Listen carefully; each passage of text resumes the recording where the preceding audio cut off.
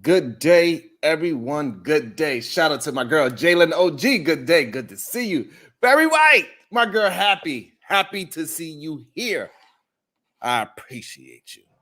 Y'all know how we start the day. I say good day to everybody. I want y'all to give that love right back and say good day because I could feel the good energy because we usually start the day with great and good positive vibes. I appreciate y'all for being here. Good day, Danny. Glad to see you here today. And I appreciate y'all for hanging out with me. God damn it, rocking out with me and keeping things moving and we building together. And sometimes we get into some heated arguments. We don't always agree, and that's what makes it a beautiful conversation. Good day, Love W, and that's how we get things to move.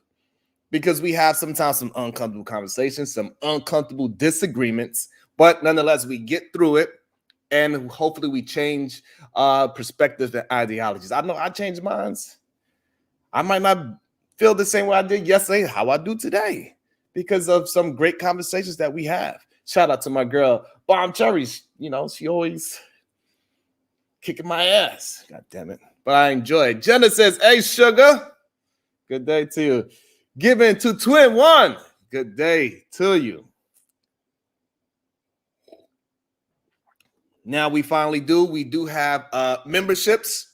So I appreciate y'all. Anybody that would love to show some love and support that way, it will be awesome. I will absolutely enjoy that as we keep building this thing and we keep moving the needle forward. And I do my best to give you things that is of value. You know, good day, Black Dahlia. She says, pound, Simp Nation.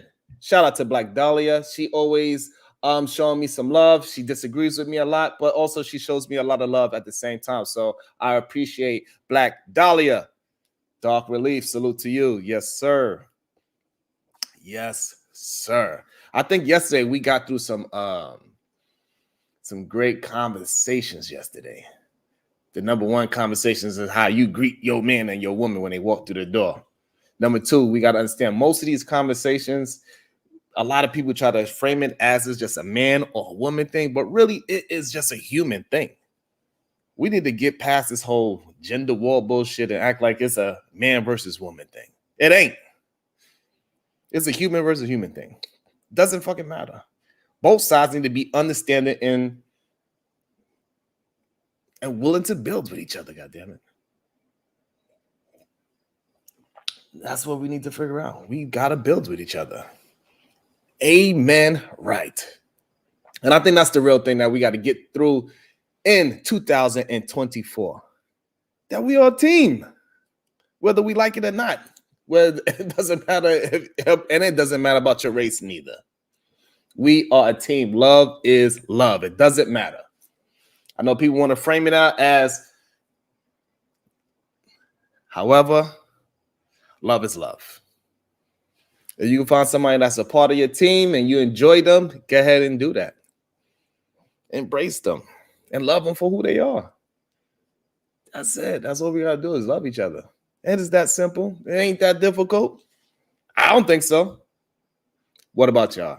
Is it that difficult to just love somebody for who they are, appreciate them and see them for who they are? As they walk through the door, give them some love and affection, give them a goddamn kiss. That's what intimacy is. It ain't all about just the goddamn bedroom. That is pillow talk, though. We did learn what is pillow talk. Is an intimate conversation in the bed. That is what pillow talk is. And gossip is something different, but the lines can get blurred. Gotta be careful of gossip. You can't be gossiping. Absolutely not. Shout out to my man Daryl Long. He was doing he was getting me pumped up while I was doing some work while he was doing his show, because he is, he is who he is. That boy, I enjoy it, my brother. What you mean not again? Happy, what you mean not again? I'm trying to understand what you mean by that. Let me see. Where are we going to go with this today? Man, they got so many things going on today. And, what we're going to talk about today is, I think It is altogether. I think the race against biology, pressured by like the ticking time bomb of um, in life, right? It's always time is always running, right? Men race against the financial clock. This is what we need to understand. Men race against a financial clock in our minds. We are always striving to reach our career goals. We always doing our best to accumulate wealth and secure our financial future. You understand? So I was just thinking about how we have two different races. Women are racing the biological clock, and we are racing the financial clock. What do y'all think about that? I think this is why a lot of times men and women are not getting the commitment that they want from each other. Yes, Genesis, the black woman is God. Absolutely. So that's why I think a lot of times people not getting the commitment they want. Women are not committing because they are racing a clock, and men are racing a clock. And when men do not reach their financial clock, it is a problem because most men do not reach their financial clock until they later years in life. And then that's when they want to settle down. And that is a serious problem. Because if the men do not feel like chasing worthy relationships until they 40, when they able to take care of themselves and a family, where is that woman's biologically at that time? She might be around 2 to 3 years difference, right? So she's around anywhere from 40 to 37, which makes it a little bit more difficult for her to have a baby in mass. It is some super healthy women that are having children way past the age of 35 because people are hella fertile and hella healthy in this day and age. So I think they're gonna have to change that. They might possibly have to change that geriatric pregnancy age up a little bit because women are a lot healthier nowadays and they are able to have children a little older. However, still, tell men to wait until they're 40. I don't think that's a good idea. However, that is when they making their goddamn money. That is that is the financial race that is a burden on men. Men face a consistent pressure to earn more, climb the corporate ladder, and navigate however the fluctuating stock market is. Um, Men, they also, we sprint through obstacles, bills, mortgages, retirement planning, chasing the elusive dream of financial stability. Even though we know millionaires go broke as well, it's a dream.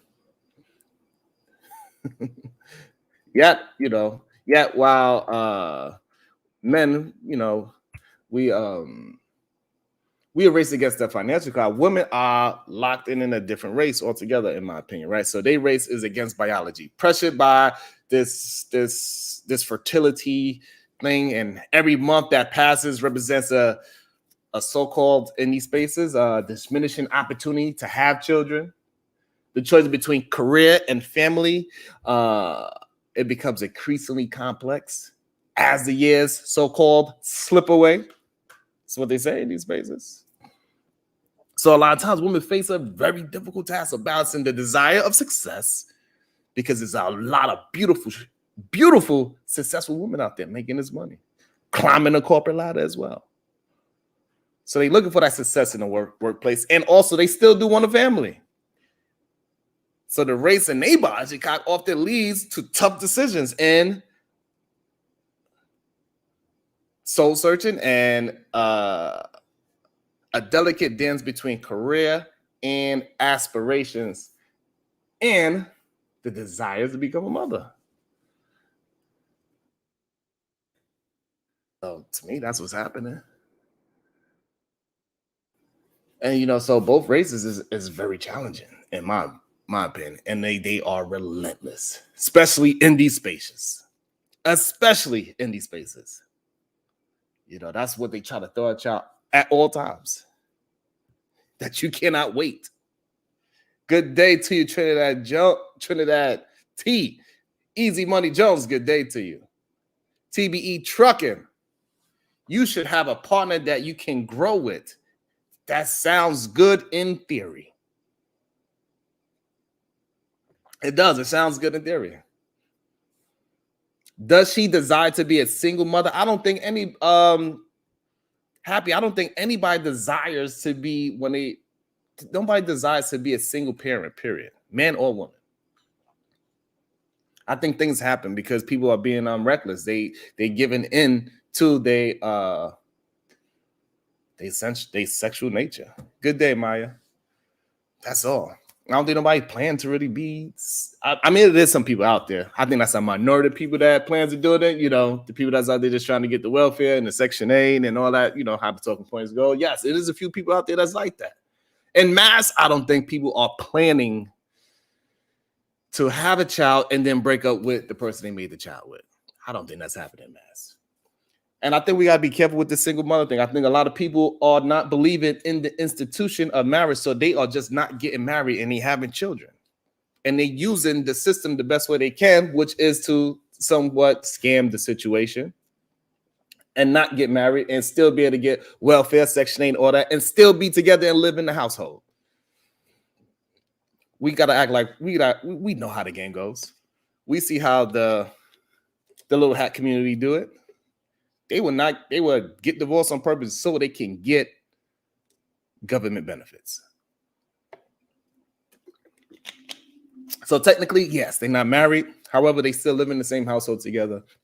They still move in exactly the same way. They just got rid of the connection to the government, so this way they could get government assistance. It happens often. This is a part of the conversations that we tend not to have a conversation about. You cannot scam a situation that is in place to help you. Yes, some people are taking advantage of the opportunity. So it's some people that do not need the help and they are pretending like they do need the help. So they are taking it away from people that actually needs it. Is the problem. I don't know if it's happening in mass, but a lot of people are taking advantage of these situations. That's why they never leave the neighborhoods that they grew up in. That's why we see Benzes, brand new cars, Range Rovers in the projects. Because they keep grandma on the goddamn lease. Grandma left and moved down south. And it's just the young people living in that goddamn household now. Come on. We know that. It happens. Respectfully, y'all throw out Section 8 like it's easy. It's not. I agree. You got to prove a lot of things. You got to go through paperwork. Some people got to live in homeless shelters before they even get the Section 8. Some people got to prove that they are actually homeless, that they have nowhere to go. Some people got to live in homeless shelters for months at a time before they can get a Section 8 voucher.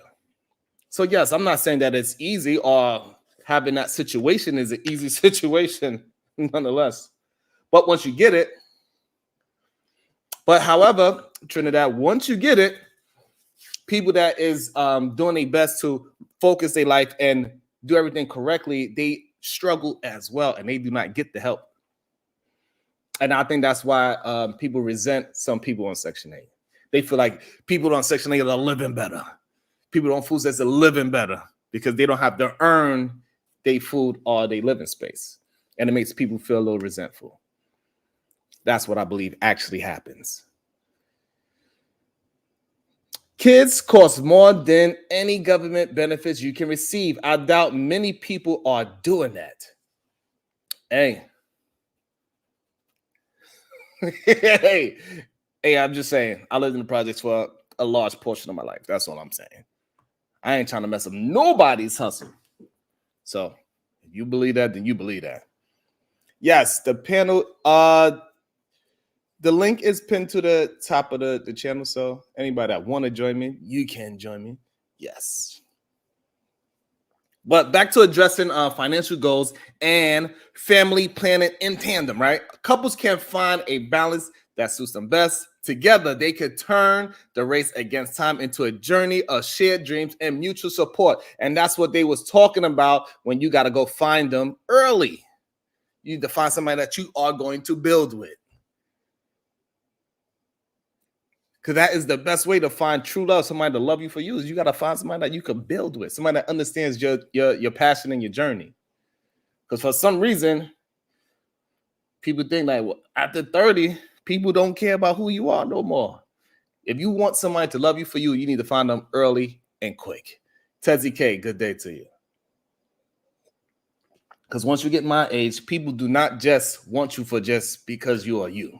Unless when you turn to like 50, 60, and then maybe if you find somebody else that's 50, 60, which it seems like people do not want to date their age when they in their 50s and 60s for some strange reason. But when you're 50, 60, again, people can love you again for just being you, because y'all both hopefully are in retirement time. And y'all did what you had to do when you was young, because as we see the race here of what men and women have to do nowadays. You got to grind, you got to struggle, and you got to move to your financial stability. And that usually happens when you're around 35 for men and women. It doesn't matter, because to climb that ladder of financial stability, it takes time. It absolutely takes time. Just what it is. And people got to figure out which one they're going to do. What side of the race you want to be on?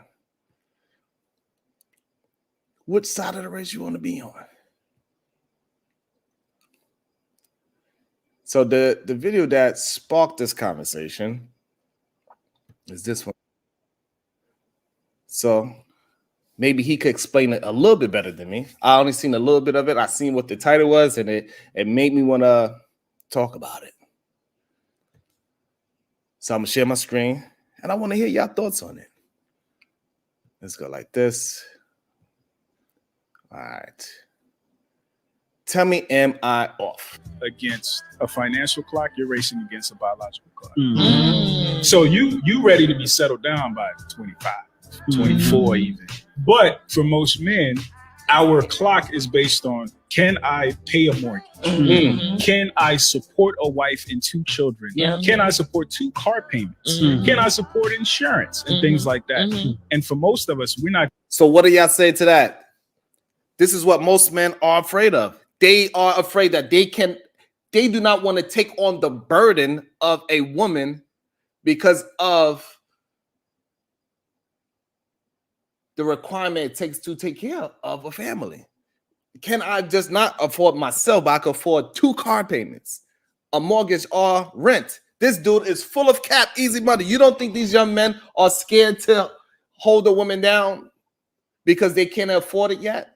When a man is 25, you think that he's like, he know he's not ready. A lot of young men are afraid of that. They are moving in the right direction, but they want to be able to take care of it now. Most people never touch 70K, and I'm supposed to believe men are worried about car payments. Yes, because that's what they've been hearing for the past 5 years, or at least the past 3 years since we've been in this situation where social media done blew up, and Andrew Tate's and Fresh and Fit. All they know is that a man's worth is in his wallet. That's what they've been seeing. And they believe that shit. Even though I told them I met my wife making $8 an hour, and then she was rocking with me as I moved through this goddamn thing. I didn't go to college. I picked up a goddamn hammer and I learned a goddamn skill is what I did. But they don't want to believe me. They believe all these other goddamn content creators tell them that their worth is not until they reach a certain dollar amount. Welcome to the stage, the beautiful, happy. How you doing, baby girl? Hey, hi, good morning. Thank you for the Good day intro. to you. Hey, how is everybody? I know I said I wasn't gonna say good morning, but guys, forgive me for being a hypocrite. No, I want to say I disagree with that video. That video right there. Because I don't really see it as his words. The words he chose to use and all that crap. No.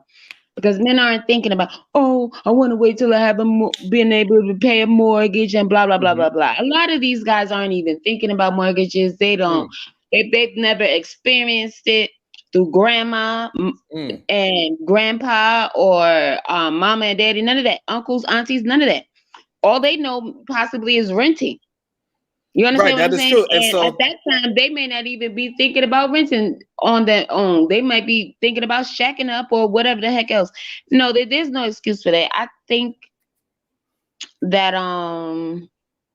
yeah, okay, no, it's not a race against his financial clock. I have to disagree with it for so so many when I reasons. speak to a lot of young men, that is their main focus. Because a lot of they hear in these spaces very often, they see in these little memes, these little 30-second clips, and they hear like, hey, listen, homeboy, you need to focus on getting your bread up, because if as long as you chasing money, you'll never lose women. But if you chase women, you'll lose bread, right? That is a known cliche, right? Yes, I absolutely agree with that. They want to chase the money, that they want money. Okay, yes, a lot of them do, Right. And but so happy, a lot of the rhetoric that these young men are hearing from about like around like 18 for the past 3 years. Now they 21, 23, 25. You know what I'm saying? They've been hearing for the past 3 years that they worth is nothing more than what they could provide for women. They got to be providers and leaders. That's what they've been hearing, even though nobody is actually telling them and teaching them what providing is and how many layers it is into providing and how many or what layers they it is need to into leading. do, they're just putting that in their heads and letting them still go about it with their own whatever is already in their head, which is obviously not a lot because they had to be told by somebody else outside of their whatever initial family and everything else, wherever they grew up at, right? If all these other guys have to tell them, but they're not telling them, they're not actually giving them information. Correct. They're You know not. what I mean? They're not teaching them anything. I They agree just pop this 100%. idea in their head and letting them run wild. So now these guys are out robbing, stealing, and whatever else Mhm, they're doing, whatever you want to call it, all these crazy things, mhm. including the people that are about to give birth to their children, because that's just what's going on. So, but here's the thing: a lot of people are acting as if entertainment is not a place of where our ideologies come from. A lot of our ideologies at my age group, I'm 42, going to be 43 this year, and a lot of my ideologies came from entertainment as well. It happens. You get some from the people that's in your life, in your family. If you're not in a dysfunctional family, hopefully, right? But we do get a lot of our information from entertainment. And in this day and age, people are soaking in entertainment more than ever. And so now this is the things that when I'm talking to young people, young men especially, they are saying that they are a little bit nervous to start a family is the reason why we are having less and less babies, as that is a proof of that Well, happening. That's a proof of I that don't think happening. there's That is less. anything What I'm wrong saying, with that. happy, is proof of men having less children nowadays in the younger age groups. The teenage pregnancy that went down. Younger men are not having babies at as high a rate as the women. It's just this is just what's happening. All I'm just being a news No, reporter what right I'm now. saying is Welcome I to the agree with stage, that. Trinidad T.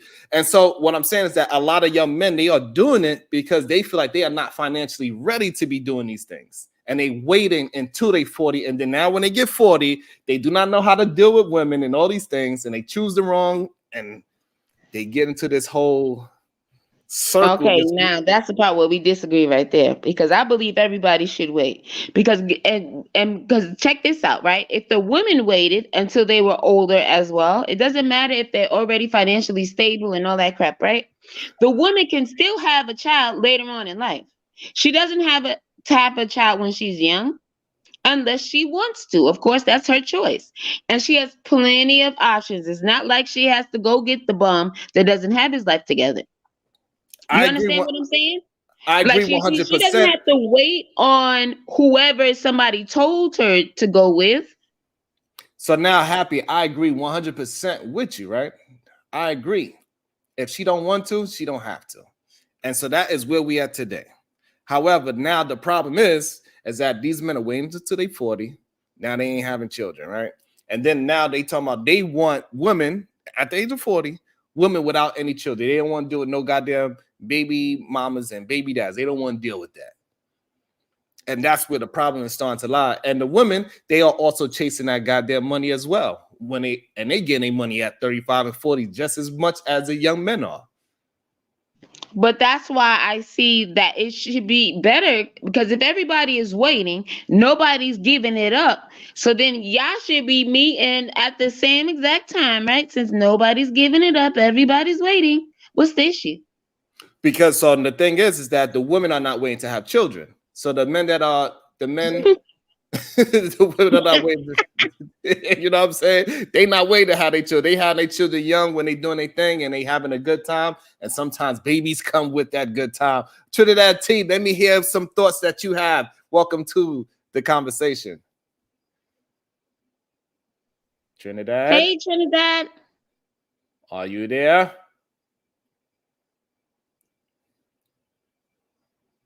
Okay, Black Dahlia, she says, those of us who actually read get our information from books, not entertainment. And Black Dahlia is a great example. She is in my age group, and me and her probably was living our life pretty much the same way. She's somebody that also, just like me, had our children very young in our life.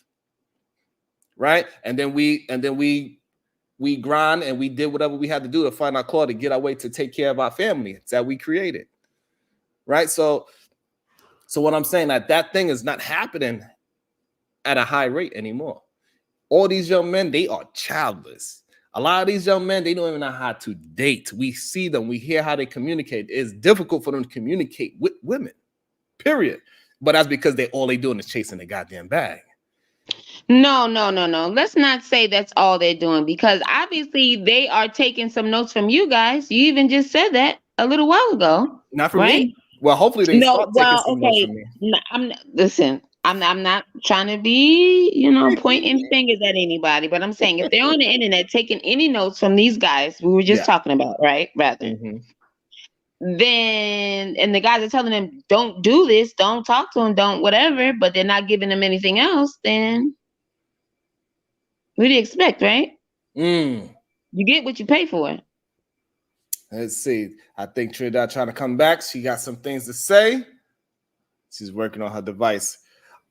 Yeah, but that's what I see. But truthfully and honestly, when I hear young men talk, that's what I see the problem with. A lot of them say even if they with a girlfriend, right? They say they 22, they've been with their girlfriend for 3 years. The whole reason why they want to get a proper ring, because they don't want to get no small ring and then get teased about that small ring. They want to be able to take care of at least an apartment. Let's go with at least an apartment before they go ahead and have children, because they want to be able to take care of children, because a lot more of these young people are financially literate further than what I was when I was younger, because there's a lot more conversations about it, about 401ks and how you should be retirement, how much money you should make. Every man should be making 100,000 is the conversation for the past 3 years. And like Easy Money Jones says, when he was 22, he was making 50K and he still got married. He was still able to move the needle forward. But all they hear is that you have to make 100K, or if you're not making 100K, you are less than a man. If you don't have a house by 30, you're less than a man. If you didn't climb this goddamn corporate ladder by the age of 35, you are less than a man. This is all these young men are hearing. Am I wrong? Is this not what is being said to them? Listen, it is, and it's in the music. It's everywhere. I get it. Right. I do too. However, Mr. Sean, I don't know your age bracket. I'm 38 years old. God damn, Trinidad T. Your microphone is jacked up. Huh? Let me try this. All right, I'll come back. Let me see if I can fix it. Let me see if I can fix your mic. Let me see. Mic settings. What's wrong? No, I can't automatically adjust. Let me see. She dropped down again. I don't know what's going on with her microphone, but she will figure it out. She said she's gonna come back. She said she's gonna try it again. Okay, so and that's all I'm talking about, is that this race to this financial freedom is happening a lot with these younger people. And the biological clock is happening a lot with these women. We see a lot of women are freezing their eggs and they waiting until they're about 37, 40 to unfreeze their eggs and go ahead and have children later. And they also having children when they turn 37, 40, they are just having babies. They are getting sperm donors, literally sperm donors, not the ones that we talked about back in the days, but they literally getting sperm donors now. Just because they are financially set. They're around 40, 45. They're like, fuck it, I'm going to have my baby now. Okay, there's nothing wrong with choosing when you want to have your child. Yeah, My but the thing problem is is, not being Happy. ready. The problem is, Happy, is that the woman that's choosing to unfertilize it, because it's happened more and more now. But Before it I was don't like think people should before it freeze was their like a eggs what when I'm they're saying. young. Yeah, before it was just like a very rare thing, but it's starting to give some traction that more and more women that are moving in that corporate ladder space, they are freezing their eggs because they got the money to do it. Yeah, well, if they were smarter, they'd just be selling them bad boys. Don't freeze them all. Sell them. I'm saying you could make money that way. Why are you just freezing all them damn eggs for? First of all, half of them ain't going to be viable regardless. We already know this. If they did any kind of study, they need to be selling the eggs to the people that need them, that want children. You understand what I'm saying? Make your money. Since you stacking your money, sell them bad boys. The hell you freezing them for? Because the They reason may why not they're even freezing be any them, good later on. You might as well pass them along, baby. Get your money. If that's what they talking about, but that's just neither here nor there. I'm just saying. so the reason As why long I as you're not believe, doing it due, for the most uh-huh. part, everybody should be all right. If you're not, messing up your body, you should be all right. You So you the shouldn't have a problem having children when you're reason, ready, the natural way. so the reason why If that's I the way believe, you want to go. Happy, a lot of women are, they are in between that race all the time because they going out there and getting that money. They out there climbing that corporate ladder and they being very successful at it. Women in general, right? And so, but they still, a lot of women want to be mothers, but they know, at least they know now, is that in this day and age that they're gonna have to have a sacrifice. It's either I'm gonna have a baby early or I'm gonna have a career later. They knowing now that is a very difficult thing. Mm. It is difficult, but guess what? Having a child alone is difficult within itself. Correct. So at the end of the day, it's work regardless that you're going to have to be. Listen, let me tell you something. It doesn't matter if you have a child when you're young or if you have your child when you're older. Okay, It because you're does. still young. But if you have your child when you're a bit older, Mhm. so what? A child is still going So to keep you on down. your So okay. toes. So now You're we. still going to go through the same things. So now the problem is when they are So if they're having not children. When mentally prepared, I think they need to say that. what I'm Because saying is now is that financially, right? the women According that to are them, right? Wait, no, wait, wait. I'm sorry. 1 second. Can I yeah, just add this in, Sharon, yeah, please, if you do yeah, not of mind? course. Because we just mentioned that earlier, right? You just got finished saying people are having babies, right, to get the support of the government, right? So you can't say anything about financial. Hold on, Before wait. Let's tie this in hold on. together, baby. Before you move Okay, there, I okay, was okay. saying before you move, I want to jump in right there and say that I said that was just very small minority of people that are doing that. I don't think that is the majority of human beings that's doing that. But go ahead. I just want to make sure that part is in there to make sure I'm Okay, because clear. I'm Yeah. about to say since everybody claim, oh, have a baby, da da da da. Yeah, yeah, all right. What Right. 50 I Cent think said, have a baby by me, baby, be a millionaire. Listen, I'm just saying, wait a second. Since they claiming the government, I was in the chat like, do not have a child for a couple of bucks. right. It's Mm-mm, not worth it. you, absolutely not. you are not going to get what you think you're going to get. Absolutely. Absolutely not. So And you yeah, I think never that's just know. a And that's the small thing, you never minority of know what people. you're Yeah. gonna get either. I Yeah. I don't think care that's a if very small everybody minority. knows their history. I'm telling you now. Yeah. So what I'm saying is that so the women that are freezing their eggs and they moving forward, they having the children past 40, but they are getting sperm donors. They are not creating families is the problem. And we do not want that neither. We do not want just people just creating babies and being single parents because that's what that is created. We don't want that because that is not the best way for a child to be raised to be a productive human, a grown human adult in society. We all know that. And that's the scary part to me. That You we know so what's scary to me is what's that? that these children aren't even going to know each other. They're not going to know their siblings. They're not going to know their families. And who knows, they just might end up getting together. And then what? What you talking about? No, I'm just saying, right? If the moms are having 5 baby daddies, right? Because this is what y'all love to say, right? The woman has 4 baby daddies, right? And the man is not married to anybody. And he has like 8 children all over the place, right? I'm just saying. When are these children ever going to meet up and who's going to know who and by what if the other parent's not in the picture? Okay. I mean, It's a small world. Let's be clear about that. it is a But small okay. world. That is a crazy slippery slope that I'm not prepared to have the conversation about. accidental incest. I'm not prepared for that conversation. Okay, I'm not really either, but I'm just saying these are the facts of the matter. Because if he wants to get 50 women, right, and give them all a baby, and then he wants to wait till he's 40 to have a wife, absolutely not. Like, wait a But you know, so second. the problem that a lot of young women are having, they saying the chances of being a single mom are way too high. And that's why that is their fear of getting into the whole partnership with a man, because they know if they with a man for 3 years or so, it's most likely, you know, a baby is going to be coming on the way. And this Okay, is what my thing is this. a lot of To women that, fear to your this. point. Am I wrong about that fear? No. I think that's fair. What I'm saying is to your point, though, right? Because I believe that's a fact, right? But the thing about that is, the more they're waiting in fear, the longer it's gonna take, right? If they're so ready to have a child, just have your child. You got to deal with that later, because regardless of when you have your child or who you have your child by, not for nothing, that guy can pass away, and you could still be pregnant. Them papers, the ink may not even been dry. The paperwork may not have even been filed all the way before he passed away. So let's just be clear now.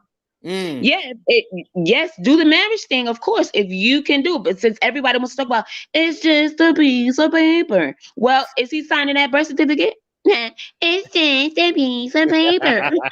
I'm just saying.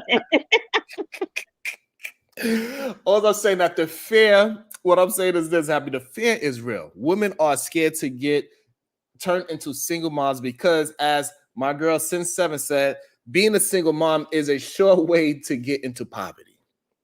So that is what they fear. And You know men what? and the young men, they are fearful of giving commitment to a woman because they are scared, in my opinion, they are fearful of the responsibility that it takes to build a family, taking care of 2 car notes, taking care of the rent or mortgage or whatever that is, taking care of insurance for both parties, taking care of this, that, financially, mentally, emotionally, spiritually. It is a lot of things that these young men are scared of when we're talking about these relationships, and females as Rightfully well. so. And yes, and the women as well. They are scared of being in poverty by choosing the wrong man. And there's too much fear mongering going on both sides, in my opinion. Thank you. And I'm glad you said it, because somebody said, don't listen to me about it. But I just got finished saying that the fear mongering part, like, yeah, you can't live your life in fear regardless of what it is that you do. But the thing about it is, if they are so much in fear, then they shouldn't be doing it. So that goes back to my initial point, what I said in the chat. Then they need to wait then, right? Just wait. Don't do nothing. Just leave it alone. Don't engage, because we all know it could happen. And I don't think killing babies is the right answer either. Do you get what I'm Absolutely saying? not. Like, if you're gonna be responsible, then you need to be Like, come responsible on. all the way. You need to be responsible before you and that person. You need to put that condom on. You need to do whatever you gotta do to protect yourself, so you don't have to go ahead and make a harsh decision of getting rid of a child. Right, because God forbid. Because you want to have fun. Yeah, because God forbid, right? You might do that, and then maybe you might not ever be able to have a child again. Damn. You get what I'm saying? Thing. And that's another scary you won't thing. have Also, eggs, but maybe you won't be able to carry because of you decided to get rid of. You get what I'm saying? So yes, yeah, it happens. I agree 100%. I think I that's another thing. Men forget that some women, they would say like I don't want to get pregnant until we make a decision of it, right? But if something happens by accident, yeah, she said that in the beginning. However, no thoughts start to happen. What if I can't have? What if I go exactly what you said? What if I go ahead and do this, and then now I can never have one again because I'm older and my body is changing. I don't know how many, because it's really not that easy to become pregnant as people think. It is a very small window for a human being to be pregnant. But yes, for some reason they swear up and down, and they also swear up and down that the man controls everything. No, you don't control everything. And they also don't realize that as the man grows older, he's not producing those babies in his stuff. But they would know if they went to health class. But they act like they do not need a high school education, or at least a junior high school education, right? Because we had junior high back in the day. That middle school thing that they doing now. Look at this crazy. Look at my crazy homegirl. Look at my crazy homegirl. She said, "I'm never be a single mother. I vacuum that mother effer. Sugar Bump. Shout out to the chat. Salute to Sugar Bump. I know that's right. Oh gosh. I know that's right. What they say? God. Stop playing. Talking to Kimpo, she said they act like men don't have a wall they hit. Kevin Samuels lied to these bandits. They believe that they could just go ahead and keep on creating and making money, and that when they turn 60, that they did not hit that wall. Or some of them, or most of them, when they got these bellies flapping over their goddamn pants, and they 53 years old, they out of shape, and they still dressing in goddamn tracksuits like they 23, like they didn't hit the wall. Yes, sir. You too have hit the wall, sir. You trying to keep up with 34-year-olds, you hit the wall, sir. If he is on TikTok or Instagram or YouTube talking about he a zaddy, cancel him. Cancel his ass. I want to welcome to the stage my brother. He always have a great introspective. He always gives them some great. He always gives some way to calm the space down because it gets heated. And without him, I don't know if I'll be able to do these days without him. Welcome to the stage, Kasim. Good day, sir. What's up, man? You know how I get down. I come on early for the foolishness. I'm good, happy. How are you? And I'm working on it. You see, I'm working on it. I'm trying to get better with your intro. I appreciate that. And I had my hand on the button trying to figure out when exactly, because you know how you get down. You always put me in the middle of these segments that's crazy shit coming up before I come on. So I was back here for a minute waiting. How are you? I'm doing well. So what are your thoughts on this race that men and women are having, that I believe that they are having, between the financial clock that men, I believe, are racing against, and the biological clock that women are racing against, that they tend to not realize? You know, it's kind of a catch-22, right? Because when you have a child, you know, women are looking for men to be able to provide and have provision for that child, and that takes money. We also know that, you know, younger men aren't coming out the gate making that much money. So it's kind of this balance thing. And I really believe it depends on the profession that you do. That's going to allow you to make a certain amount of money also wherever you live, right? Because when I first got married, I was 23 and when I first got married, she was 23 and I was 19. And at that particular time, I'm not gonna say how much I was making, but at that time I was able to have enough money to go ahead and to start having children, right? So that's when we started doing it. So I think today's age is a little bit more competitive, particularly with the young men hearing all these messages about they need to get to, you know, $100,000, $200,000 in order to have a family, which is good, right? All that does is, well, listen, all that does is that make sure that man continues to have drive, continues to move forward. Even if he doesn't make 100K, he can get somewhere within that range, right? So you don't necessarily want to suffocate his drive, not to strive to this higher goal. So I think that's the important thing that a lot of these men seek out when they do that. It's a kickstart. It's like, okay, then this is the standard, and this is what I need to achieve, then I'm going to work harder to try to achieve that goal. Even if they don't make it, they've made an improvement in some way. So it's a win-win. Shoot for the moons. If you miss, you're still amongst the stars type of mentality. I want to welcome to the stage the beautiful and successful Koja. Good day. Good to see you here. Good morning, everybody. Hey, can you all hear me okay? Welcome. Yeah, you good, Koja? How are you? Yeah, you good. I'm good. And I just always advocated this message. Women, if you want children, go get you some sperm from a sperm bank. You ain't got to be in no pilot to have no baby. If you feel like your expiration date on your eggs getting old, harvest your eggs or go get you some sperm. And people say, oh, that costs money. Let me tell you something. It don't. It costs money, but some things it costs money, but there's ways to get money. If you want to have you a baby, that's the best investment. I ain't gonna never get at the end of my life when I'm 90 years old and say, oh, I regret having children. But there will be women who will get there and say, I should have. And you don't have all that time. Get yours if you want to, and you got the money, stick it to the side. Hey, you go and get your hair and stuff done, or go there for 6 months and put it to the side. Go get you a part-time job with some of these places that actually cover those expenses and stuff, and give that, because I heard some certain companies have that within it. So go there for that. But if you 40 or whatever and you feeling like that, you ain't got to do no poly to have no baby. Go get Damn. you some in vitro. You don't have to be tied, because number one, you don't want to be tied to these men anyway, Damn. because it impacts your ability to even get a passport to take your children outside the country. You may have to co-parent with somebody you don't even like. With sperm banks, you don't have that attached to you. You are Okay. free to, and if you want to pick the gender of your child, you can do that too. So if So you're 50 and you okay. are not worried about the social stigma of whatever, don't get no baby daddy. Go get you some sperm. I ain't gonna never regret none of my 4 children. So Culture, have you did the sperm donor thing before? Oh no, I got directly from the source. But do I really want to be tied to my baby dad like that? One of them, I hope I'll never see him in life again. I ain't seen him since 2013. The next Gotcha. time I see him, it'll be for my $100,000 in child support. We will meet in court.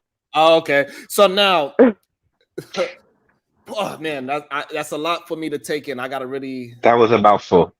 yes, I really gotta take that in, Culture, because I think it is good advice, right, for people, for certain demographic of women. And I'm processing what you're saying. I'm sorry. I want to be careful with my words. Go ahead, Kasim, if you have some words while I process. No, I don't have anything. I don't have anything after that. I think I have people some have to words. live their lives, to the best of their ability, right? And whatever makes them happy, whatever makes them pleased at the end of the day, because that's really all that matters, right? We came into this world by ourselves, and we're going to leave by ourselves. And everyone is in the pursuit of doing what's best for them and their happiness, no matter what that looks like. I think it's important for us to, recognize, like, hey, like, you know what, if that works for you, then go ahead and rock with it and just accept that. Right, we can Yeah. live our own separate, independent lives, but I'm not gonna knock somebody for what somebody else is gonna do if it makes them happy. Yeah, definitely. And that's one thing we kind of promote here. Like, we promote, what are your goddamn receipts? What are your results? That's what you need to be talking about the most. And so, like, I think it's a very slippery slope when we say, like, that. I mean, I think I just don't want to create the ideology of single parenting, right, on purpose. Listen, when I go to the family court, I sit up there. I have sat in Tallahassee with wives of pilots, ex-wives of pilots, with ex-wives of doctors in our Senate, in our Capitol protesting, that were sliding EBT cards. There is no formula that you can guarantee how a person is going to act or react. Has single parenting been hard? Great. I want Yes. to jump in right there, Coach. I want to jump in right there. And I think that is the real problem that we have, is that fear of being Baby, the divorce rate 52%. And a lot of them is marriages. The divorce rate is all marriages, and a lot of them have kids. So there is no 52%. That means the majority of these marriages will be resulting in divorce. And what percentage of those are first marriages with kids? A lot. So there's no guarantee. One of my friend girls who went to school with me, she was in the military. She met her man in the military. They did not have kids right away. They moved back here, and they planned their child. He would cheat on her from the time they had their child. Me and her, I would get my divorce, and she was there getting her divorce from her and her baby daddy, her ex-husband. We still had the same trials and tribulations. So there is no thing, because she wouldn't have told her that her married husband, who she planned on having a child with years later, we would have been sitting at the same place. Right. And so I think that's the scary part, that, like, it's definitely, no matter what you do, there is no guarantees in this life. So even when you get married, there's no guarantees. It is definitely certain things you could do to give you a high percentage of being married longer and being in a long-lasting marriage. It is a percentage-wise, like, we know that if both parties are educated, and we know if both parties is making over a certain amount of money, that they stay together at an 80% rate. Yeah, I do see those couples. I see plenty of them, because they have great financial benefits to being married. Yes, they have a nice house, but they all fucking other people and they children seeing this. So they financial agreement. We're not gonna put it You like don't know what their everything is. children seeing or if they doing I it. do know because I work in a place where there are husbands, wives. I work in sheriff departments where both parties work for the sheriff Look, I department. was just This joking, is but okay. anecdotal, but Hold we on, not gonna. I'm gonna let y'all have the conversation, but I want to welcome to the stage Trinidad T and my guy Daryl Long. Good day, sir. I'm sure he's on mute still, but go ahead. What up? Hello, What's good? So What's up? far on the topic, how you been following the topic, good sir? Hey, Daryl. Hey, yes, I have been following the topic. Hey, Yes, Trinidad. I also want to shout out Love C. I want to shout out to Isaiah, Shannon B, Robin M. I appreciate everybody for being here. Also, Jordan, if you notice, somebody has paid to take away your wrench, brother. So if you need it back, you know what you gotta do. It's $25 for the wrench. Make sure y'all all hit the goddamn like button. And Darren Long, what is your comments on the conversation that we are having so far? my first comment is make sure you put the ticker at the bottom so you guys Goddamn. can see Sharon on PayPal, and make sure that you guys see Sharon image. It should be right above me on his branding. And then also he became his memberships are available. He might forget this. I did. Make sure you guys become a member of the channel. Sharon memberships are available. All right. And then he's about to set up a poll that's going to say, did you hit the like button? Make sure you guys participate. I didn't even know that. You didn't know that Sharon had memberships? He does. No, I didn't know that. I'm looking at it right now. Yes, I am working and I'm trying to do my best. And it's just for me, hey, what's up, Koja? Shout out, and I also want to welcome to the stage my guy, Mandrell. Good day, everybody. So now that Daryl he put me on notice, and I got to do what I'm supposed to do. He's holding me to task.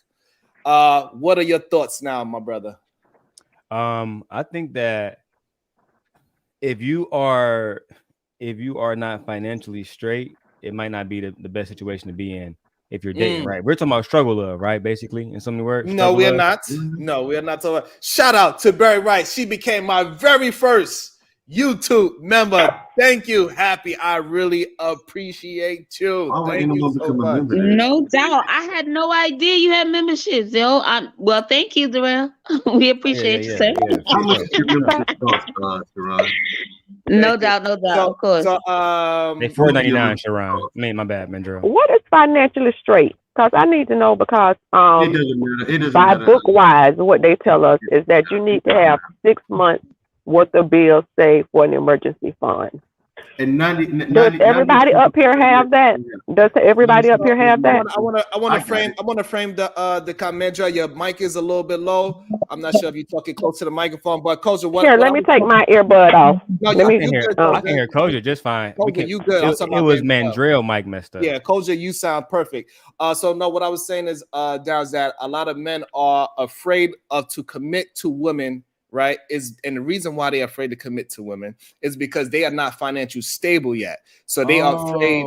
Yeah, so a lot of men, they are running away from commitment because of the responsibility of taking care of 2 car notes, taking care of rent, mortgage, the 6 months, like how Koja just framed out, had that 6 months in the back just in case something crazy happened, rainy day. And women, on the other hand, they are racing the biological clock of being a mother and choosing between being a mother and having that financial stability as well. And they always have that decision between the two. And that's what I was talking about.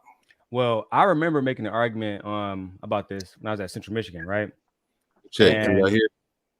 Is this better? Yeah, we hear you. We hear you way better now, Andrea. Thank you. Say again? Yes, we can hear you much better. All right, gotcha. Do the men even know how to begin to get financially stable is the question, because I've been seeing some stuff on here that's just like crazy. Do they even know the first steps in that? No, most of I was about to get into that. I can't speak for most women, but to me, most of us are financially illiterate, right? A lot of us are financially illiterate, especially when we like in our adolescence. And we grew up around people who were financially illiterate, as far as not everybody, but generally speaking, Black communities across America. Correct. But I will say this: Black men have always shown their inability to provide, protect, and commit to Black women, whether they are in financial great situations or not. Right? I mean, i.e., Future. You can look at a million different men that are Black, that are in great situations, That's not a fair that argument, have Daryl. a Come on, fleet bro. of hoes. They have a fleet. They have a That's fleet not a of hoes. that's not a fair argument, Daryl. Come on, brother. All right, let them get it out. Let's let them have it. Daryl, finish his statement, and we're gonna allow Mandrell to rebuttal. Has Kasim gone yet? Yes, Kasim has gone. He's being patient. What did he say? Just I gonna need to be hear from patient. somebody We're with a gonna fucking let brain. and Trinidad, we all gonna be patient. We're gonna let Daryl finish his statement, and we're gonna let Mandrell rebuttal. Go ahead, Daryl. I told you, We're gonna Sherrod. try our Daryl's best to. trolling. I don't. Daryl don't Most believe women want to. that. Shout out Daryl to don't I shout don't out to think most Jalen. women Hold want to on, like y'all. for Shout out dinner. to Jalen OG. I appreciate you. She's I'm gonna became let a Daryl solution-based have it though, gangster. man. I'm under the Thank you weather. for Happy and Jalen OG Let for me get back. becoming solution-based gangsters. We are out here. We are trying to move the needle forward and having the tough conversations, and I need to hopefully have we a can get to conversation some with you and solutions Daryl with it. after So, this, Sharon. I I need got to you, get some Mandrell. understanding. Daryl 'Cause Long, I think finish. I got it fucked up. I really got you. do. I got you, Mandrell. Daryl Long, finish your statement, and Mandrell, you go right after. So we're gonna go Daryl, Mandrell, Koja. Go. Bomb Cherry covered it yesterday about the main reasons for divorce in America today, specifically in our community, is money and infidelity, right? People, and after that, Sharon, you covered it. It was irrecyclable differences. Yes, right. So Irreconcilable. thank you, sir. Which can be a number of different things, but the two things that were pointed out was money and infidelity. So men are not committed even in their marriages. They're spending money, having money issues, right?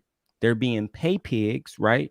To women outside of their relationships, and some of them are mortgaging their houses, they're remortgaging, releasing their cars. They're doing a million different things that's going to put them in financial ruin. So that's why I made the statement by saying I can point out rich men that's not faithful. I can point out educated men that's not faithful. I can point out, for example, Sharon, and I'll land here because you're from Brooklyn. I did a show with King Hormico, my former brother, Brownsville, grew up, right? Went to Columbia University, Rutgers University, member of Kappa Alpha Psi, millionaire. His father built the Brooklyn Library. Look it up. You type in Hormico, Brooklyn. I guarantee you find him, his brothers, and all of them little African niggas, right? They do not want to be married. He made it very, very clear throughout the show. And specifically, he had a preference, and it wasn't African American women. He was dating a Korean woman, and I'm not marrying you. After I get done with you, I'm gonna go to the next one. Damn. So that's how he moved. And I met, and a lot of people would say, "Well, King, you was 45. It's something bad about you that you haven't found a spouse." I already felt like, I mean, he didn't have any kids. He was really just exercising his options. But it's not bad that he didn't want to commit. I'm not saying it's nothing wrong with him, but it's men like King out here for sure, roaming around Brooklyn right now. Go ahead, Mandrell. Well, yeah, I was gonna say that too. I mean, infidelity can't be it. I don't think infidelity is in the top 5 actually. Irreconcilable differences is by far and away number 1 in every community.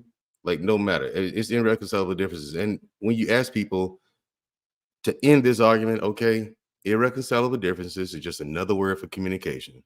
There's a lack of communication in that relationship. The woman got fed up and filed for divorce. Because when you ask people, what did you file it under? It's irreconcilable differences. But like Daryl just said, a lot of things fall under that umbrella. The number one thing that falls under that umbrella when women file for divorce is lack of communication. That's the number one problem in all relationships. We do not know how to communicate with each other. If you don't know how to communicate with somebody, we don't know how to communicate, you ain't gonna or treat them is it right. they don't listen? You know, that's a part of Because communication. women are very good communicators. Hold on, man. Hold on, Coach. No, you women do not listen. Men will give you the answer full-throated, but because it's not the answer you like, you respond in a different way, in a way that you shouldn't. I see that a lot, and I hear women even do it even respond this way verbally on these panels.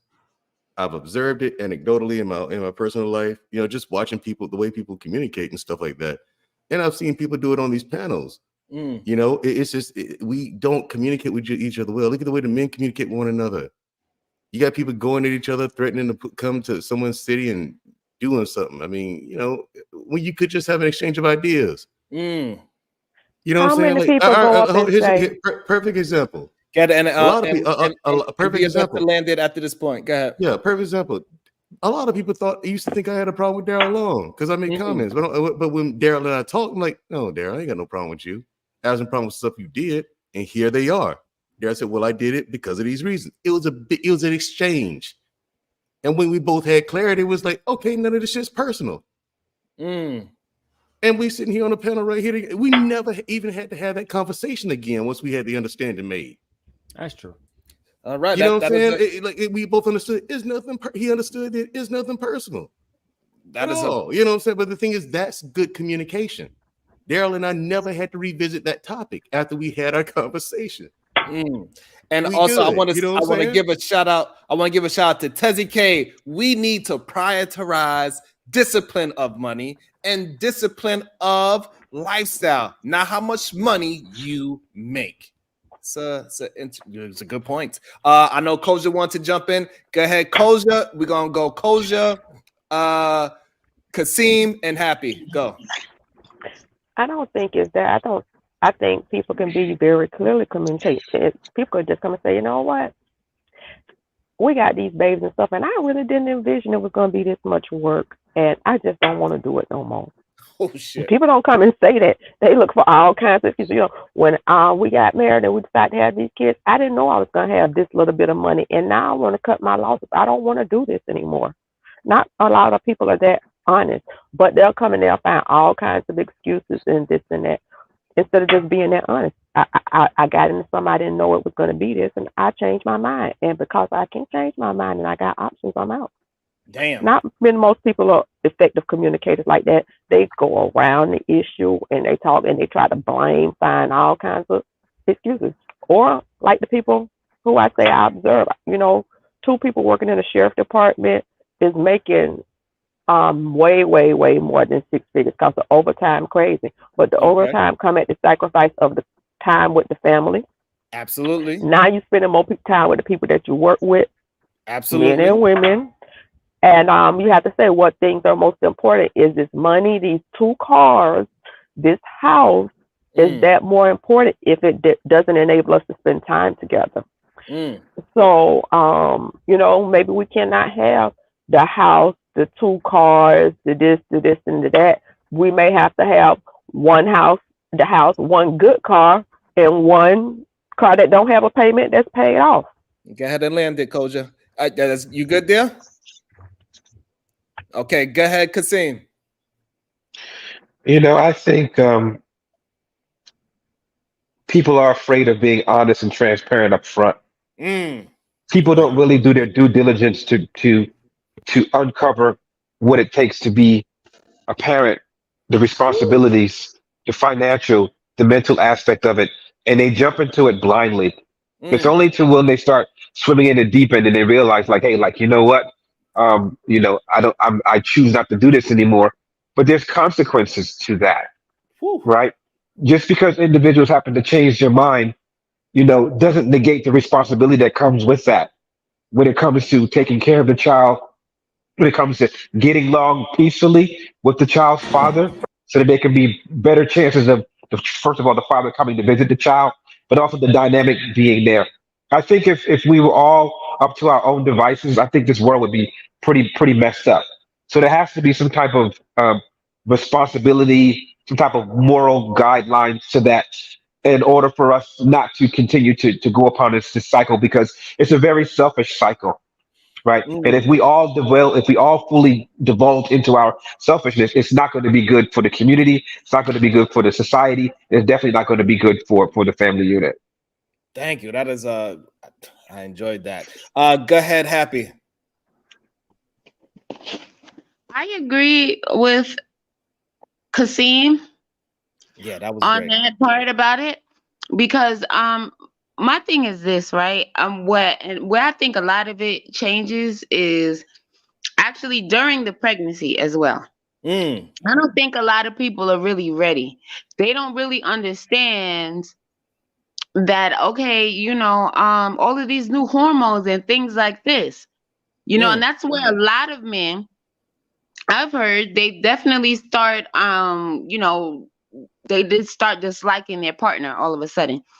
But she's pregnant. She's going through it, and that's not who she is or who she may be after all these hormones finally leave.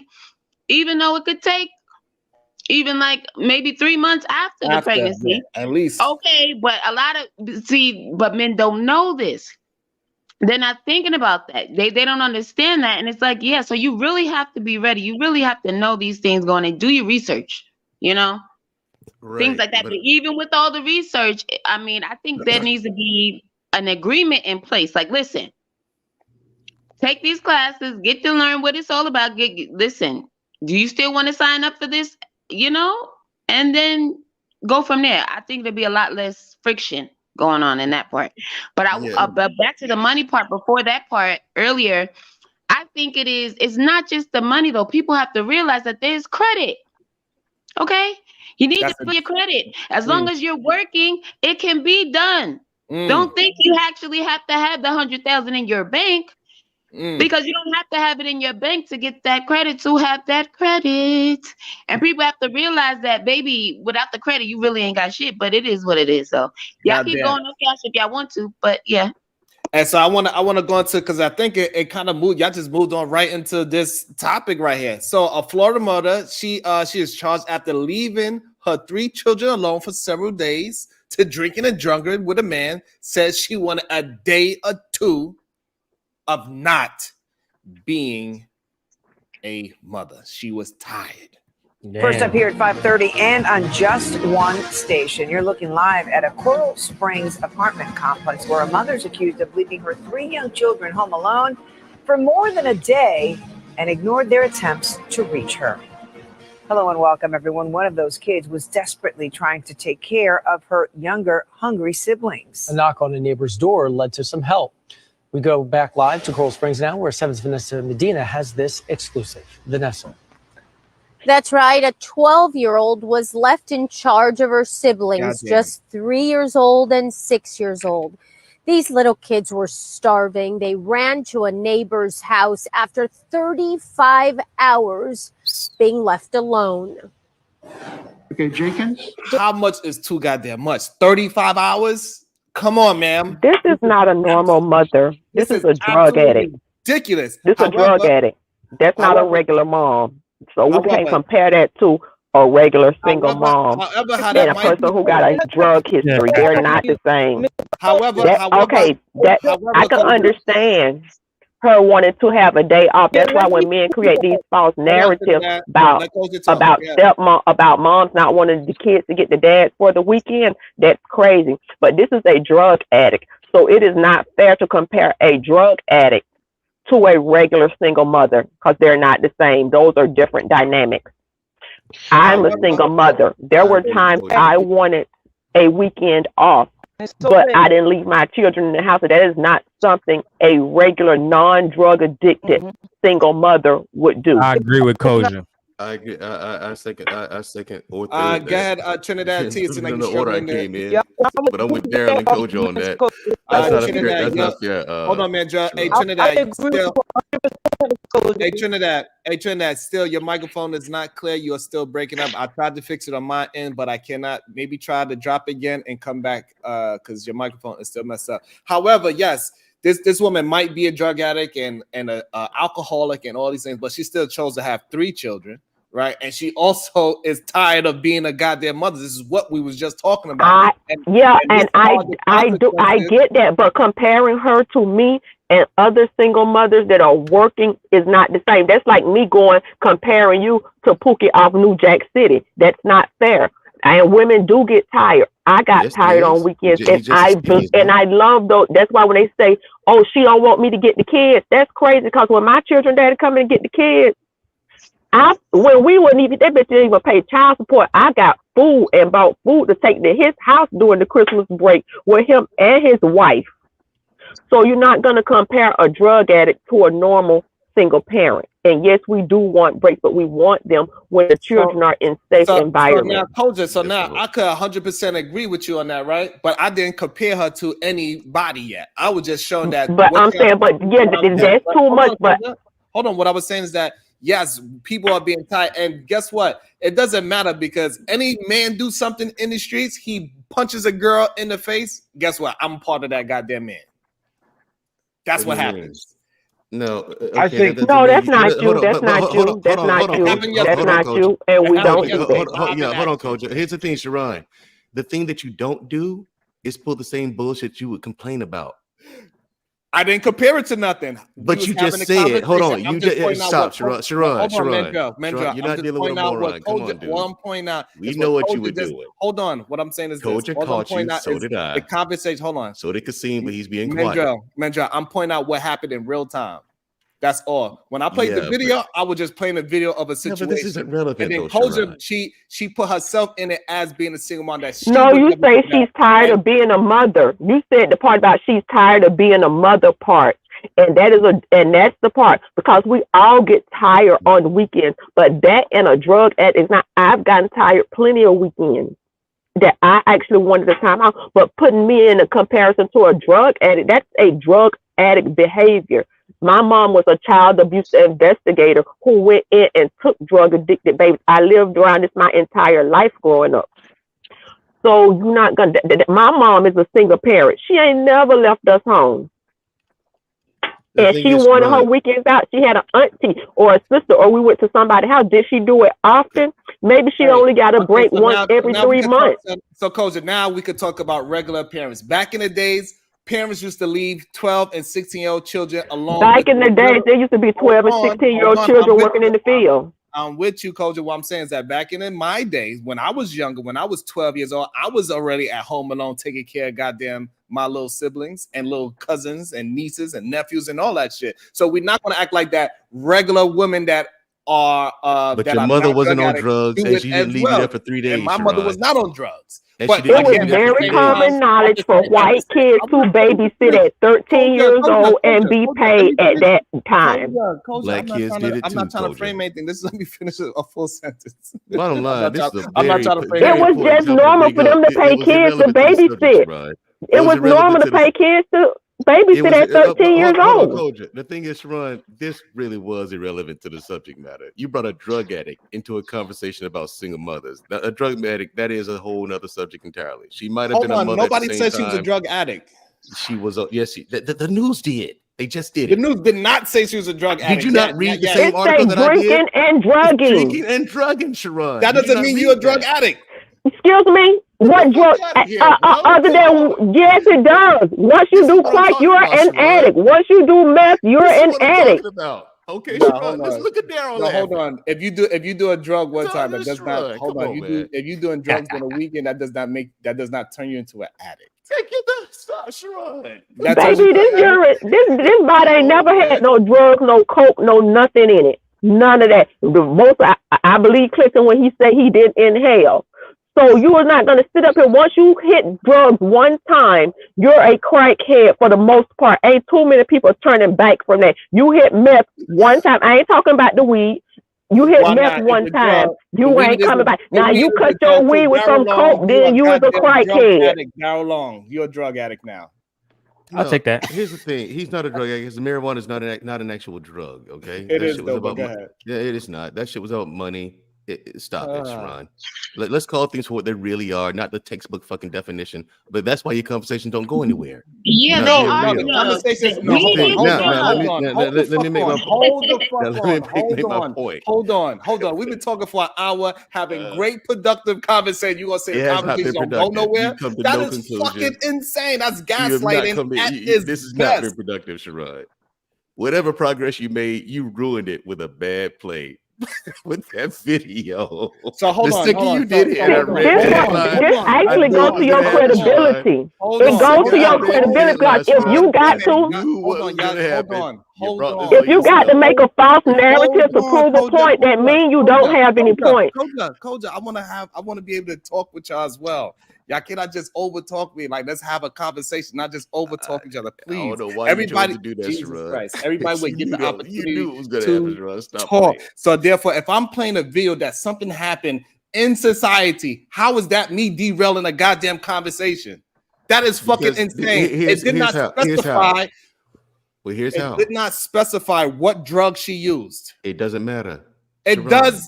No, Sharon, read the room, man. Where's your No, emotional? you need to read the room Here's and the thing. allow No, the here's the thing, conversation. Sharon. Sharon, you're not using I your don't know why you EQ, trying to gaslight brother. me right now. I don't understand that at all. That's because you're not using your EQ, man. Here's the thing: you're in a room full of black women talking about single mother shit. You bring up an article about a So why are drug you addict talking woman. about it? Why are you defending it? Because I'm not defending, because that was the wrong move, man. I'm like, Sharon, when I first read the headline, I was like, oh fuck, Sharon. That was the first thing that came in my head because I knew where it was gonna go. I knew where it was gonna go. Okay, you know what? Hey, now, if you're talking about drug addict women, hold on. Story. I gotta calm down a little bit. Hey, Kasim, what's your thoughts? I saw something else. I saw because I know a lot of women that have children, and I know the burden of having children and raising children, and the frustration that they get when they have the children. I've heard very many women express, how they just just need a break every now and then. And I also understand that every woman has a certain threshold and has a certain breaking point where they just can't take it anymore. And I think the majority of women have that particular feeling when it comes to raising children. What differs is the women that act upon that emotion to the extreme versus other individual women that are able to cope with it and find other avenues. I think it was very selfish of her. Well, we don't know exactly if she tried to find a babysitter or whatever the case may be. I just feel sorry for left them those there for 3 days, for those Kasim. for those children. And just as Sharon said, when I was 12 years old, I was left by myself. But I think the underlying issue is this that we really need to focus on: that raising a child is very stressful for women. It puts a lot of pressure on them, a lot of burdens on them, and there comes a point where they need to be able to release that pressure. And I think as men, as a family unit, we need to help them to alleviate some of that pressure from them by allowing us to stay with the kids every now and then, allowing them to go out just to get a breath of fresh air or to go out and hang out with their friends. Because I know that was very pivotal in my relationship, in my marriage. It was important for my wife to get away from the kids every now and then, to go over her mom and her sister's house to play spades and make catfish and do all those things, right? Just so she can get a break. So I think we need to understand that aspect of it, that raising children are very difficult, very stressful, and that we need to help these women alleviate some of those pressures as much as possible with the best intent of the kids. And I want to welcome to the stage Sharon. Russ. All right, hold on. I want to say, if I may, Kasim. Yes, hold on. I want to welcome somebody to the stage. Short Russ, how you doing? Welcome to the conversation. Would you like to add to the conversation? I would like to. Well, by the time I was trying to jump up on the panel, I wasn't quite sure who the person I was referring to, but I noticed in most news stories when they're referring to somebody who's a drug user, they typically will say, yeah, abusing drugs, this, that, and the third. But in other cases, if it's somebody who is just a marijuana user, they usually say addicted to or marijuana and alcohol usage was noted at the scene, or they're very specific. I guess marijuana is getting more accepted socially, but they do differentiate. And when it comes to drugs, they may not specify whether it be opioids, methamphetamines, or whatever the case may be. Usually, drugs is not associated when it comes to marijuana in news reporting. And you'll notice that too. They'll say marijuana, alcohol usage, they'll differentiate through that. Thank you. If you have to go to that level to have the conversation, it proves you really don't have a valid point. Now, I have seen stories of mothers that have left their children home to go to work because they didn't have childcare. But when you go to this extreme, it makes it feel like you don't have any valid points, that you're grasping at straws, and it diminishes your credibility, because there's a lot of articles. I see the girl who even unalived herself, and she was reaching out on social media because the pressures of being a single mother with a new baby, her being by herself. That was even about a year ago. But to go to this extreme, it's like you really don't have no valid points. It's not this here, so we got to grab this to have the conversation. All right, so now, Coach. So when I brought up a stat yesterday that women are bigger perpetrators in child abuse, guess what they said? The same thing you said just now. Sure. And that was documented by psychiatrists. See again. I don't understand. So why? All right. So let me make sure I understand. So why did you do that just now, Mandra? They help point you in the right direction. Use your EQ, man. Why do you think that I'm being pointed in the wrong direction? If I gave stats, that is credible stats. Yesterday, Darren, did we not give credible stats of women being perpetrators of child abuse? Yes or no? Yes, we did. Sugar Mike provided them. Yes. So therefore, now why are you saying, Mandra, that is not those stats are not good for a conversation? Yesterday, man. I'm not talking about yesterday. I'm talking about today. So are you here to derail the conversation, or are you here to have a conversation? I'm here. I was here to have a conversation if you're willing to have one, but I mean, you are not willing to have a conversation because you are derailing conversation. Even when I'm giving stats, that on your own. From a credible source, you are arguing that. I don't even understand why we are having an argument because you didn't like a clip. If you didn't like a clip, you didn't like a clip. Voice your opinion why you like a clip, but don't try to say now try to discredit me for something. That's what I'm saying is, Sharon. Okay. You cannot you cannot keep over talking me and say all I'm saying. Okay, Sharon, the thing is, you see this conversation went, and it's because you pulled that article out. This is and fucking it was crazy. Not relevant. You know full well what was gonna happen as soon as you pull that article out, dude. You know how women are. You should at least. You knew it was gonna happen. You knew it was gonna go there. That's my disappointment. When I was like, holy fuck, Sharon, you know better. Well, are you trying to say an unrelated point? I worked in the female prison system. I worked in the female prison system. I worked in the juvenile male correctional system. In the juvenile, I worked in the adult male correctional system, which I work in now. My mama has been a child abuse investigator before she became a nurse for the majority of my life. I've had foster sisters, and in my home to the level of abuse that y'all don't even want to bring into these discussions. So I don't think you have a clear view. I don't think you have a clear view. Hold on. I don't even understand. Hold on. Again, we was talking about mothers needing a fucking break. And then somebody else put some goddamn information in the thing about mothers need a fucking break. We also yesterday we put that women are the perpetrators of child abuse. And then you come in here and saying something completely different from what the fucking stats are saying. It's insane to me. Go with what the fucking stats are saying. Or if you don't want to be involved in a conversation, just wait until you get the information and then you can have a conversation. But if you do not want to engage in a conversation, then you don't have to engage in that conversation. Say, hey, I'm just going to wait until the next section of the show begins. That is it. It's not that big of a deal. We are just having conversations things that happen in real life.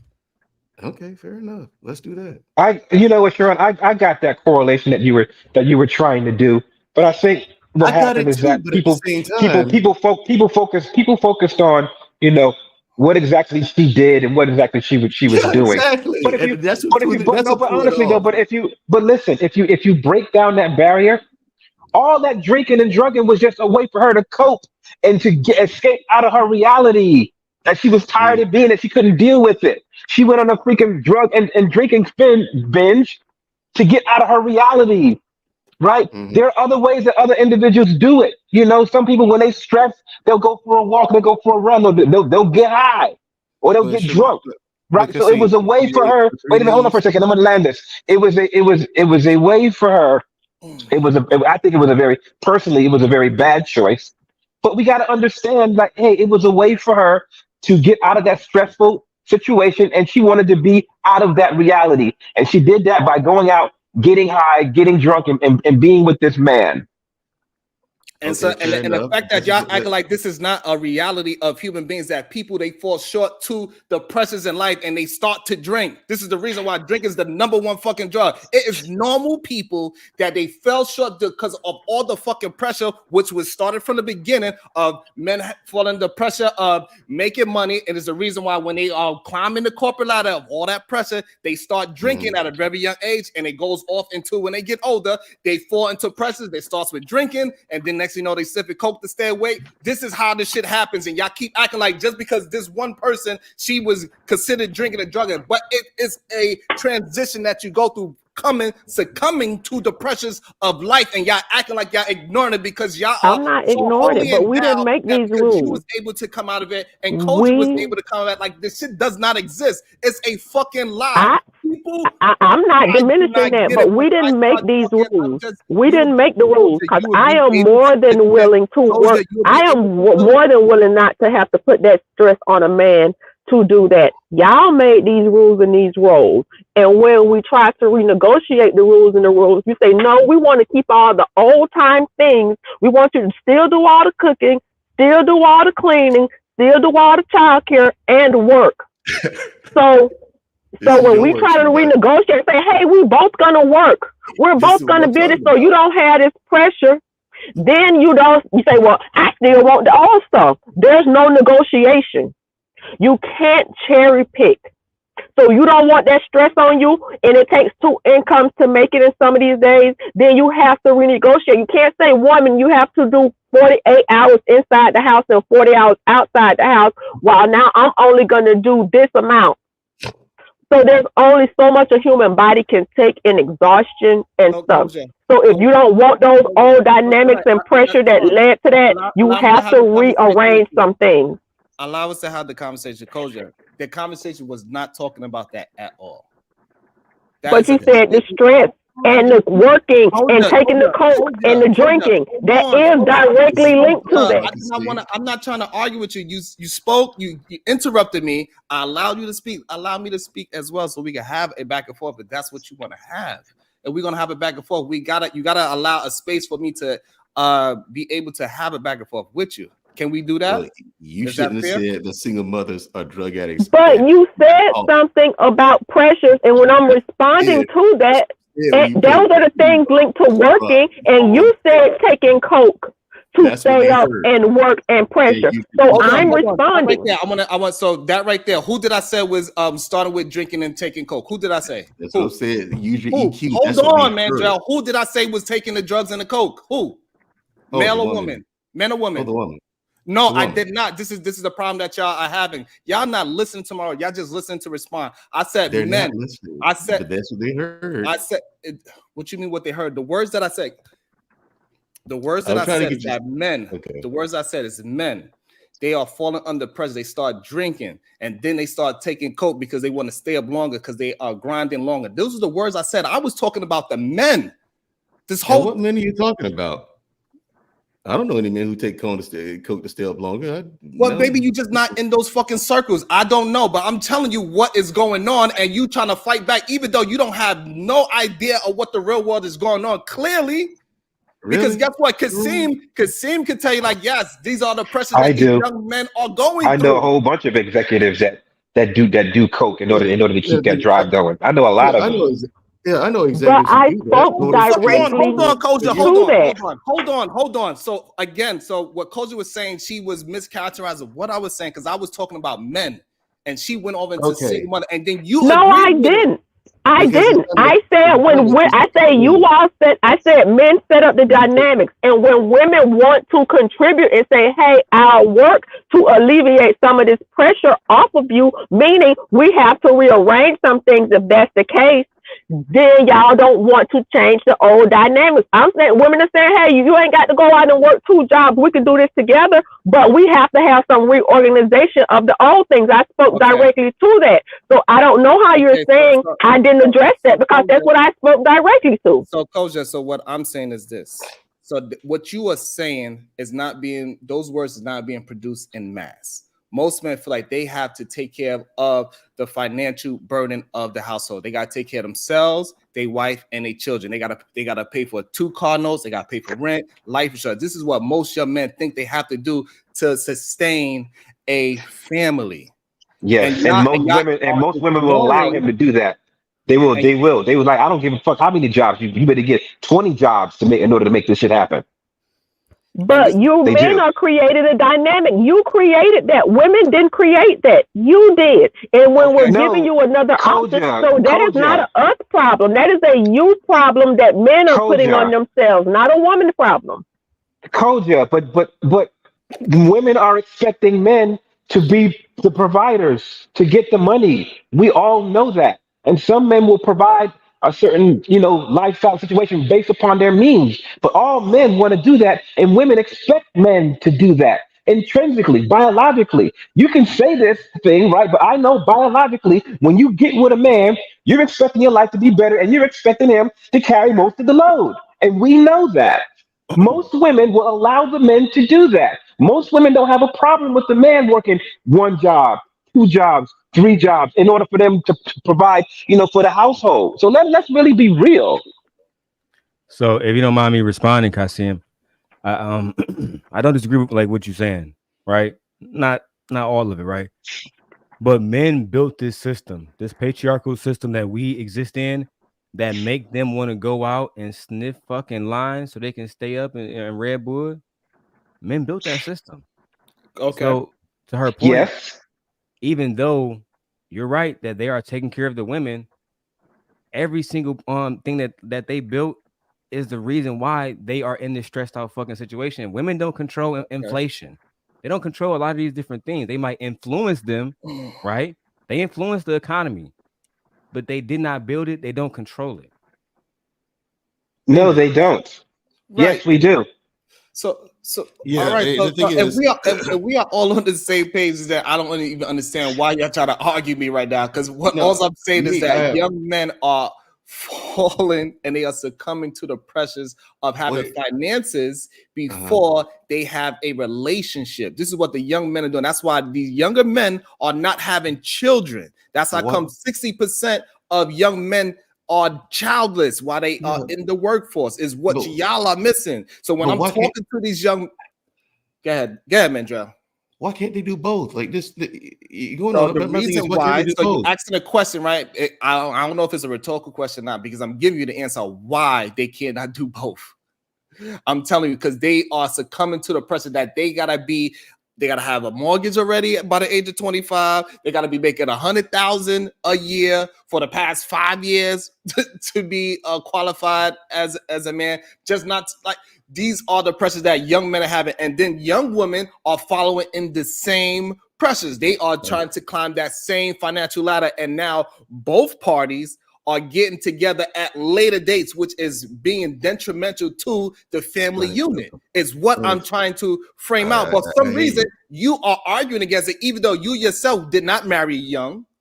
No, you are waiting until you much later to, if you are having children, you're already past the age of 35 to have children. You yourself are what we are talking about. You are waiting till you get to a financial but place. it's not because You did not find a young woman to, you did not find a young woman to marry and build a family with. You waited yourself much later in life to build this family. So I don't even know why you arguing when you are a living representative of what I am talking I'm not about. the representative. I don't know why you keep jumping in like I do not allow you to talk. There's a big factor out of that. There's a big part of that equation you got to take out from me. I didn't succumb to any pressure. I invite pressure. If there's no pressure, I get bored and I don't want to do it anymore. I like shit that's hard. I like conquering. Okay? I like feeling like I've done something. You know, what you're talking about, these guys who are succumbing, I'm not saying that you're wrong. You got people who do drugs to cope with the pressure and things like that. I've seen it. Sharon's seen it. I mean, Sharon, you probably seen it. Kasim. So we've all seen it. Probably all seen it at some point in time. But to me, I'm like, okay, if that's how they do it, you go ahead and do it. I'm still gonna kick your ass. Get all the stimulus you want. All right, so my thing is, you can't put me in a category because I didn't. I want to jump in right there. So what is that going to produce for other young men? You saying that means what to other young people that's coming up? Don't use drugs as a coping mechanism. Find alternate means. This is crazy to me. How is that crazy? Because if you think that is, you got, first of all, you got to be able to understand them so they can understand, so they can move in the direction of what you are saying. Got it, but they have to understand the world. The problem is what you are missing. Now you just saying because you was able to lift yourself up, you able to do 100 push-ups today, go run 10 miles. Most of these people are not doing that. They're not even physically ready to do these things, right? And you already saying like, why you can't do it? I didn't start that. I know I didn't start that way. I'm not telling people to start that way either. You start and you build yourself up. You can't start off at the 2 inches in front of the finish line. No, it's a big grind. It's a challenge. No matter what you want to do, if you want to be successful in life, it's going to be a challenge. And all I'm saying is, you're right. There are some guys who do succumb to pressure and they do drugs and shit. My thing is, those guys need to understand how the world works. It's dog eat dog. So now, perfect. So now, perfect. This is the problem that I'm having. So this is the problem that I'm having. So when I'm giving them other solutions, and I'm pointing out to them that no, you do not have to do that. You need to fall back. Nobody is putting this goddamn pressure on your back to have a household, have a house at 25, have 100,000 at 25, to do all these things. You are over here trying to argue with me and derail the conversation as I'm building the conversation because of whatever personal situations that you have in this conversation. I don't know why you're projecting it like that, but that's what you're doing. Maybe you don't realize that you're doing it, but really you agree with me more than you disagree with me. Yeah, but for some reason, you are forcing this conversation. The only thing I said was you made a mistake in that video. It doesn't need to be, and you don't even realize it, but it's okay. No, the only thing I said you made a mistake about, Sharon, was playing that video.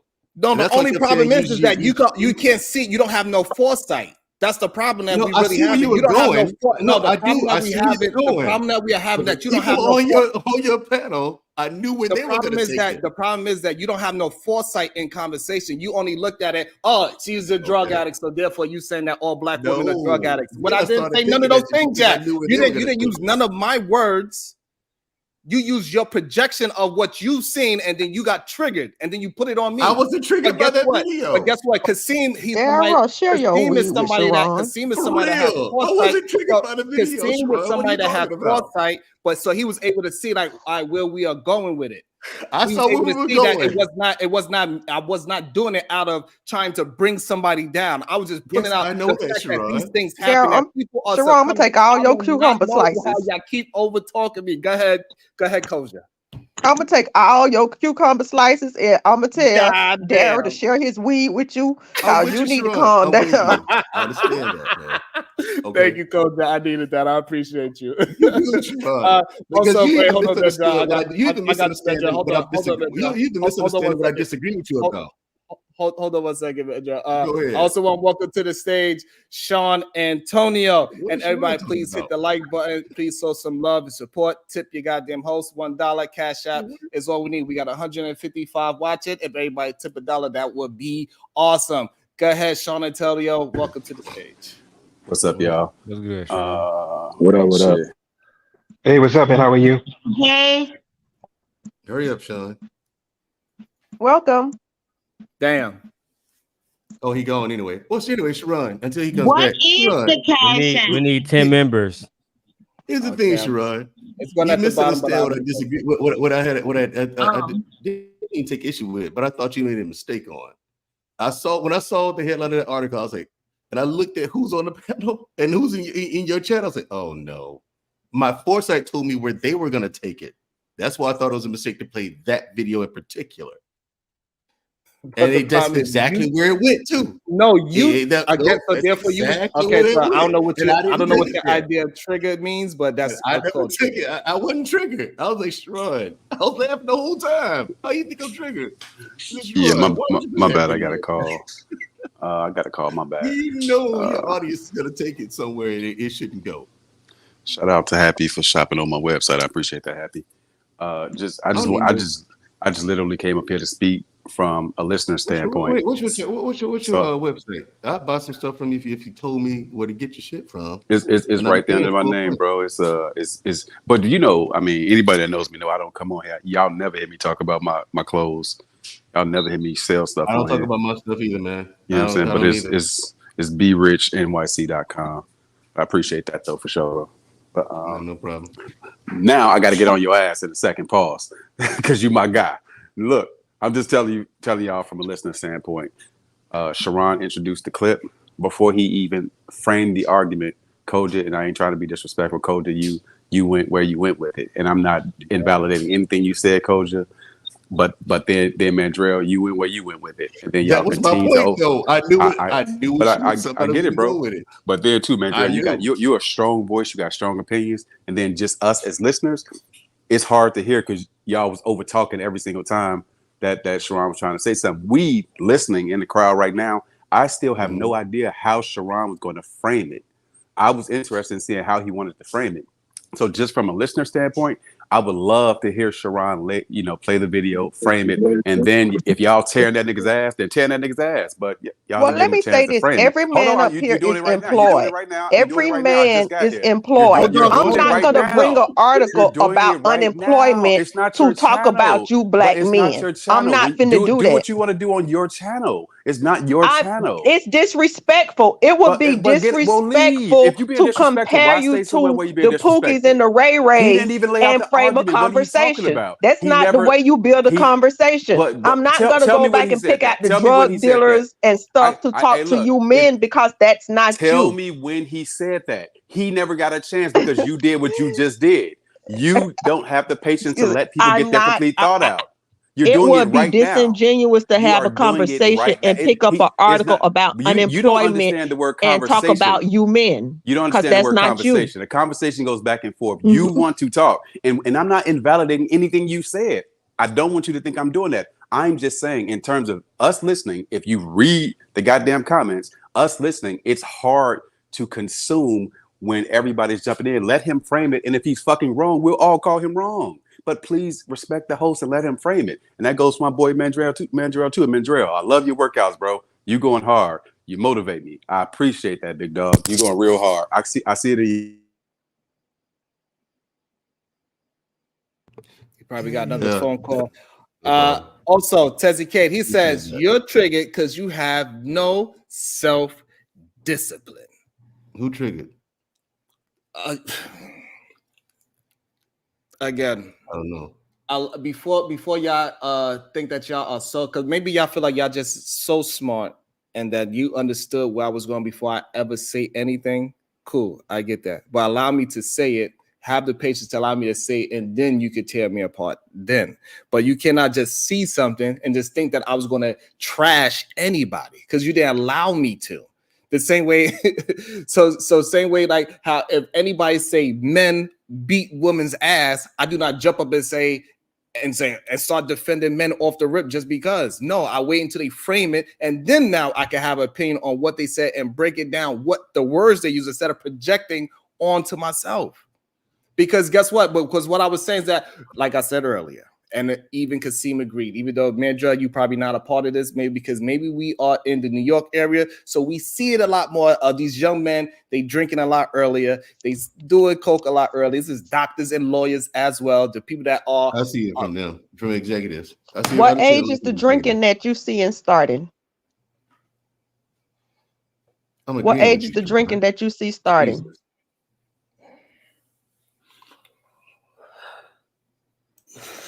When you say drinking, I'm trying to get an age of what age do you see the drinking starting? It could start anywhere from drinking age up until the later stages, right? If you go to I saw some the of these first. clubs, Koji, hold on for 1 second.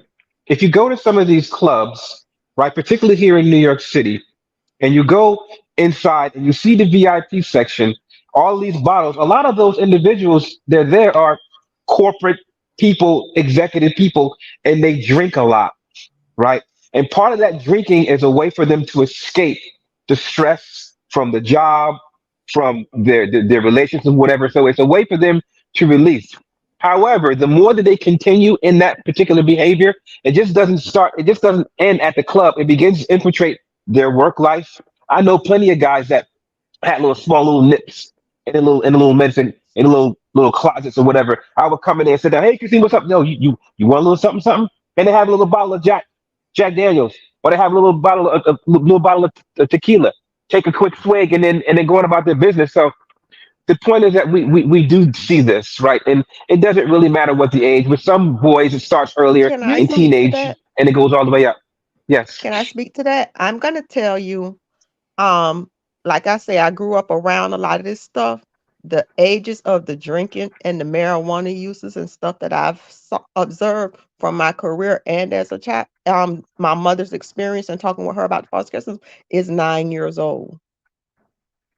A lot of the problems. So when you say they started, and that's why I'm trying to. I'm saying I don't think y'all even remember like the '80s and the amount of alcohol that teenagers were consuming out of their parents' bars and things like that. Were at 89. So you saying they started at those ages? I don't think y'all really have a real good grasp on the problems But as a Koja, I whole. also after But that, I seeing it also from that did mention that aspect, they're starting earlier.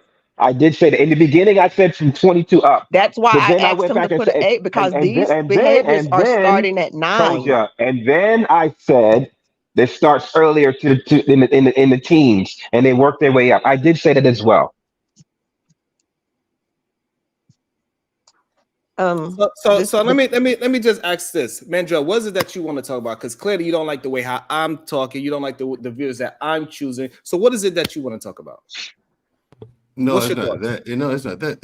Again, it's right. I guess you're misunderstanding me again. The only thing that I had issue with is like I paid attention to the audience that you have, right? The audience meaning including people on your panel. And when you played that video and I read that article, I said, "Oh shit, this is not going to go where he wants it to go." Now, granted, I didn't know where you wanted to go, but it didn't. Okay, You didn't want. Mandrell, Hold on. what? You didn't want it to go here. But when I read that article, the title of the article, I say, "Yep, that's where it's going." And this What is where part of it's that going. article that you read that you thought that would trigger the people in this panel and the people in the chat? What sentence you thought would trigger them? Oh, the drug and the alcohol. Single mother, and then the next single mother leaves kid. The whole article, the whole title, single mother leaves kid for 3 days. You know what I'm saying? Boy, to go drugging and doing alcohol. That whole thing, it was gonna trigger somebody. And not me. I didn't give a shit, but I'm willing to have the conversation about it. You know, I don't have much to say about it because it's kind of self-explanatory. Yeah, Right, but she was tired of being a mother, wanted to get a break. I get it. yes, and if I when Sharon made that correlation between the experiences, I knew exactly where he was going with it just by reading the title. I did Right, like too. okay, But I knew right. So someone else. I think we should. Yeah, but so what? They gonna let them. You know, this is a perfect opportunity for us the listeners, the people in this panel to understand what women are going through. This could have been a great segue of them saying, like, hey, like, you know what? Women are very stressed about having kids. They need a freaking break. They need some time for them to go out and to be a little bit independent every now and then. And we need to help shoulder that load. Okay, This could have been a perfect segment. That's how I was looking at it that's good. to go into. Yeah, But unfortunately, it didn't get a chance to get there. okay, let's take it back in right now. I'll say this: if you need such a break from having kids, how about you stop fucking having them before you're ready, or having them with losers? How about we do that? The kids are already here, Mandro. Now Let's do we do? start the conversation Mandro, there. wait a minute. I know that, but the kids are already here. They're running around. They right here now. So now what do we do? That tough shit. Buck the fuck up. Take care of your goddamn kids. You had them. They're your responsibility. It ain't nobody else's fault but yours. You open your legs. Now the other guy, I take that back. Yeah, it's his responsibility too. But you know, if he chooses to bail out on you, he's a loser, and you're stuck with it. Do the best you can. Find a positive find a positive male role model to be in that kid's life, so the kid would at least know, at least see what a man is at least once in his life, and have an idea of what a man is supposed to be. A positive male role model. That's what you can do. You know what I mean? Otherwise, other than that, you want to date and stuff like that. Make sure you vet real good. The next guy, any guy you bring in that kid's life, make sure you date for at least 3 to 4 months before that kid even barely knows before the guy barely even know that kid's name. Be real picky and particular about who you bring around your child. You know what I'm saying? And not the guy. Hold on. Can I jump I'm in? not done. Nope. Okay, he asked me a Say question. anything for a very long time. Hold on a second. I'm almost done. Okay. Now, ladies, Wow. being that guy bailed out on you, you do have to shoulder that responsibility. You want a guy to come in and take it off of you, you got to make sure he has the right intentions. Not only for you, but your child too.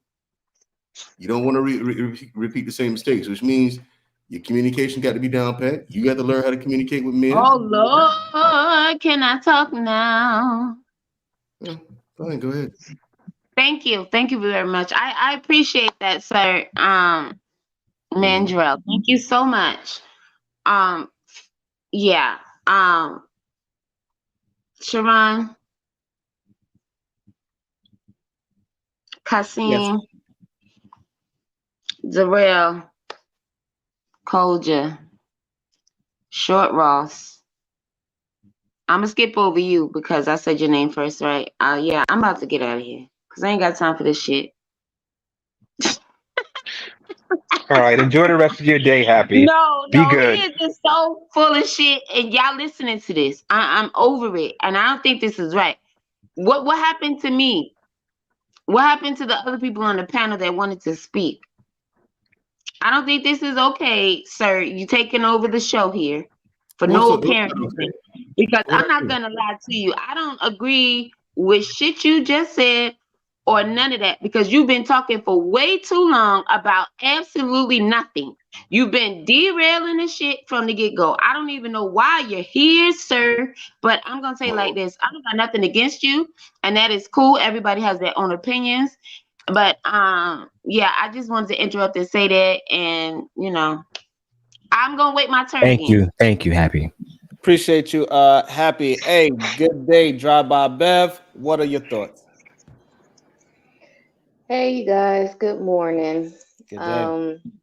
Hey, Yeah, what's Good up, morning, Kelly? goddess. Good morning, goddess. what's up, Happy?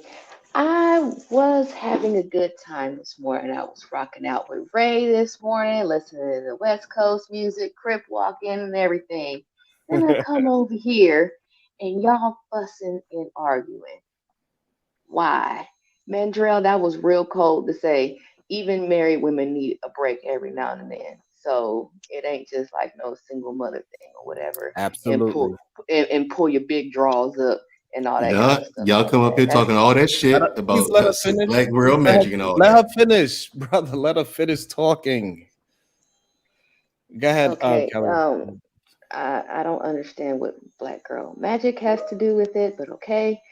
Um Yeah, it's not even so much that people don't necessarily want to be mothers anymore or anything like that. That's not always the case. I'm not going to say that it's not the case at all for anybody ever, but majority of the time when you hear that kind of stuff be voiced, it's because they're tired and they just need a break. Just get me out of these four walls. Let me go ahead and be, you know, my actual name. Let me go ahead and be Beverly for about a cool 2, 3 hours, and then I'll come back and I'll be Mama Bev again. That's it. That's all. That. It's really not that deep. All right. And that's I really all. concur with Callie. I agree with everything she said. And Callie, welcome to the show. Thank you so much. Do anybody There's have no any surprise pushback? there. No problem. I'm going back downstairs. Oh, well, thank you I'm so just much for your wondering. presence. I'm just I'm just fascinated that I I took all the agree. heat for Can I derailing. say something? Of course. It when they said take a village to raise a kid, even married couples need breaks. That's why you will have grandparents or aunts or rotation to give even married parents with kids a weekend off or a night out. So needing a break, regardless if you're a single parent or a married couple, is a human thing to take a break. Many grandparents took the kids for the summer back in the days to give the parents a break, whether they were married or unmarried, or would say take a weekend and say, "Let me keep the kids this weekend, and you and the hubby could go out and have a date or something." That is a person thing, and it's not synonymous with just a single parent, single mom, single dads, or all. It does take a village to raise a kid, and the more we get on um individual as opposed to a collective and not creating that village is going to be a problem. I'm enjoying the conversation, but I'm at 11%, and I took off the last hour off the skid loader to be in this conversation. So I'm gonna listen from the clouds, and I'll probably pop back in when I get a charge. Well, I All appreciate you right, joining Koji. us, Thank you. Sonia. Thank you. All right, Thank coach. you. Thank you, coach. You're Can welcome. you, By the way, can you, for me taking the heat. I needed to Anyway, No, decompress. but God I'm damn it. just I would say this too as well. I know that there are, you know, um, families out there with aunts, uncles, and grandmas who do help take some of the burden off of, the wives or the women that have children. I do understand that because I see it around. I also experienced that, myself when I was growing up as a child. I would spend the weekends at my grandmother's house just to give my mom and dad a break. And then my cousins would come over to my house just to give my aunt a break. So there was this type of thing of parents being stressed out and having those avenues to take care of those kids so that person can at least have a break for a few hours or for a few days. So that does happen. I'm not going to say that it doesn't happen to everybody, but it does happen, and I think that happens probably more than less. Absolutely. I think grandparents are needed, but a lot of grandparents nowadays they say, no, you're gonna have to raise your own kids because grandparents are much younger nowadays. So grandparents are not happy. They like, no, you had the kid, you raise your own kid. They are not as supporters as back in the day, grandma. It is not the same. And a lot of women do need, whether they married or single, they chose right or they chose wrong, they still need a break so they could be a human being, so they could be a grown adult. Because when you have children, sometimes you get stuck in their life as well. You do is listening to A, B, C, D, E, F, G, and Blues Clues, and you don't have adult conversations, and it gets very difficult not to have adult conversations for a very long time because now you're catering your whole life as a parent to your children, and people need breaks, the male and the mom. So it's not just one-sided. That's why I was trying to go with it. However, people get into their feelings and they want to derail the conversation because they feel like they are smarter than everybody else that is watching the show. But it is okay. I know, right? And it happens sometimes, and we got through it. It does happen sometimes. So sometimes you gotta be a little bit more patient, have some real foresight. Stop worrying about if the people gonna get triggered. If they get triggered, they get triggered. That's how we get to solutions, is by dealing with problems, dealing with difficult conversations. We cannot just have easygoing conversations. And we are singing kumbaya. That's not real life. Real life, we are not doing kumbaya. In real life, these young people have difficulty finding mates. In real life, they have real stress. These young men are having problems. Older women are having problems. They like, I don't understand where all the good men are. This is an ongoing thing. And somebody got to start. We got to have these conversations so people could get through it and have an understanding that they are not alone. Oh, sweet Jesus. And that's what differentiates Sharon from other men, because I watched Sharon. He was able to disagree with Priscilla right to her face, and they had a conversation for 4 or 5 hours straight. Right? How did you have a conversation for 4 or 5 hours like that? Absolutely. And Sharon was able to give his pushback, et cetera, and they didn't demean each other or raise their voices or interrupt each other. Well, there's no need to. Welcome to the stage, the Chicago Rilla. Well, there's no need to. Anyway, here's my thing. A lot of these questions, a lot of things you brought up, Sharon, just in your welcome, Chicago Villas. What up, before you go, Manjel, welcome to the stage, Chicago Rilla. What are your thoughts? Sharon, you crazy as hell, man. No. This the Man Drell show, man. Let Man Drell cook. He got something to say, man. I tried to ask him what he got to say. He didn't have nothing to say. I heard that dead ass, Sharon, when you did that. Hey, because clearly he don't like the way how I'm framing that conversation. So I say, hey, so what is it that you want to talk about? And then he had nothing to say, but disagree with every word that I say. But I brought up something to talk about. I don't think nobody heard anything Sean Antonio said, man. I'm listening in the class. Y'all know I listen to y'all when I get ready for work. Right now, I'm headed to grandma's house. It's hard to listen to so-called adults talking when it's a bunch of talking over each other.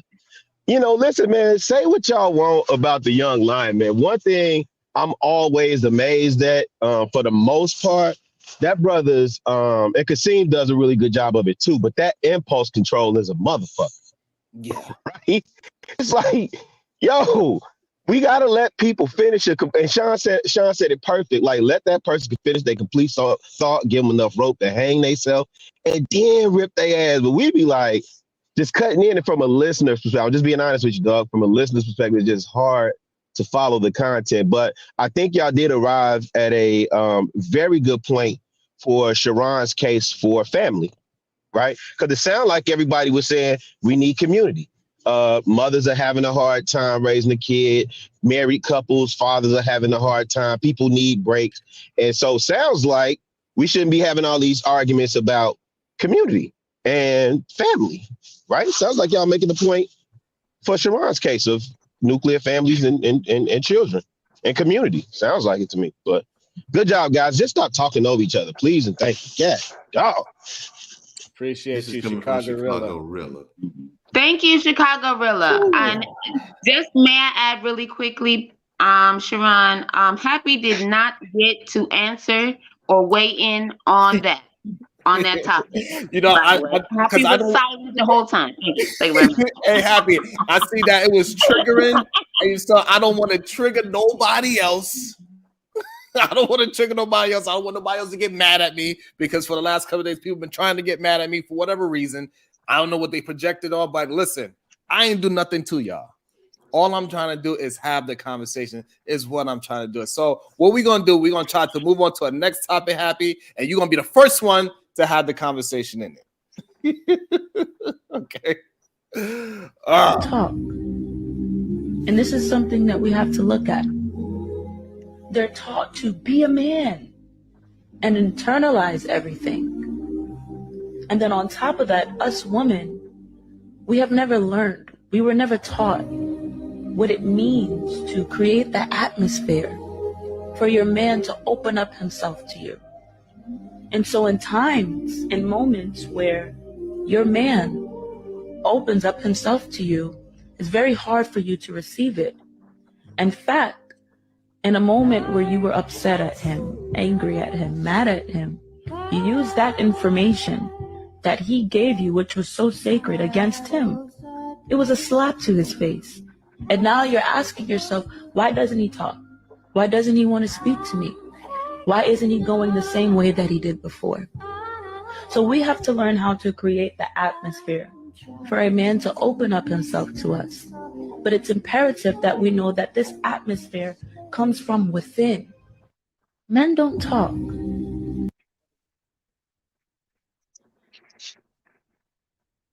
That was a good song. I used that song on one of my Instagram stories called Overcome. It's nice. Go ahead, Happy. What are your thoughts? I think she's full of shit. Damn. Is there a back angle out there? Like, can the camera pan back out? Is this somebody actually sitting to the side of her, or is that just another camera on the other side? It seems like she's talking on a podcast or something like that. No, because it could be, but I'm just saying, like, I don't know, because that whole black and white, the whole music, and then she's looking at it's like, I just think she's full of shit. Yeah, that shit was depressing. That's my first thought. And my next thought would be, yeah, that's not everybody's experience. So I really don't know.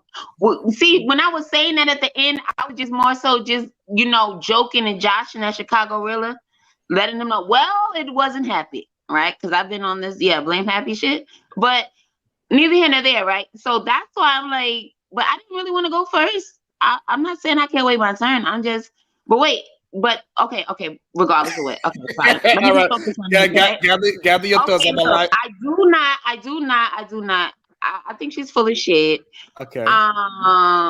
So now, why do you think she's full of shit? So Happy. Why do you think she's full of shit? You think that men are not talking to their women for what reason? If it's not for them being vulnerable, they don't want to be vulnerable with their woman. We hear this a lot in these spaces, that men cannot be vulnerable with their woman. They cannot have conversations with the woman. They cannot cry in front of their woman, because they are afraid that if they do those things, that woman will eventually use it in an argument to throw it back at them. So if they've been through that before, okay, I can understand that. But my thing is, are you getting to know these people you're dating or screwing or whatever, or whoever you're calling your man or woman? You get what I'm saying? Because my thing is this: if you guys are really getting to know each other, then these are the type of things you've already communicated. Is it not? Is there no communication left in the world between people that are in these so-called relationships with each other?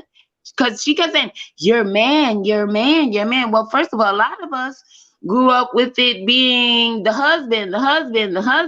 You get what I'm saying? Like, so, and there are those that know, but I just didn't like any of it. It just sounded like a bunch of bullshit that she took little points from here, there, whatever, and just put it together and thought. So Happy, I got a question for you. Do you want to be Happy? Do you want to be susceptible to emotional or physical harm? let me say something like this, right? No, Listen, nobody wants that. No, I do not. No, of hold course on, not. Happy. No, what I'm saying is nobody wants that. But what I'm saying is I do not Hold on, like before you you asked me move what I on, thought about it. Happy. Can I give out my thoughts? Hold on, before you move on. So you're saying nobody wants to be emotionally or physically susceptible to Harmed. harm? No. To harm, right? Nobody. Well, they shouldn't. So I mean, there are people that say they take it for the money, but hold on. The reason why I asked that because that is the definition of vulnerable. So this is the reason why a lot of men do not want to be vulnerable. They do not want to be, they don't want their emotions, they don't want to be physically and emotionally susceptible to harm. Listen, let me tell you something though. But at the end of the day, what I'm saying is, no, because I'm just only listen, Sharon, if you will listen. What I'm saying is this though, right? Listen, I'm just saying, I can't speak for anybody else. I could only speak for the things that I've known, the things that I've seen. And I've always seen the men vulnerable in their relationship. So if the man is not like that with you, then obviously that's not your man. Is all I'm trying to say. Like, I don't get her point. It's not adding up to me. I'm sorry. None of it is making sense to me. She's saying, oh, he's not doing this. And then you wonder why your man, no, he's not your man if he's not. You get what I'm saying? If he can't be that way with you, then he's not. That's just my opinion. That's how I feel about it. If he's not explaining or expressing to you how he feels truly about things, then I don't think that's your man. I think you need to, reevaluate life. Okay, go ahead. Happy, let me ask you a question. Do you intrinsically believe that men have thoughts, feelings, and actions of their own? Of course, absolutely. Okay, so because men have thoughts, feelings, and actions of their own, they're very protective of those inner thoughts that they have. And the last thing that they want to have done to them is to have those very inner thoughts of them thrown in their face, ridiculed, or belittled. All that does is it keeps us from not sharing those things anymore. And men understand that every now and then, some disagreements are going to happen. Every now and then, we're going to get into some kind of heated confrontation. And men understand that most women, when they get into those heated confrontations, they're gonna throw things back in your face. And most of the time, it's things that they know intimately about the individual that hurts the most. What she's saying is, if you want to have a more cohesive relationship and you want to get more benefits from that man, and he's doing that, don't do that to him. Because all that's doing is stifling the amount of attention that he's going to give you. It's stifling his will to want to do more for you, and it's stifling his will to get the relationship back to light and fluffy. And I think it's important for women to understand that, right? Especially when they get in these heated debates and they're exchanging their words and they can be very vile. But what she's saying is, if you want your man to give more to you, that what he says to you, you hold that close and don't throw that in his face, because they're very sensitive when it comes to that. Okay, I understand that. I get it. And that's basically what I already said. But the thing is, I guess y'all took it wrong and I took it wrong from where the point of which she's coming from. Because he asked me what I felt about what she said and all about that video. He said, what are your thoughts? That was the question. That was the question. So I was just saying, in other words, that I didn't think it was coming from a real place from her. But I did explain all of that in my whatever I just said to y'all right before you said that. So I totally agree. I'm on board with you guys with that.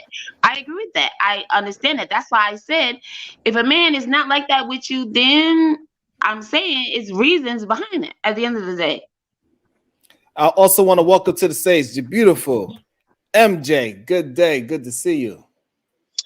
Good day, good day. I'm learning how to say good day because you don't like to say morning. Hey, Happy, how are you? All right, so hey, hello, good morning. Well, good day, because Sharon don't like morning. I'm doing well, thank you. I just came from the gym. So Sharon, I don't want to assume when you brung up this clip, is the content speaking on what women can do to help better further the relationship? I just want to make sure. That's what the content of the clip is for. Well, really, it's a woman talking to women about what she could do for men. However, I believe it goes both ways. I believe most relationship advice, it goes both ways. It just happens so that this is a woman talking to women about how they could treat their man that is being less vulnerable to them. And so this way, I believe women need to understand why men are being silenced within a relationship, because some women are oblivious to why they men are being silent in their relationship. Okay, so I just wanted to make sure. So before I respond, I wanted to make sure that the context of we're only speaking about women's part right now, even though you agree that this should go for both sides, correct? Absolutely, it should go both ways. It's just like the conversation when the person walked through the door conversation. You know, we kind of turned it into, even though it was just a married woman just talking to a group of women. You know, it definitely goes both ways. If that woman needs some time, you get the kids over to the side, let mom come in, take off her high heels or her flats, whichever she got, and let her decompress from outside, change her clothes, whatever it is that her routine is. She needs at least 5-10 minutes to decompress and come and be a part of the family life. It's the same thing. However, I'm doing my best to make sure we frame it that this is just relationship advice. It goes both ways either way, because it gotta have some reciprocity in the relationship. What I give, I gotta get, and vice versa. All right, so I only reason why I wanted you to state that, because sometimes when we watch these clips as a woman, it will be triggering because we only think that we're only talking about what women can do. So I wanted to make sure that you know that this is something that has to go on both sides, so everybody won't have to come down your throat later on. That you mean that this is for both sides, but as of right now, for the conversation, we're talking about what a woman is expressing that a woman can do, right? Right, because they love to try to blame me for their projection of what they seen. I have no idea why, MJ. You or some, but you know, I do understand why, because you, MJ, you understand that I'm just having conversations and I'm not trying to frame anything. I'm not trying to trap nobody into anything. I'm not trying to trick nobody into believing anything. I'm just having conversations. I'm not necessarily even teaching anything. I just want to have the conversation so we can get more ideas out in the open. Is what I No, I understand that, Sharon, but the problem is that when we go to a lot of spaces, other people, unlike yourself, use these type of clips and they're only pushing their narrative, and that's the only clips that we see. So that's why it could tend to be very triggering, and we can't look at it in totality, that maybe the conversation can be further on both sides. You understand what I'm saying? Mm-hmm. I know a lot of people projecting something else onto me. I get it 100%. I'm doing my best to have patience with that as well. With much respect to that, can I if I can interject something though, there's a lot of value in being able to evaluate two sides of an issue. That's basically the best way to balance things, is to see how things can be fixed on both sides. In some occasions though, there is validity also to focus on one side of the issue, and you take it whether it be man or woman, but sometimes some things are a man's issue as well as vice versa. Some things are a woman's issue. There's room for that. There is room for that. There's room for that term of way of talking as well. No, I definitely agree. But just to make sure that people are not being triggered, depending on the audience, you want to make sure that they understand what conversation they're getting into. If they come in here and they think that it's only a one side only bashing instead of an open conversation, then that's why you get met with the type of vitriol that you receive. You know what I'm saying? So that's why I wanted to ask the question so Sharon can finally get his opinion on the topic, and now we know that he do believe that it's on both sides. So now where we're focusing on women, I'll say my piece on what I saw. I don't think that the lady is wrong. I think that when you're in a relationship where you're trying to communicate and get on deeper level, yes, you should put yourself in an environment, or always try to keep an environment that relationship can be open for communication. Sometimes, depending on the individual, they might have other traumas as to why they might not open up as easily. They've been hurt before, family situation, so and so, and the partner is not going to be able to heal that. So if it gets to a point where they need extra help, then that's when conversation of therapy and outside sources should be talked about. But I do agree that, yes, to even have the conversation about, hey, babe, maybe you might need to speak to somebody else if I'm not the best person you to speak to, you have to create a peaceful environment for that. And also, but also want to talk to the fact that a lot of men are voicing the fact that they are nervous and scared to be vulnerable with a woman, and the reason why they are scared and vulnerable is because they have been traumatized before by being vulnerable to a woman before in a previous relationship, and that vulnerability was used against them in an argument. And this is something that we had yesterday. You got to learn how to argue properly, because once you go to hell in an argument, it's hard to take those words back, especially from somebody that you love or somebody that you hold in high regards. Once you go across that line of you mishandled my trust from you, it's hard to go backwards. Yeah, but Sharon, it doesn't even have to go to. It doesn't even have to go to relationships. It can go to siblings, right? If that man has some sisters, right, and that man has shared some things with his sisters, and his sister get mad, they could be pretty vile to that particular person by sharing some of those personal things about him and throwing it in his face. So necessarily it doesn't come from relationships. I think it comes from the women that are in his circle or in his family that can do that as well, and he can carry that particular aspect into the relationship, which prevents him from sharing. That's an I interesting would, point. I would, I would also agree it's all about the way how you communicate as well, because sometimes when people are feeling frustrated, anger, or whatever type of thing that's going on, the things that they wanted to say or they could not necessarily, let's say if it was a situation where they had a problem with somebody, the things that or the things that they wanted to say or the anger that they wanted to express, they don't tend to do it to the person that actually caused that stress. They tend to do it to the person that's listening to them, right, or trying to see what's going on. And from that, the tonage or the energy that they're feeling can make them a little bit standoffish, because you have to understand the person listening to you has to also bring themselves to a level of vulnerability for you to be able to express yourself. So if they feel that they're being attacked in the moment where they're being vulnerable to you for you to express themselves, that's when a wall comes up, because now they're getting a defense mode. It's the same way I would think that a man would feel if their woman's coming at them and they're screaming and stuff like that, and then they include things that might be aggravating them that you might do. You'd be like, wait a minute, I wasn't the one who fucked up your whole fucking day, but now when you talk about you have an issue that I did something, I'm getting all the hostility of everything that's bothering you. You start to get in defense mode, and men tend to shut down too. Like, I'm not really even listening, because it's the tonage. You like, if you just left, let's say for example, if you left the toilet seat up, and that's something that your lady don't like, and she comes up to you like, you left the toilet seat up again. But if she had like a something that was bothering her, she's like, motherfucker, you left the fucking toilet seat up again. God damn it, are you a fucking child? You want to be like, yo, what the fuck is up? Like, you know what I'm saying? You're gonna be like, wait, hold on. It's just a fucking toilet seat. Why are you coming at me that way? So I really do believe also the way how we communicate with each other is very important when we're both being vulnerable to have the conversation. Right, you made a really good example, MJ. And I say this a lot, and I say this to my sons. I say it's easier for you to control your tone than for you to convince your wife that she's overreacting to something. Right? It's going to take you more time to convince her that she's not overreacting to something than for you to get your tone down and deliver your message a different way.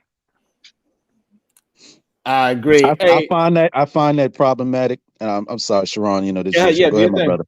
Go ahead. I find that even still problematic in whatever type of relationship, interpersonal, family, or boyfriend girlfriend relationship, though, that one person has to be the calmer head, so to speak, when one person is speaking disrespect. Because even in that example, nothing MJ said I found any issue with, but even in that one example, it brought up thoughts in my past of a relationship I had where somebody would be blatantly disrespectful when you're not initiating disrespect. I understand also some people look like, oh, the shady things, or you would say something in a smarter, snarky way. I find that to be disrespectful, but this open, blatant disrespect, like, yo, motherfucker, yo, oh, yo, how the fuck you so stupid? Yo, why you being dumb, right? Like, I find all that to be problematic. And I would tell a bitch like, yo, either this stops or we done.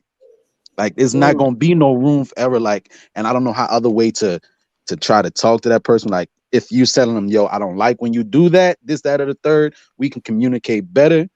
I don't see it as healthy for one person always having to take it on the chin. Like I heard or seen in the chat one time before, like, yo, y'all men need to be more like the men of old, where they would sit there and they would just stand in it. Man, fuck all that standing and shit. Ain't no stand in it. Watch your fucking mouth, and I will watch my mouth. Period.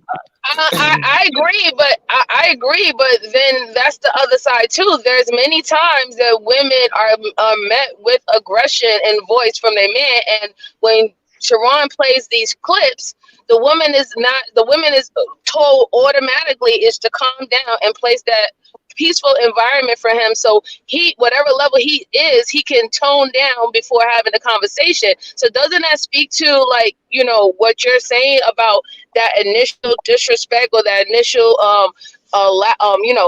tonnage that is kind of like aggressive, you Right. being the only one to be calm in the situation, or to be the first one to initiate the calm so a conversation can have, that goes to exactly what you're saying, sir.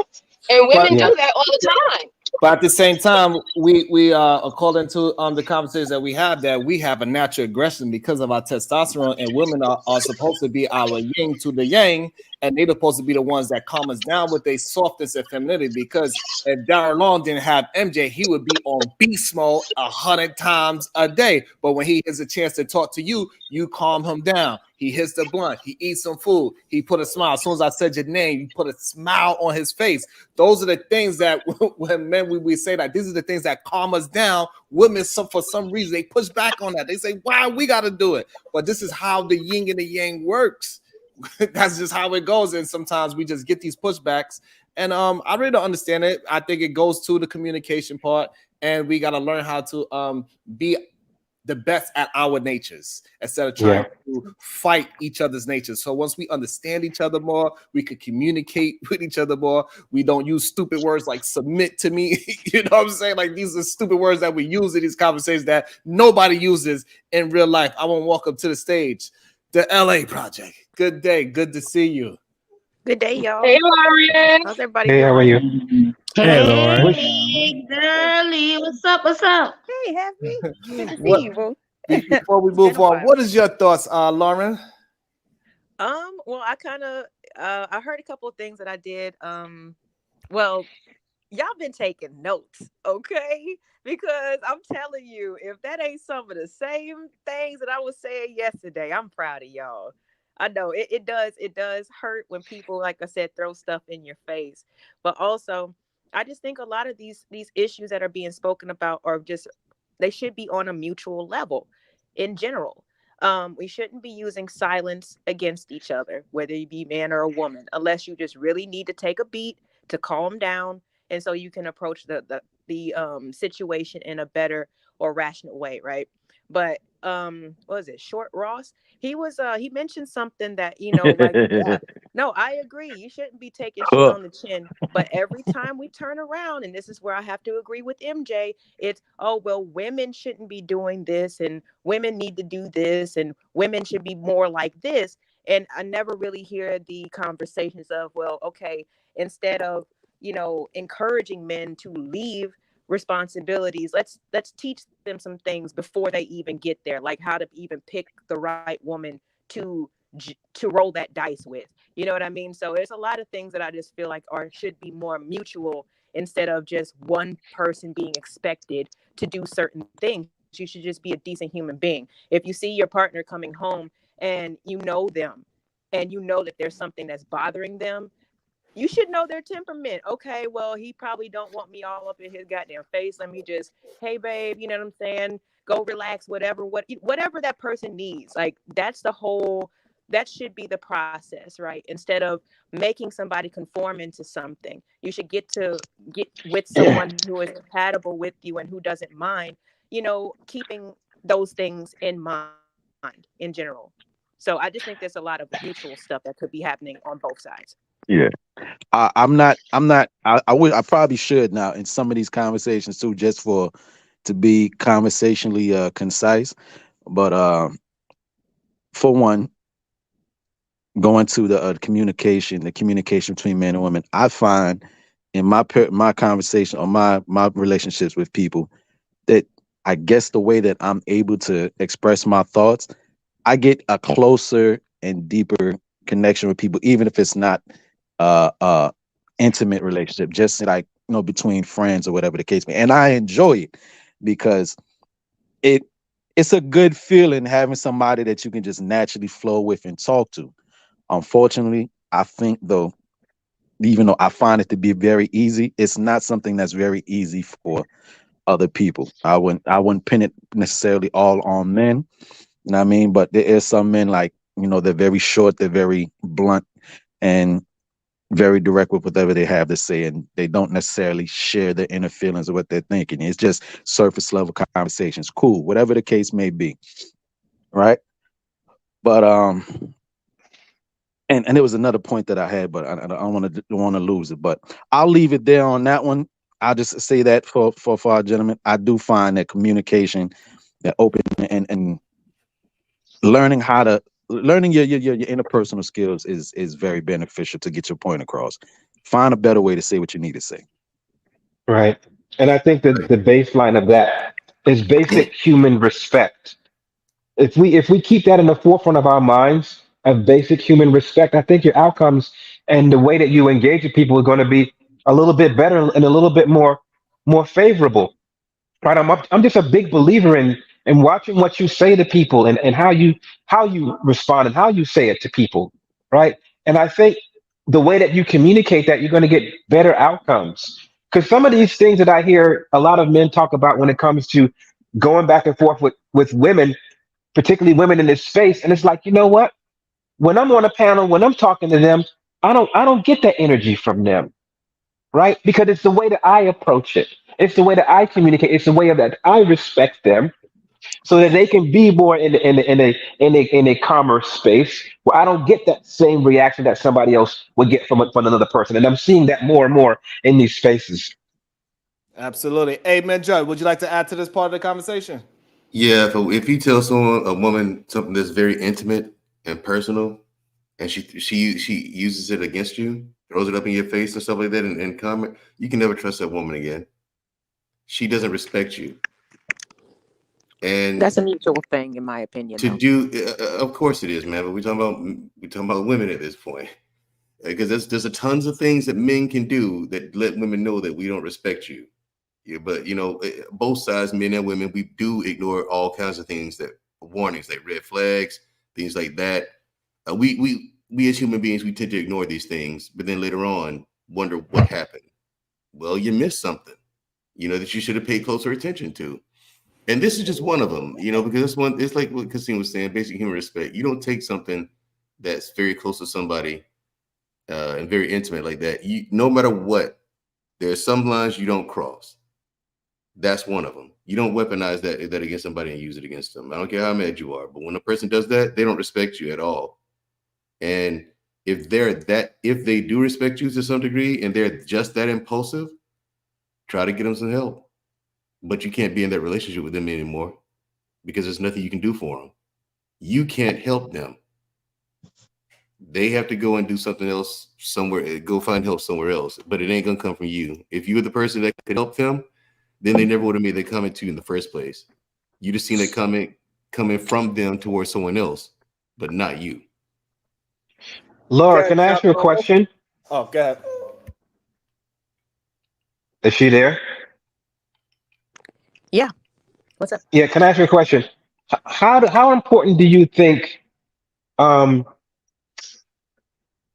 intent and um, obligation and a willingness and openness to really learn your partner, a mindset going into a relationship? How important do you think that is for the longevity of it? I think that it's very important. I see the difference as I guess, just getting on with life, getting older, seeing and comparing the different dating stages. And, it's nice, to have interactions with people who are a little bit, more I guess, developed or seasoned in life. And the types of questions that they ask are just very interesting. Like, what are the 3 things that you need most in life? Or what are the 3 things that you can't go without? Like, those types of conversations I think are very important, because there's so many different things that can happen in life. And when you're having fun, of course, you don't get the opportunity to see people under pressure or, in a bad mood all the time. Usually it's all fun stuff, right?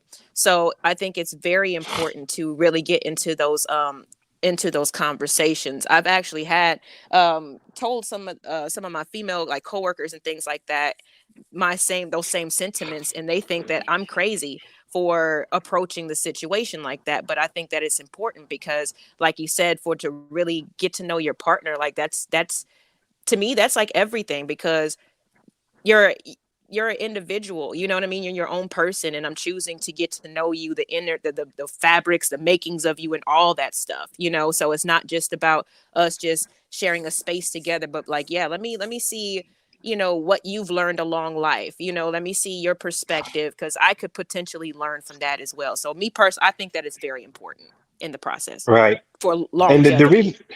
the reason why I asked that, because it just brought back into memory, when my girl and I were first in the dating stages, and whenever we would go out before we would go out on a date, she would have this book of cards. It's a big deck of cards, and on those cards were certain questions about your personality, about your mindset, and about your goals. So before we would even Hold go up. to dinner, Kassim. let me Kassim. finish my sentence. That sounds Each fun one of though. us, each one of us, we would pick a card, and then we would read that card, and we would ask that person the question, right? And from that question, we got a little bit more insight about how they thought, what they thought was valuable, what they didn't think was valuable. And I think those cards help tremendously as far as really getting to learn each other and know what each other's likes are, dislikes are, what our mindset is. And I think it could really help other individuals that really want to get to know their person. Kassim, That sounds yo, like fun though. I can't Kassim. lie. No, What's that up? but he said that it made me think of somebody else. I'm not gonna name drop nobody. Do you recall what the name of that was?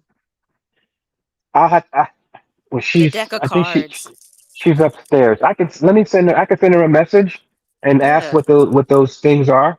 But yeah, There's it's another really one. helpful. Yeah, we want to There's know. another one. There's another one made by somebody who's also a familiar by the space. He has a card game, and I think he calls it Deeper Conversations. Whatever. I was Mm. like, damn, it sounded like motherfucker just took the idea that somebody else had, or maybe repurposed it, repackaged it, or it's something Oh that's been yeah. going on for years, and everybody just repurposing and repackaging it in their own way. But it made me think of that other person. And you laughing, Sharon, because you know what I'm talking about? Or you just You laughing over there? Yeah, yeah. you never heard of Taboo? Short route for I short know Ross. yeah, huh. Yeah, So that I've heard of Taboo. so that's like an original version of that card game. Asking Yeah, kind and of the one that like I'm talking about, questions. Yeah. this guy calls it Deeper Conversations or something like that is the name of his card game. It's like in a Hmm. blue box. But yeah, that's That sounds cool. like I fun. seen Yeah, some. she just responded. She said deeper conversations. Oh, Yo, she bought that nigga that's game. Yeah, hilarious. yeah. Yo, Called this a it. black chick. This a black woman you dealing with, right? No. Oh, she like the brothers. Well, you see what Kasim look She like. like the You crazy. brothers. She bought that nigga card game. Got Deeper Conversations. Yo, shout out to him. I'm sorry, I but my want to. grandbaby, she having a little tough time. She want to hang out with me, so maybe it's what That's it I all is. can good. narrate. I got this. So That's it. Daryl, simulation is Daryl, finally in Daryl, full effect today, guys. Yes, Daryl. You know who I'm talking about? You know who I'm talking about on the low? I do know who you're talking about, but because All I've been right. here for years, so there's no point of us bringing them names. A lot of bandits drop all kind of different things. Angry Man just dropped a new book. I'm like, why? Yeah. Listen, at the end of the day, Trying to make money. exactly. Thank you. These men will use women at every detriment to make money. And this is something that Prince Love talked about, right? How I'm playing, guys. I'm playing. I'm not gonna go down Princella because them men drug gonna want to fight, and then we're not gonna have a No, we're productive not, conversation. Daryl. I told you. My problem is not with Priscilla at all. I have no issue. She's grifting just like everybody else. No, I can't get mad at her for doing the same thing everybody else doing. My issues with the dudes who engage with her. I'm like, I want to talk to you about, Mandrill. I have a topic we could talk about. It's okay, Sharon. So Dr. Umar Johnson said that the problem with the community today is that Black men are not leading by example. He is trying to open a school in New York for Black children, right? He's been trying to do this without the support of Black men for years. I posted a picture of when I met Dr. Umar a year or two ago now. And he said the same thing then that he said on Hardly Initiated, that Black men are the downfall of our own communities. How do you feel about that statement? Yeah, you got a good point. We're definitely a big contributor to it, if not the biggest. So would you say that we are the weapon of our own destruction? No, we're not the weapon of our own destruction. We're just simply the cause. We didn't need a weapon. We just you can jump off a cliff. You know what I'm saying? You don't need a weapon to off yourself.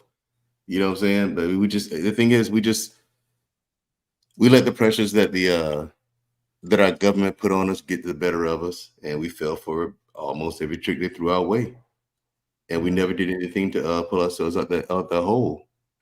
And before we could, because we were well on our way at one point in time, the 94 crime bill came. That was a final nail in the coffin that prevented us from resurrecting ourselves. Like I said, a lot came before that, but the final. 1 second, I want to say shout out to Ebeli. So Detroit education, guys. $20 super sticker, nevertheless. Okay, that I know how to count at the very least. Okay. Kasim, I have a question for you, sir. They said that Princella was pushing lesbianism and LGBTQIA propaganda, but nevertheless, Cat Williams had a groundbreaking interview with Shannon Sharp, the Hall of Fame football player, where he said that P. Diddy wanted to have, he wanted that bow tie, right? So I did some digging, and I found some clips of when he was talking to Fabulous, and he was like, "Bro, we should go party." And he was like, "Man, we was partying the other day." He was like, "Nah, nigga, real party." Do you think that? We need to call out heterosexual men who might be doing things that are unsavory?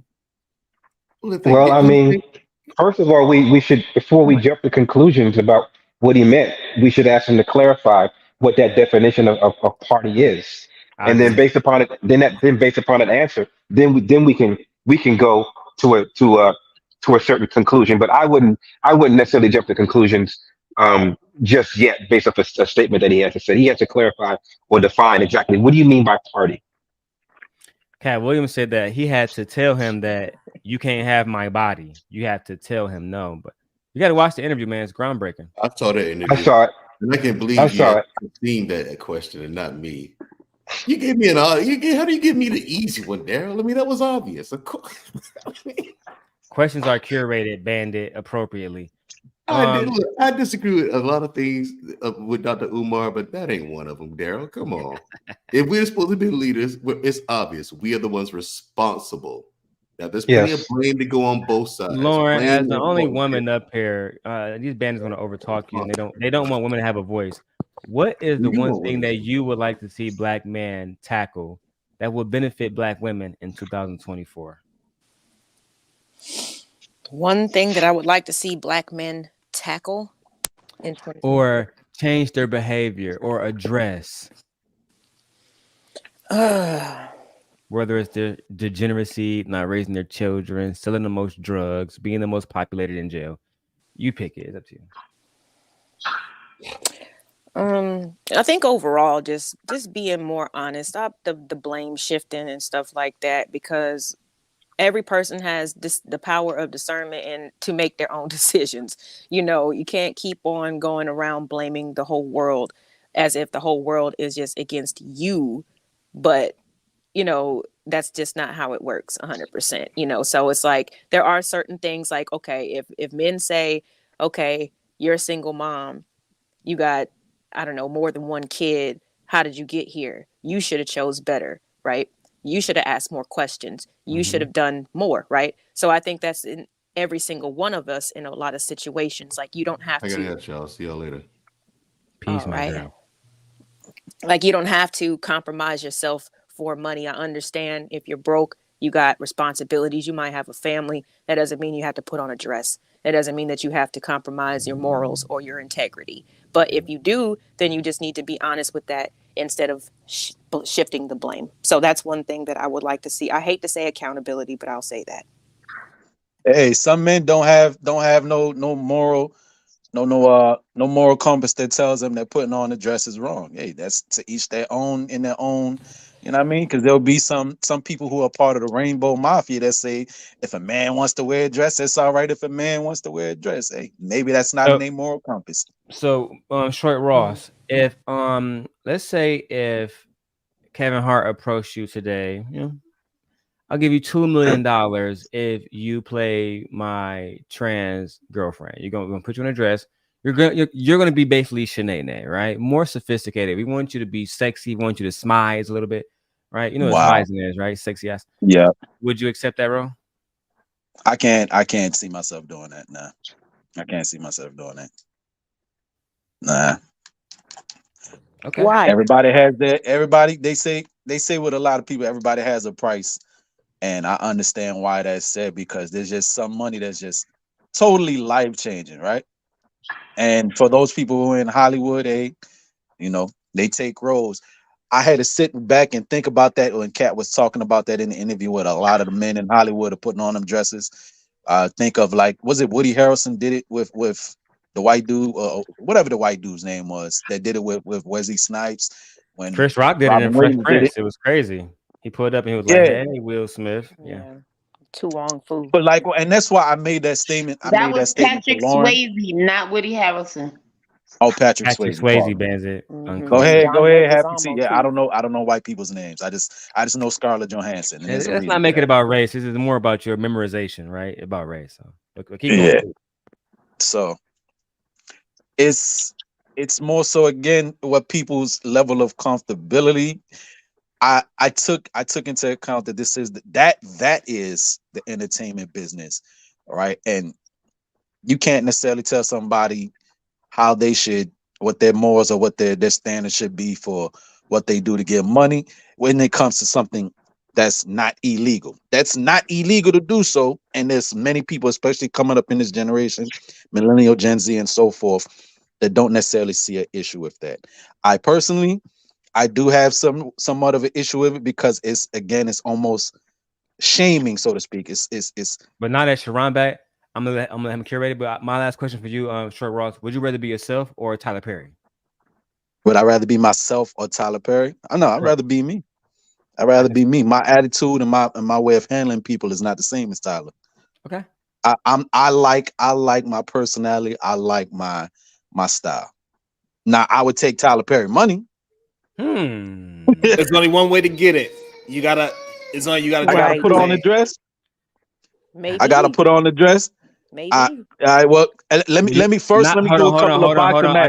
I don't want to simplify it. You need to write screenplays and curate characters. Some of them may be a grandmother that is a household name like Medea. You need to be mentally competent enough to do that and courageable enough. Is that a word? Courageous enough. That's the right word. Courageous enough to actually don the outfit and the character and all the mannerisms while maintaining your masculinity. Can you do that? I think so. One way, so look, I think I'll formulate this like that. Can I do that? Mm-hmm. If I could over masculinize the motherfucker, like let's say,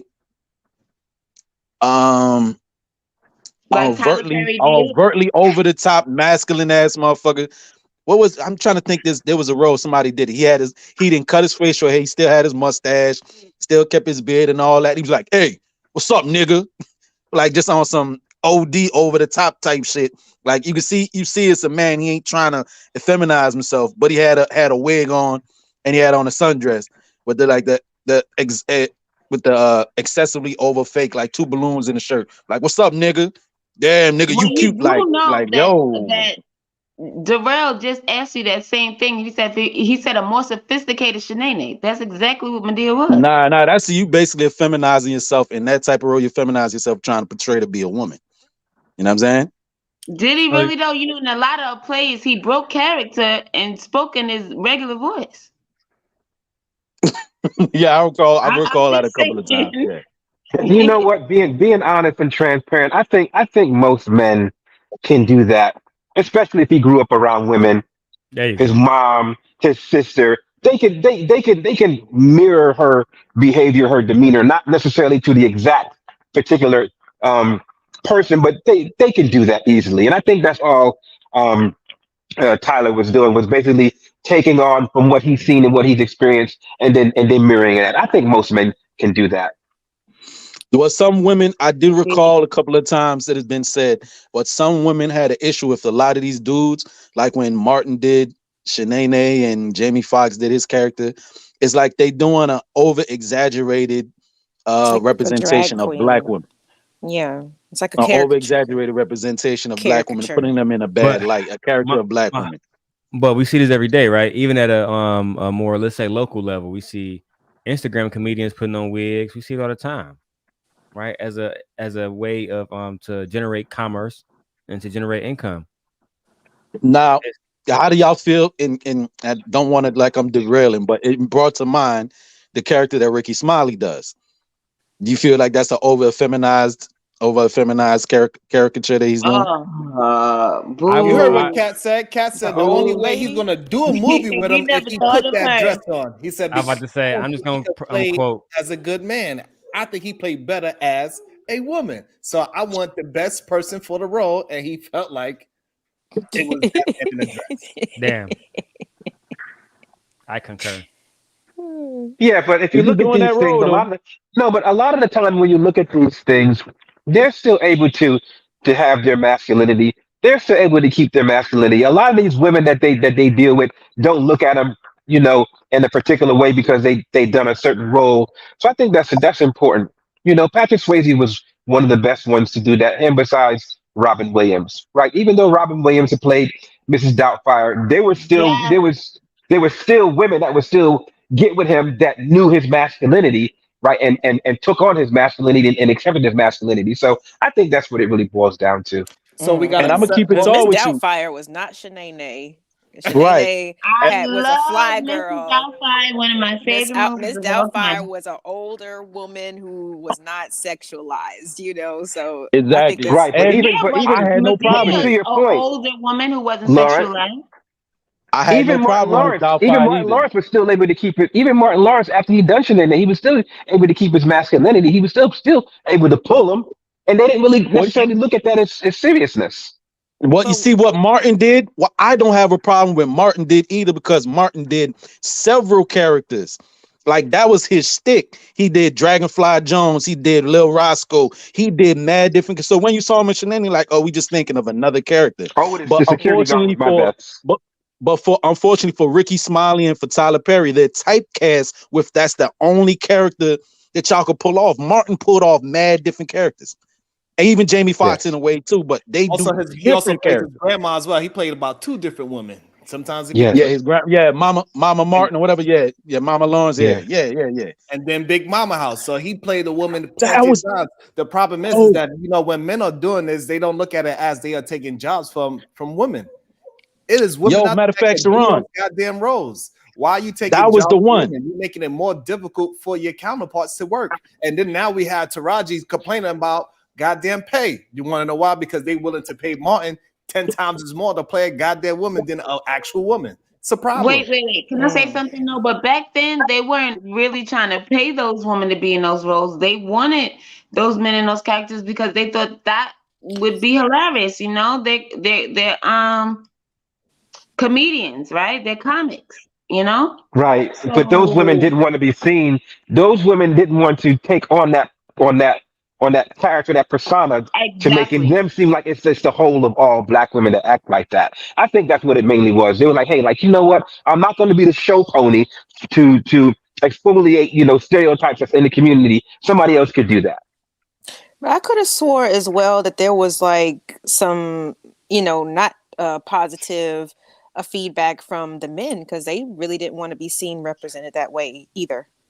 Some of them didn't see it as comedy. They saw it as emasculization, like on screen. Well, like you when you know say what I'm that, saying? So we have to look at it kind of like that too. I agree. I know some people had that issue was like if it's in the name of comedy, like Kevin Hart said, so on and so forth. Like, and you did brought Of back to course, my he gonna mind. say that. He on Yeah, Chase commercials and everything. Like, Hold on, hey, short Russ. He said that he would, but before he put on that dress, he said he would never do it because he don't see that as no comedy in him putting on a dress. he did and say then guess that. what happened? right. That's why I'm He like, put I on don't that really goddamn find dress. that funny. Like, if He my had to uncle walked kiss the out in a ring. dress, I would not crack up laughing. I'd be like, "The hell is going on?" The Yeah, actual well, comedian, but then people change their mind all the time. Yeah, and people change their I don't mind For all want the the to. love of time. money. I Yeah. don't want to give. I don't want to shoot bail. I don't want to shoot bail for any of these gentlemen that said it. That were comedians that were saying, they have an issue with it. It's one thing when we saw, like, again, Martin, and you did bring back to mind Mama Lawrence. Remember that character? He kept his mustache. That was like over the top. Like, we see that it's like, okay, you trying to be funny here. You didn't shave off your face shade. You didn't hide it. You up there. Mama Lawrence had the No, I get mustache that and everything. part. He didn't cut nothing off. That was Yeah, I get crazy, that right? part. And I But also your want to boy, welcome to the stage the guy, Dark Lake Revived. Go ahead, Walter Mac. Finish your thought. yeah. But unlike now, there's somebody who's not a comedian, Wesley, and what's that dude who did Melvin and Baby Boy, Ving Rhames, right? Yeah. They are not they're actors, but they're not comedians. But you saw the roles they did when they donned a dress or when they donned an effeminate role. You know what I mean? They were feminized. They were essentially feminized. You know what I mean? So And now those are I two. see, hey, Walter Mac, I see women in the chat, right? They are saying that, Shaquille O'Neal wore a dress and this other person wore a dress and they still getting chicks. Are y'all women saying that if a man wear a dress that you are not feminizing him and you will still date that man even though he publicly wear dresses around you? Is that what we are saying now? Young Thug got a whole girlfriend wearing skirts every day, bro, and she bad. Not Yeah, me. but he's rich, right? Because that's the framework that she's saying. And we gotta say what broke niggas get women. Come on. You see, now you want to say That's you the gonna real no. conversation now, right? Because when you got that Stop. kind of money and status, because the quote that they use is Shaquille O'Neal, we're using Young Thug, Kevin Hart, James Hart, all these people got money and status, and they got the whole, they are bigger, they large, they celebrity. So all those men can get away with wearing dresses and still be considered straight. If I come outside wearing a goddamn dress, They gonna say Siobhan is wearing a dress today. No. You know what I mean? You have to Like, also that's look. it.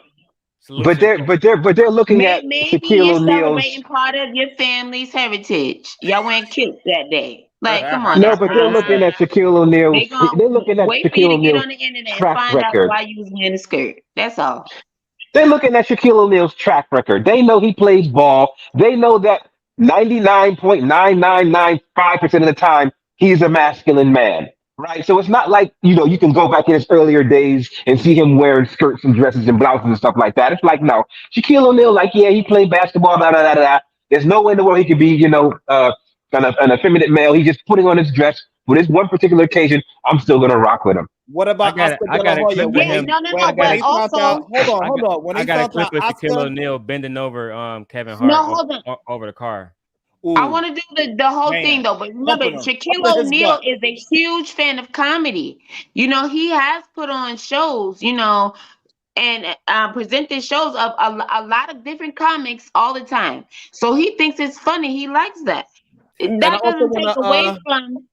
I also want to anything. introduce So what? to the. I want to You put it introduce to the on. conversation. Dark Lake Revive. Yes, sir. Speak your thoughts. Hi. Hey. The video in the back Hey, where Dark Lake. Shaq bend over that nigga. It's in the back. Dark Lake, are you there? Going once. Going twice. Go ahead, finish. Oh, hey, can you guys hear me? I might be in a bad area. My bad. Is it all right? You can hear you now. Yeah, you're good. Oh, okay. I wanted to say that I do think that it is an agenda to emasculate Black men. However, I just think there's an element that was missing, which is just a satire element, right? You got to remember it's satire. And I mean, a lot of the times you have men dressed as women. It's actually funny. But it's actually funny in the inverse. It's when women pretends to be a man. Is that something that's Yeah, funny? you're in a bad area. So I think we have to It's look at that goofy like enough. what's actually sellable, right? You're using a bad area, but Black I men don't in know. dresses are So sellable. Kasim, do you Dark Lake. find Hold on. do the ladies find men wearing dresses funny? How about It's that not Dark Lake? always funny. It's not always funny, no. And I think No. you guys I like let people like Shanae. Kevin Hart get away with saying that, oh, it's funny. No, certain people in certain cases, they are funny. Not all comedians are funny in general. Let's be clear. So is it the men in the dresses, Yeah, Dark I Lake, didn't really or is like it the Wanda I haven't registered Just that because you're in the logically. dress, it doesn't Is mean it it's the funny. like if I do Wanda the was same like thing? slightly slow retarded. Damn, y'all don't hear me. Hold on. Hold on. I got Go it, ahead. Sharon. It's Go ahead, okay. Daryl. No, go ahead, Dark Daryl. Lake. So if I make a joke, like a Shanae joke now, wearing what I'm wearing now, would it really be funnier if I had like a skin tight dress on and shit, the wig on to you? Maybe he's on a delay. I ain't gonna hold you. I'm not trying to throw no. Don't take this as a shot though. The way that you act, if you was doing something like Shanae, I probably would laugh because you over the top there. I wouldn't want to see all that on you, but I think you can make it funny. I can see I ain't no shots, my G, no shots. Keep your mustache if you do it though. Keep your mustache. Keep your Y'all are mustache. nuts. Y'all are Wally nuts. Mack would love to see me making jokes in the dress. No, Goddamn. Nah, I don't want to see that, but I think you could pull it off and still hold down your masculinity like Martin did. But that's all I'm saying. Thank you. Great. So I do got a video that I found very interesting. It's about closer to like how we having these conversations about cheating. I wanted to know your thoughts on it as we mine through this conversation that I think it happens very often in certain neighborhoods. I believe so. Let me hear your thoughts. It's on mute. So why you treat me the way you treat me? Cause I don't know how to just tell her no, like, you know what I'm saying? It's already in emotion. But and I don't want to hurt her feelings. What about my feelings? I hear what you're talking about, but I do want to be with you, like, you know what I'm saying? I ain't really. You ain't really what? I'm all ears. I know you all ears, but I'm just telling you. Just keep going down there. Just go around the corner, and then you can just drop me back off home. You can go around the corner. Go around the corner. Yeah, it's like. What's that? What's what? What's this right here? What? Man, don't. What you doing? What you slamming on brace for? What you mean? Why is you recording me? I'm not recording you. That is crazy. I'm not people recording. try to open up to you and you really record people. I ain't gonna let nobody see it, but I want to keep this because you be trying to act like you don't like me. So we ain't gonna never work. Nah, you was just telling me how you want me. Never work out because you always got something up your sleeve. I'm gonna tell you like this. I want We always got something up your sleeve. Let me finish talking. I want $1,000 every month. $1,000 every month. I could go higher. I want $1,000 every month. I'm gonna turn this video over to Miss Ma'am. And she ain't gonna be happy. And you ain't gonna have me or her. Bro, you is tripping, bro. Give me that phone. Don't touch my phone, because that's my property. Damn. Oh my God, bro. Violent, I'm glad cheating bandit. I'm glad you told me how you feel. I knew it this whole time. We done, bro. No, we ain't. Oh yeah, you still recording? You ain't gonna never get over me. Damn. I was really tricking you. Oh You shit. tricking me for what? Yeah, man. What y'all think about that? This is a woman that did everything that she did everything that she's supposed to do. Bro got caught up. Got caught up. Now you about to get extorted, man. I would have made him pay $12,000 a month. You can't do it. 12,000. But regardless, this is something that happens way too often. That it's the man. This is kind of like the conversation we was having yesterday of the man saying that, you know, I'm going to break up with my woman. I'm going to break up with my wife. We are not in good terms. I'm just waiting for the perfect time for me and her to break up because I care about her feelings. I want to let her down easy. This is some of the game that me and Kasim was talking about, that dishonorable men, they tend to use to get that side woman to hold on for years and years and years. And I just wanted to use it as an example that I'm glad that she recorded, because so we can see it in live action how it works. I think it's interesting how she flipped the script and tried to get that $1,000 a month. That's the first time I heard that one, but overall, this is that was smart.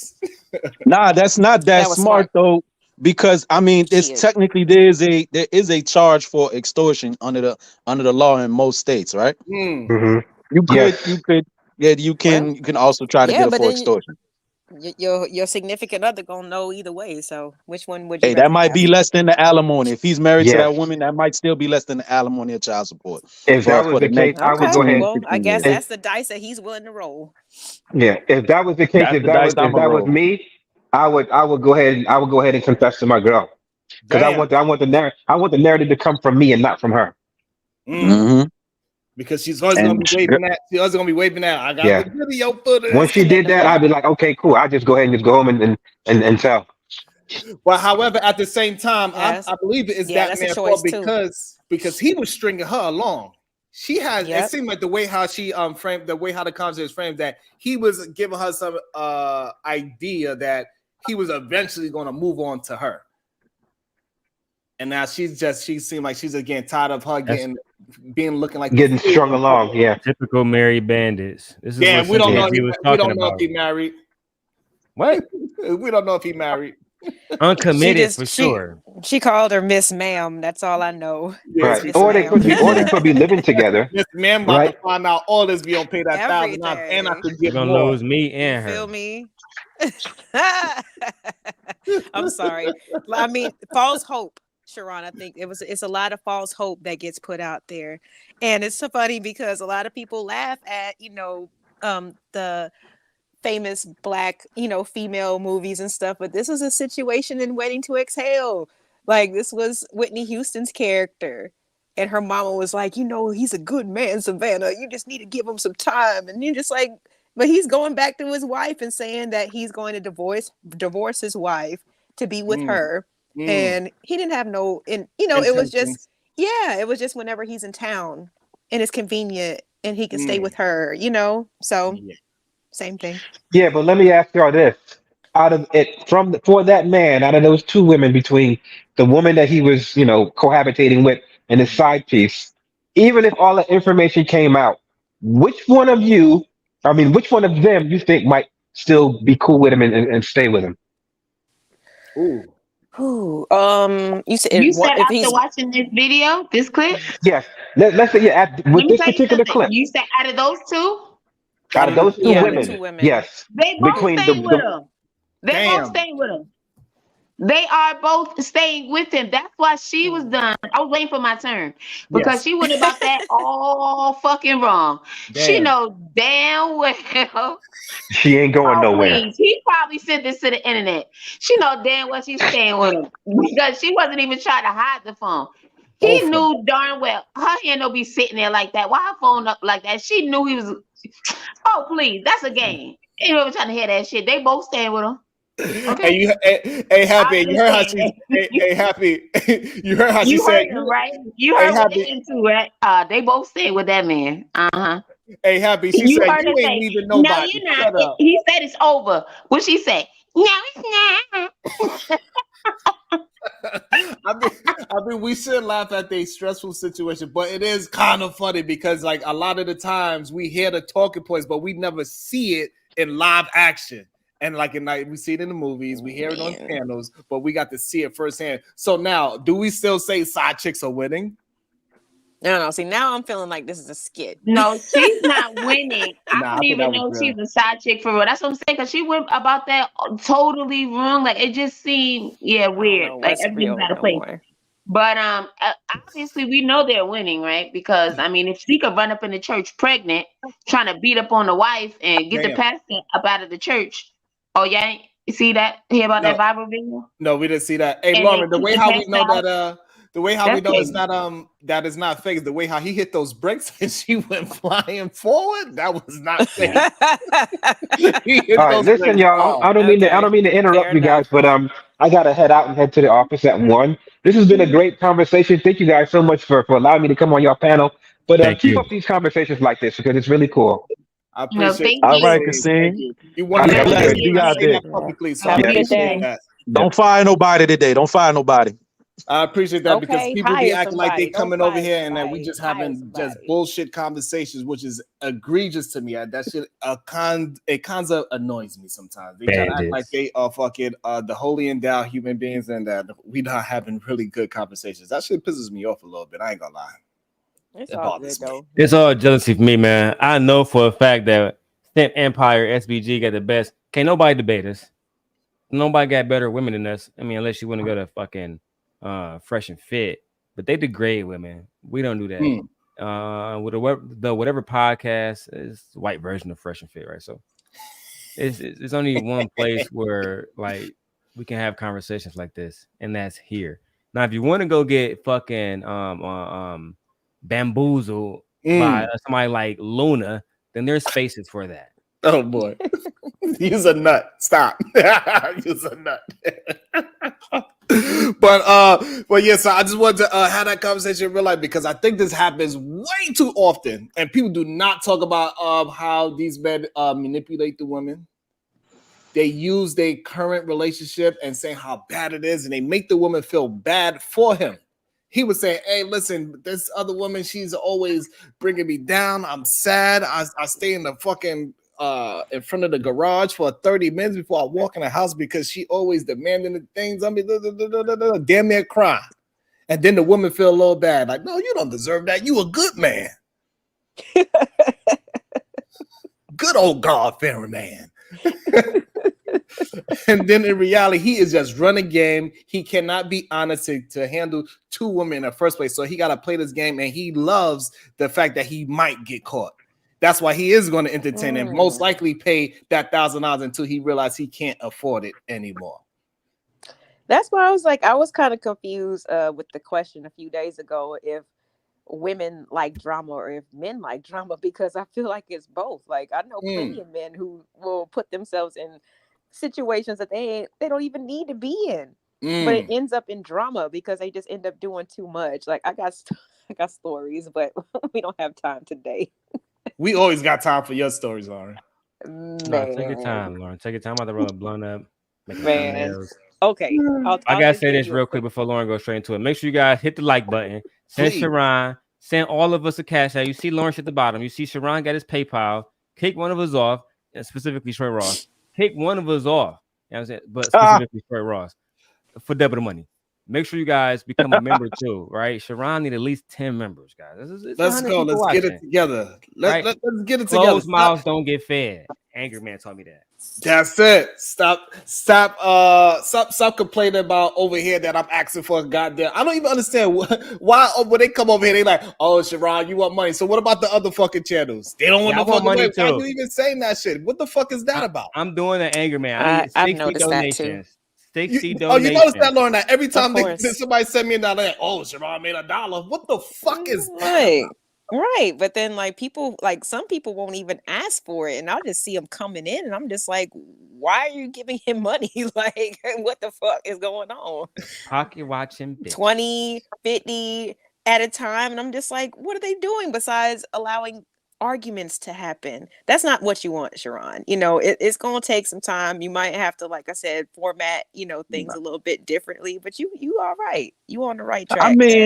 I mean, for a 3 to 4 hour show to make $1,000 to let people argue. I mean, hey, if you want to argue, if I can get $1,000 for right? $3 No, but the point is, that's no not problem. what he's doing so over what I'm here. saying is that I don't have no problem with how people getting money. They right? got a problem with him making money, but they have a problem. Yeah, that's the problem. They have a problem with me making money. That's why I brought it Why up. are you spending money with C10? Right, like, and you spending money on bullshit. And these are quality conversations. Like, we're actually talking about the stuff that they actually want to know deep down inside when they're alone in their room off of YouTube. You know what I'm saying? Like with their friends. This is Sharon, you don't have that clip, do you? You don't have that clip with that. You wanna argue? I can't argue with you. It's you argue. mad. You gotta say argue. You Ross. Hey, and the crazier part is that they with us every single day. We hanging out. We build a good conversation. We laughing. We joke. We get heated. We get angry. We go through all the emotions through the show, and they still don't even want to even hit the like button. And they be sending fake super chats and gotta send it back to their friends. I know for a fact I make more money than them on my channel. They are bandits. They are bandits. Right? I didn't want to go there with it. I had DB and I had J Hub there. We made 600 that night. I didn't want to go there with it because I'm not pocket watching. But all I'm saying is that I do not appreciate y'all. I do not appreciate y'all trying to pocket watch me. If somebody want to show some love and support, It is okay. Goddamn. And if it is, guess what? This YouTube shit is a goddamn business at the end of the day. This shit, I'm not here for free at the end of the day. Because I could I make plenty of money you say on you contracts. can take your talents elsewhere, right? I make plenty of money on contracts. I've been doing it for a long time. Like I said, I started from $8,000 and I worked my way up like a goddamn ladder that I climb every motherfucking day. I have no problem with that. But you all gonna pay for my goddamn time.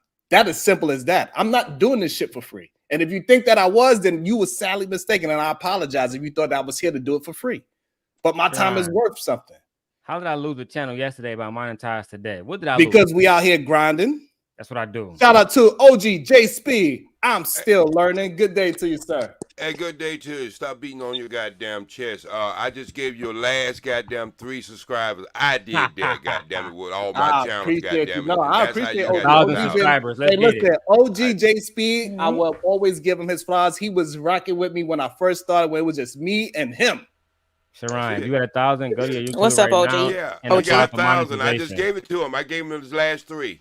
I have channels like that. I can do shit like that. Go to your YouTube so and then 97 and I gave him 3. Thank you. I really appreciate that, OG. All right, I'm out of here. Y'all gonna have fun. Thank you. Take care. Thank you. OG always been rocking with me since I had like 2 and 3 people here, just rocking out, and we was having the same. I think we was having great conversations then. I'm just glad that we have more people to enjoy the conversations that we've been having. I've been rocking with Darwin when he first started his brand new channel, and the other one, like we be here. I was here rocking with him. So you know, people try to act like because he did something to them that I'm supposed to feel a certain way because he did something to them. Listen, I rock out with how people treat me. He ain't never treated me with fucking disrespect. So if he treated you with disrespect, that is a you problem. All three of us here sat down Sharon. and got drunk together. Well, not what do you? I don't know if you was drunk, but I got drunk. No, me and Wody didn't drink. Oh, y'all wasn't drinking? No, I had put Wody on to it. I told you, Wody, I put him on to a drink that looks like it's a drink, and people do not look at you strange when you out there at a place where it's alcohol. People act like it's normal. What's it again? Pineapple and what?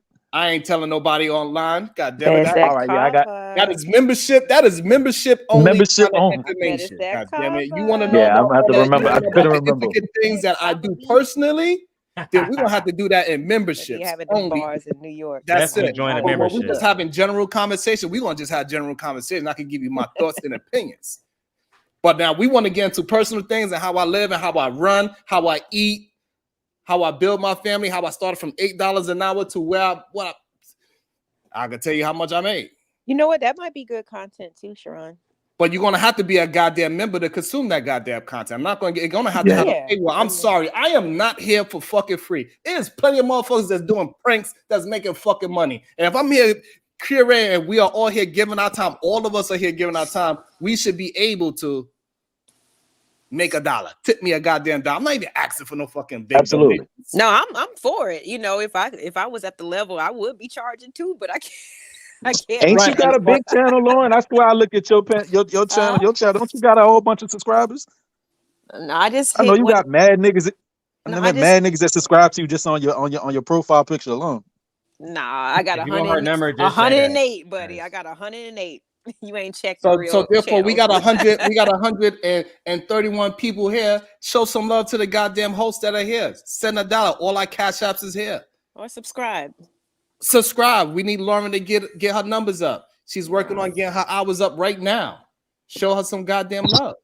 No, and there's no shame. There's no shame in the game. I mean, me and Daryl was just like, you know what, fuck it. We doing because look, I had a live stream that was scheduled. My computer started fucking up. I don't know what happened. So he was like, you know what, this is what we finna do. You need an iPad. We finna get you an iPad. It's no shame in the game, man. Like, I have a lot that's on my plate, you know? So it's like, if I'm trying to get the message out and I'm trying to get the content out, I know, but that's too bad. But if I'm trying to get it out and I'm trying to get it out as fast as I can, then I don't have no shame with asking for, you know, especially if I'm up here giving opinions. So there's no shame. Sharon, you're fine. And I also want to say this too as well, because I'm tired of it bothers me a little bit. Like, listen, everybody that's here, we got this shit out the fucking mud. I didn't get no motherfucking help from nobody besides y'all hanging out with me.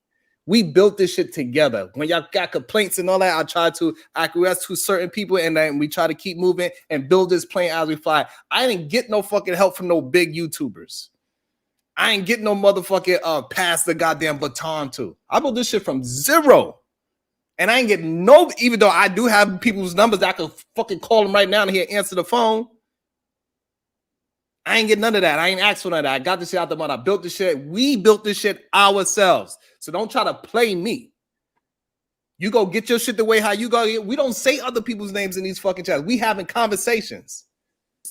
And if you're enjoying the fucking conversation, hit the fucking like button. It is not that difficult. And just real quick, this is just my personal input, but also if you're in the chat and you have a problem with what's going on, please leave. Don't keep coming back here. We don't want you to leave. What we want you to do is hit the goddamn link and tell us what your smoke is about so we can have a discussion. Because maybe that's not gonna happen. You know what it is, Lauren? A lot of times people are mad at you because they like you. And they just don't know how to approach you. So I'm gonna open the door for you. You can come. It's just like the old kindergarten shit. Oh, that boy hit you. Oh, he just like you. It's all good. Yeah. So you know what? We're gonna open the door for you. You can come up and smoke, and you can say whatever you want to say, and we can have the discussion. Let's do it. You're not gonna be disrespecting the like button like that when you've been here for over 20 minutes, 30 minutes, 2 hours, 3 hours. You've been here. I can see the analytics. You've been here chilling. Hit the fucking like button. Send everybody a goddamn $1 on the goddamn Cash App. Stop fucking playing around. Get my damn Batman voice. There's somebody's gonna know the answer to this. This is a quick. Oh, you was about to show a clip? Yes, sir. But what you got? What you got? Oh, it's gonna be kind of detracting them because we were earlier when we were touching on all these black men or men in general that were putting on the dress. I was running through my mind, is there any example, movie-wise, TV show-wise, where y'all could think of a woman playing the role of a man? Is there anything comes to the memory that any of y'all can recall? I can't think of G.I. Jane and Mulan. That's the only thing I could think of. G.I. Jane, she didn't play a man, though. She just was doing manly shit. Damn near. Mulan, she did. Mulan, yes, but it was a cartoon. So like in the last 10 years? No. Not that shit, anytime throughout history that you could think of, throughout movie history, movie and TV history. Think of. Not really. Where they portraying a man. Where they're portraying a man. They're not like a woman that's like manly. Like the way how they do it, they turn them into superheroes. That's pretty much what they do. They make it seem like they could just whoop a man's ass, like it's just easy. That's how they kind of do it with that type of thing. They don't put them in like man's outfits. Yeah, they don't put them in suits. They just make them beat up and stuff. Right. They just make them whoop. They just make her whip 10 dudes' ass in a circle that was all special forces. Congrats.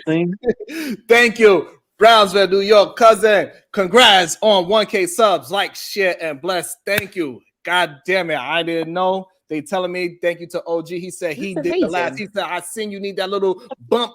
You need that little hump. Shout out to everybody. It's been like a couple months, right? Huh? Like I feel like when I first started coming over here, he was like, you had just like reached over like 500. That seemed like a couple months ago. Yeah, I only started streaming for real about for 2 months, like streaming every day for like 2 months. Oh, that's other times I did one, then I did one, then I did 2 months later. Like I wasn't taking it serious, but so then I started taking it serious to see that like this shit is a business, and I'm moving it as a business. This shit is not just for fucking fun. So tip your goddamn host. As simple as that. Fuck yeah. As soon as you make that first $100 fucking around doing this shit, you be like, oh yeah, I get paid doing this. Let me see now. I guess it wasn't even $100. It was this first time somebody gave me $1. I was like, what? Man, I know them cash apps be feeling good. You be like, oh my god, they really love me. You like me. You really like me. Once you get to 400, 300, 500, 1,000 a show, that's when you really start to like people plan for that. You know what I mean? Plan the kind of content, plan what they're gonna talk about.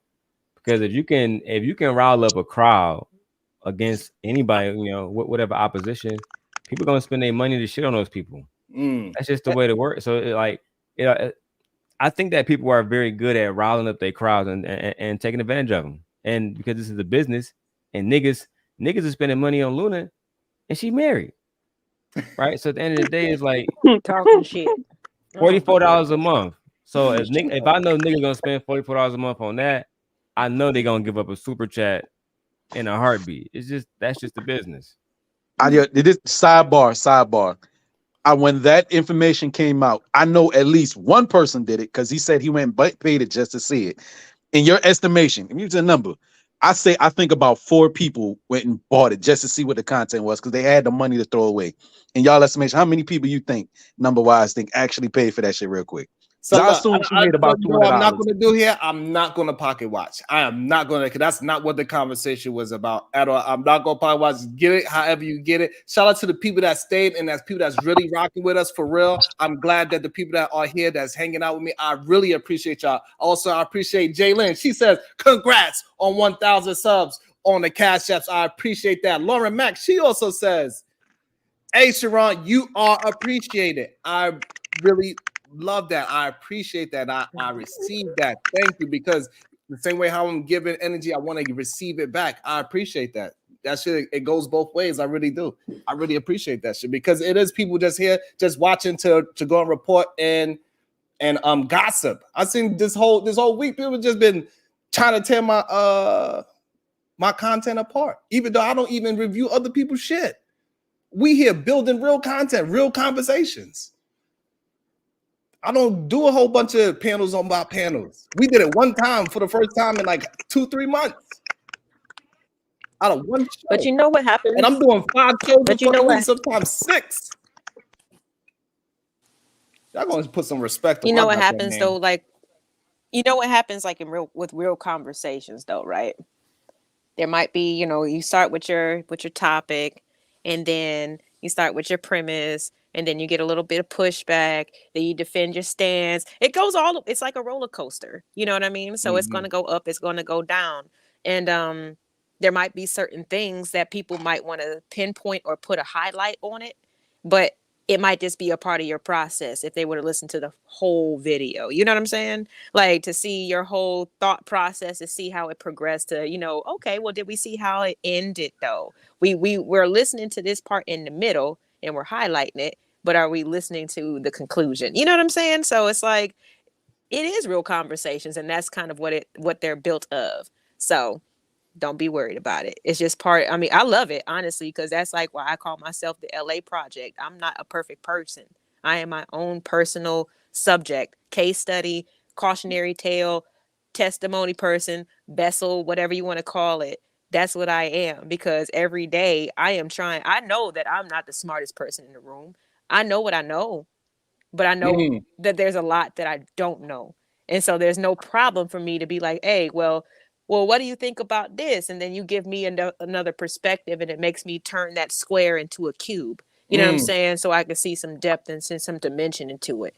Because that's what life is about for me. So, like I said, do it how you want to do it. You're going to run into opposition and you might get caught up a little bit yourself. But hey, as long as you're learning along the way, then ain't no harm, ain't no foul. Absolutely, because no blood, no foul. Hey, Lord, I be trying to tell, listen, y'all understand where I'm from. I am healing. I ain't healed. I will still revert back to where I came from. It is not a problem. Shout out to the Cash App, Jonathan Dorseville. Shout out to you. He says, just for support. I appreciate that. TBE Trucker, he says, congratulations. Appreciate you. Thank you. I appreciate you. You're always rocking out with me. Shout out to Jonathan Dorseville. He's always rocking out. He's here almost every day as well. His name is The Fever. Show him some love when y'all see him. So I appreciate y'all. Seriously. No, because we out here grinding. This shit is not easy. Like, people think that this shit is easy, that we just get on this shit and talk, but nah, it ain't that easy as you think it is to curate good conversation and move the conversation along forward. So, just tip your favorite host $1. Simple. That's all. As we curating these things, God damn it. Hopefully you're at work grinding, and this should get you through your goddamn day. A lot of people work at home, a lot of people on the road. You know what I'm saying? And we gotta support each other the best way we can. Shout out to DB. Oh, hey. I appreciate that. Shout out to you. Thank you, DB. I really appreciate that as we are moving the SBG Sip Nation forward. Thank you. So I wanted to play this because for once, hey, my guy, Jay Prince, Daryl Long's guy, Jay Prince, the whole spear. We love Jay Prince. He's a little wild. Yeah, I saw this shit. Nigga crazy. he a little wild and crazy, but but he's still our dysfunctional cousin nonetheless. And sometimes no, I like that. That's facts right there. And sometimes, even the dysfunctional cousin, he says some good and truthful things sometimes. And I think he did I didn't know the music was in the background. I did not want to get loud as fuck. I'm like, I can't even hear what he's saying. I can't. That nigga silly. So, but regardless, what he was saying, he was pretty much agreeing with Priscilla and saying, yes, the woman was raising us men, and we listened to the women, and she Priscilla is absolutely right. So shout out to Jay Prince. I think for once he made a great point, and that Priscilla do she have a problem with the women, right? Women to keep their legs closed is one of the things that she says. But that's like the whole point, though. That's why sometimes I guess she just has the disposition that she has, because she's like, I am trying to tell women what they need to do. You know what I'm saying? But it might not be in the way that you might not seem appropriate. But yeah, she's like, there's 4 or 5 different choices that you can take, and celibacy is definitely one of them. So it's like, she's trying to really put women on game, and make them aware and be like, no, like, you need to understand, niggas don't like that shit. This what niggas like. Like, she's more on your team, it seems like, in certain aspects that y'all might like understand. It might not just be the way that you want to hear it.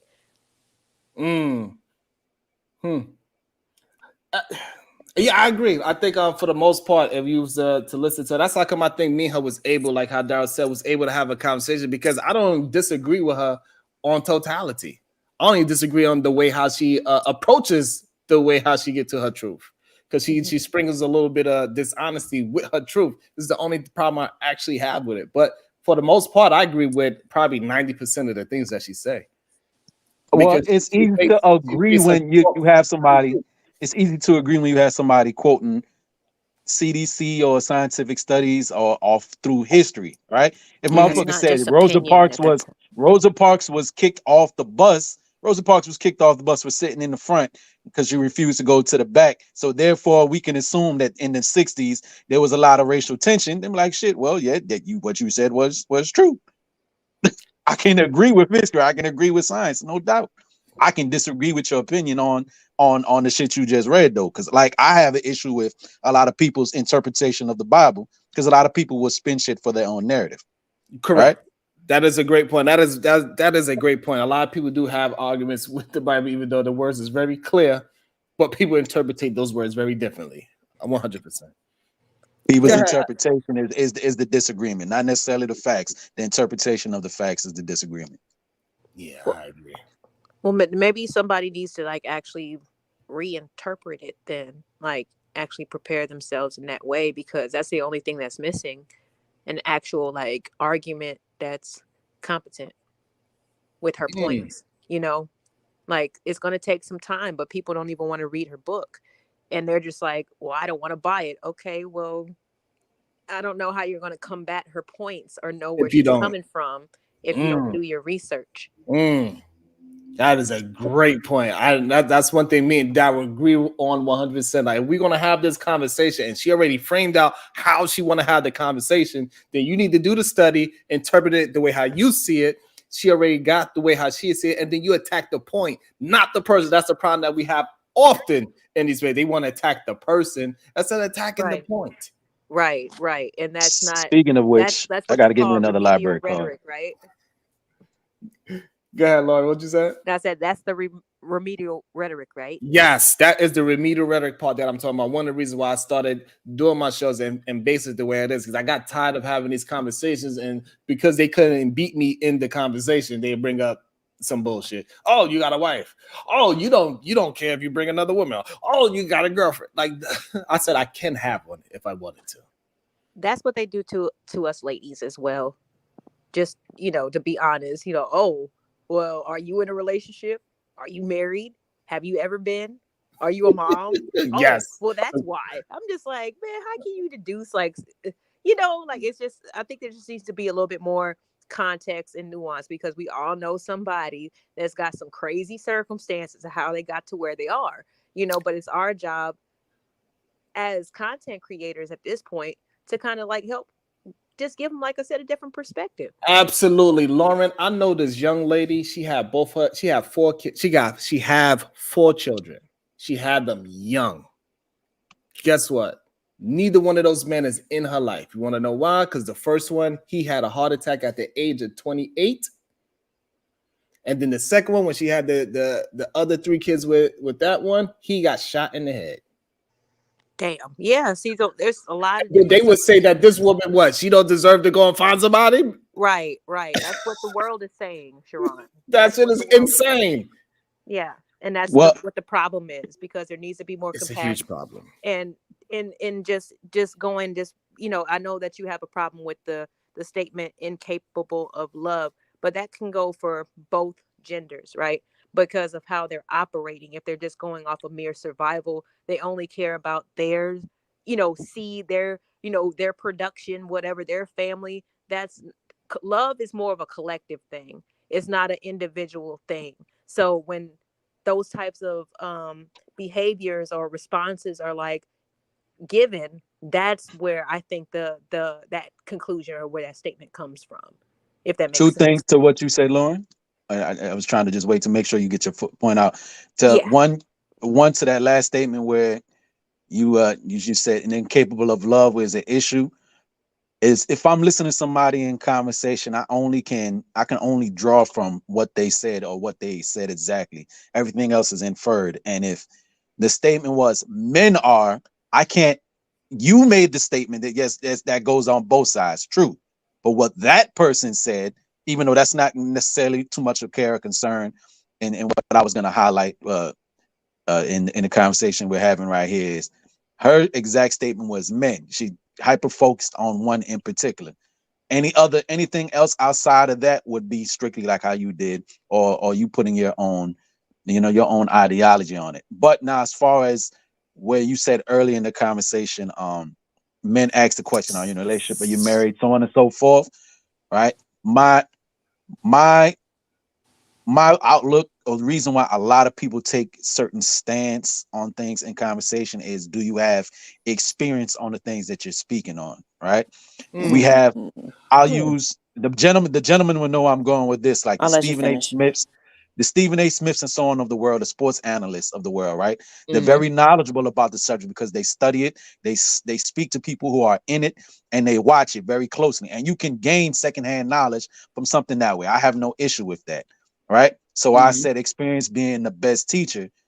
It's like talking to somebody who's never been married and they just know a lot of married people, study books on marriage, and they have the book knowledge. You can call it basically like book knowledge versus somebody who's been married 5, 10, 15, 20 plus years. That firsthand experience sometimes is the best teacher. In some cases, yes, it is validity for those who haven't experienced it, but they're trying to basically, what's the word here? Invalidate your experience if you're not speaking from firsthand experience. Go ahead, Lauren, because they love to hear you talk. So go ahead, Lauren. Oh, awesome. All right. Well, when it comes to, let me try to backtrack a little bit. When you mentioned, the people who have experience in things, right? I became almost like a second or third caregiver to my nephew when I was 10 years old. All right. That's when my sister had, her child, and he's still in my life today. He lives like 15 minutes away from me. I love that guy. But what gave me the quote unquote morality and all that stuff to treat this little baby, you know what I'm saying, preciously, and to take care of him and handle certain responsibilities at such a young age, right? Versus and trust me, I have another brother. We're 18 months apart, right? And I will say that Irish twins. Yeah, exactly. So I will definitely say that there was a difference a little bit, with the way that we played or we like to interact. Boys like to wrestle and do little shit. I don't mind playing dolls if you can have your G.I. Joes and I can have my Barbies, but we gonna have to coexist, But there's certain things that were just kind of like different. Like if I saw like we, had some land, right? So if I see a bird, right, that fell out of his nest and I can see that the thing is suffering, the girl wants to take it inside and try to like nurse it back to health. a little boy wants to take a little stick and poke it. You know what I'm saying? Like, I'm sorry. I'm just being real. Why now, Lauren? Why do little boys got to take a stick and poke things? God I don't know. Maybe they just want to see what happens. But that was a little innuendo.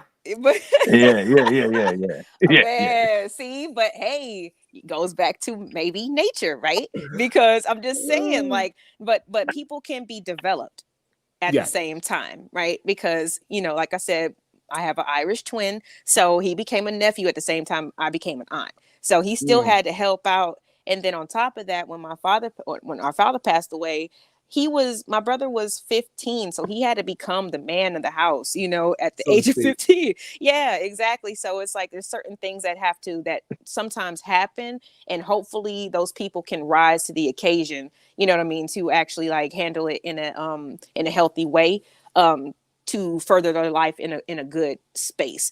And Lauren, that's why another reason why I want to be having these conversations, because I think sometimes I don't think people are used to men talking as much as we do now. I think they are so I love it. We got so adjusted to this whole stoic men do not speak narrative, but that is not the case. Like, me being stoic doesn't mean that I don't have thoughts and that I can't express my thoughts. No, I mean, I'm a person who loves that. I'm not sure about, like I said, a healthy human being. I'm not trying to put myself above anybody else, but I love that. Like, please, like, tell me how you feel so I know how to move forward. And also, I think another problem is that most people do not see these conversations in real time, how men and women communicate, right? Like the way how you can interject, and I do not get upset at it, because I know this is just how you communicate. This is how you engage in the conversation. There's no disrespect when you are happy, want to jump in when I say a word, because sometimes y'all have so many thoughts, y'all will forget it if you allow the conversation to go forward, right? So you got to interject now, say, oh yeah, this is what, like, you don't have to, but that's how men talk. Men will say, we'll let you finish the whole thing, and then we can rebuttal. But women, they got to respond right there, because they want to be interactive with you. That's why I said I got to start writing stuff. Like, I did like that. I seen some people do that in conversation, especially these panel discussions. They write something down that stood out to them so they can reference back to it. I said I got to start utilizing that, especially on the panel, because sometimes you don't want to lose your thought, and that's how I think why we jump over each other in conversation. You don't want to lose your thought. Correct. I totally agree. And I if I do interrupt, I do not mean to. I apologize if I do. And so, Lauren, that's why I pointed it out, because I want to so people can see that that's how men and women actually communicate in real life for it to be healthy. It got to be for a woman to be engaged. It got to be a healthy sense of interjection, or the woman's probably not involved in the conversation at all. That's correct. Because similar to what I'm sorry, are you want to? What do you want to be called by? Wody Mac or Short Ross? That's my troll name today. You like Rick Ross, Short Ross? I was Martin Luther Midget on Monday. I'm Short Ross today. Mm-hmm. Okay. And Happy, you can jump in anytime, Happy. So please don't wait for us to call you. Just jump in, Happy, whenever you see fit. Yes, please do. Okay. Thank you. The question now? No, we just talking right now. We talking about how men and women communicate, and that is the big communication problem that we have in the way how women interject themselves into the conversation as we move in the conversation forward. It is not disrespectful for the women to jump in. This is just how women show that they are interested in the conversation, and this is how they show that they are following along in the conversation. Because if not, then like Short Ross said, we would just have to sit there and take notes to stay on task. We kind of have to jump in there, right, Happy? Shout out with the Cash App. Shout out to Mover J. She says, congrats on 1,000. You go, boy. In that Gina voice. I appreciate that. Thank you so much. And God, keep talking, y'all. I think I got something that is kind of.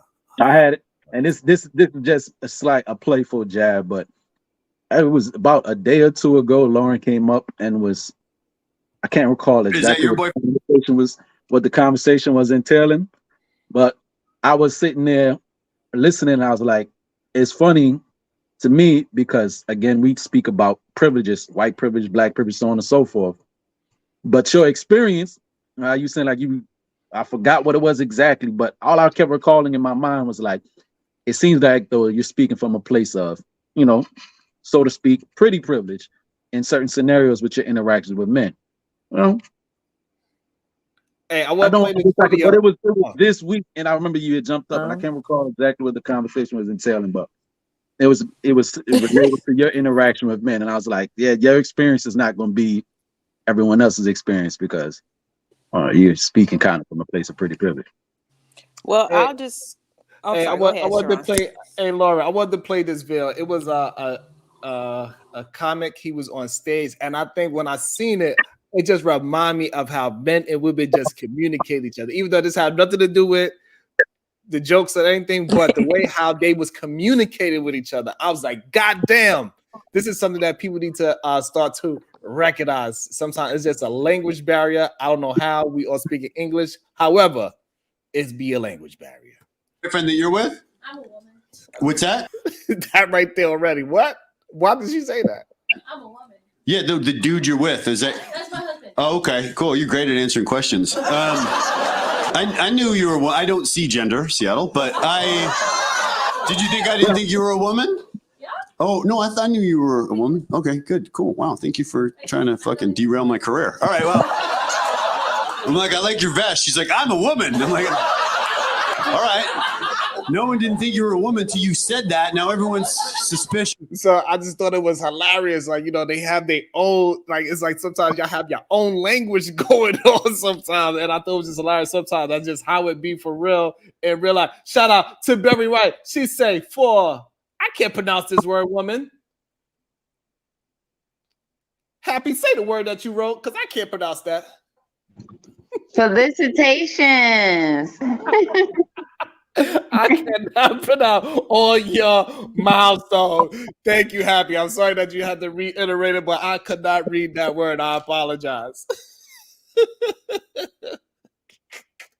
Thank you. Shout out to the Red Pill Ranger. Seems like she knew he had a woman. He's not the only one dishonorable. I would have gave her a penny.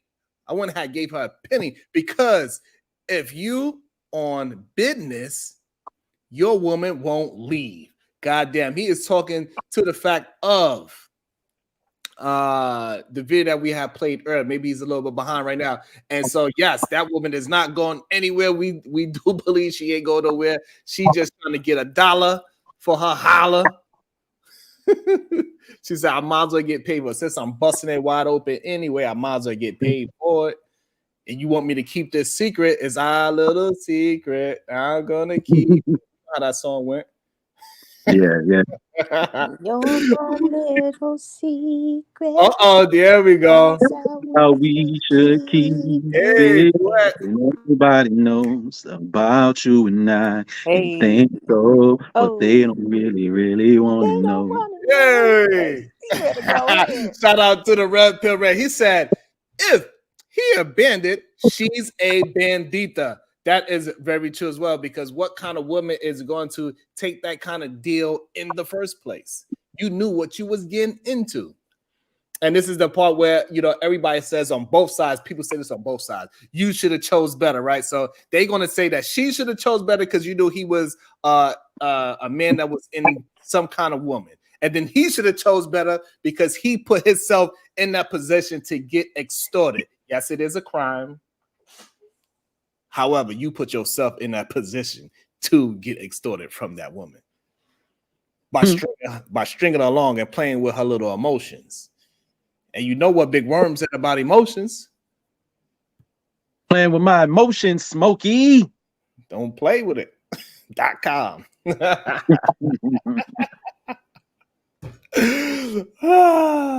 So what did you think about that clip of this comedian trying to communicate with this woman in the audience? How he was like, hey, so who's that man next to you? I'm a woman.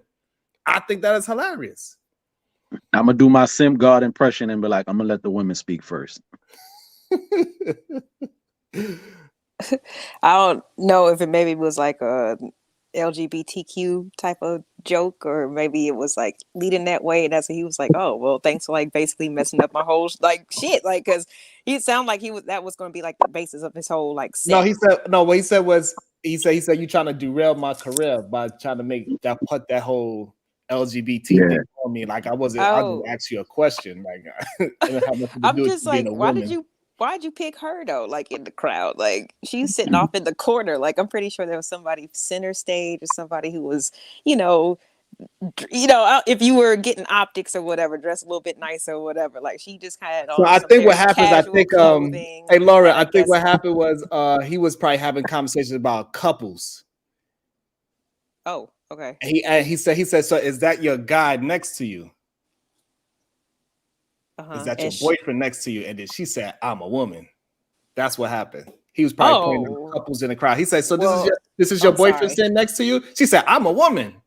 He was like, okay. Right. Like, okay, then yeah, I don't understand where she was coming from on that one. Like in that context. I'm like, okay, he didn't ask you that though. Like yeah, I'm not sure where she's coming from. And that's what I mean. Sometimes I do actually though. But sometimes it happens often. It happens often on these panels. I see it happen all the times that even with me, when I think I'm being very concise in what I'm saying, but still people take it and miscue it completely different. It even happened earlier today. I played 2 minutes of a clip and they said I was trying to bash women, even though I didn't say anything yet. No, I feel you. It happens sometimes. It happened to me yesterday, so it's all good. Where I That's when you gotta just put your hands up and be like, oh, I'm sorry. Like, I don't mean any harm. Like, yeah, and where I was trying to go, where I was building up the conversation to is that like how people just need help. They need some relief. There's a lot of people fall into stress. That's why I was building up. First, I started with the whole, how the topic of the conversation. People are in the race, the men are in the race to get financial stability, and women are in a race with a biological clock where they got to choose to be a mother or have they gotta choose that. They have to choose that nowadays. That was never a thing before. Women could have just choose family. Now they have to have a choice. Like if I'm going to have a family, I could possibly put myself in poverty. This is what they say in the chat. Well, to be completely fair, if you say they could choose a family, that sounds like it's only one option. There is no choice. There is no choice. There is no choice. It is a choice, but a lot of people do not feel like it's a choice. This is the part. No, if you're not given another option, though, Sharon, you're not given a choice. Like you're just like, hey, you can do this, or I don't know what else would happen. But like there was only one thing. Usually it's like one or the other, like A or B. Like which one are you going to pick? But so it almost sounds like they didn't really have a choice because it was like only one option. Does that make sense? Like said that way. Yes, absolutely. Because that's what people feel, especially the young people. They feel like they don't have no choice in the matter. They feel like they stuck. They got to go and make the money, and then whatever it falls, it falls. I cannot have a family because I got to chase that bag because I got to go protect myself. I can't worry about no man. The man is like, I can't worry about no woman, so I got to chase his bag and I got to worry about myself. So that's the choice that people are making out of it. That's why our birth rates is so much lower than it ever been. That sounds like a really like low faith system and like trust in fear in each other. Like yes. See, like if they allow me to have the conversation, then we could get to what I was just trying to get to because that's exactly what I was trying to get to. We got to stop the fear mongering amongst each other, especially with the young people involved, because they believe in these goddamn concepts. When they only see the divorced men that's going through it, that lose their hair, become homeless, turn to drug addicts and alcoholics. When they only see that, they're like, shit, I ain't never getting married. Because that's all they see.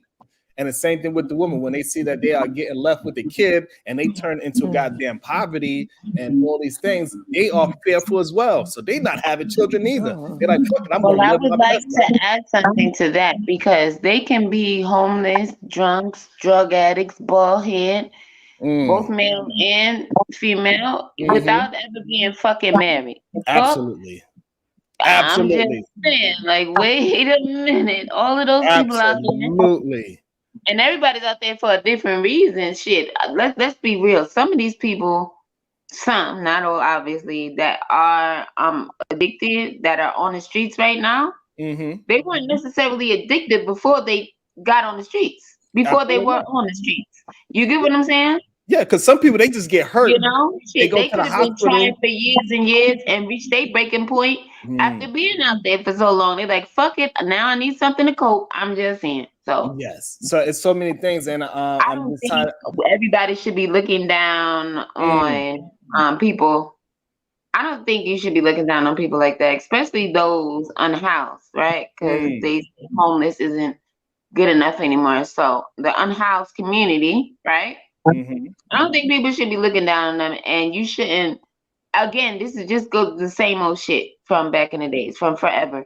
You shouldn't judge a book by its cover because you don't know these people's stories. It just is what it is, you know. I agree, and I think we got to stop framing it that divorce is the only reason why people are sad and depressed. That is not the reason. People go through things whether they're in marriages or not.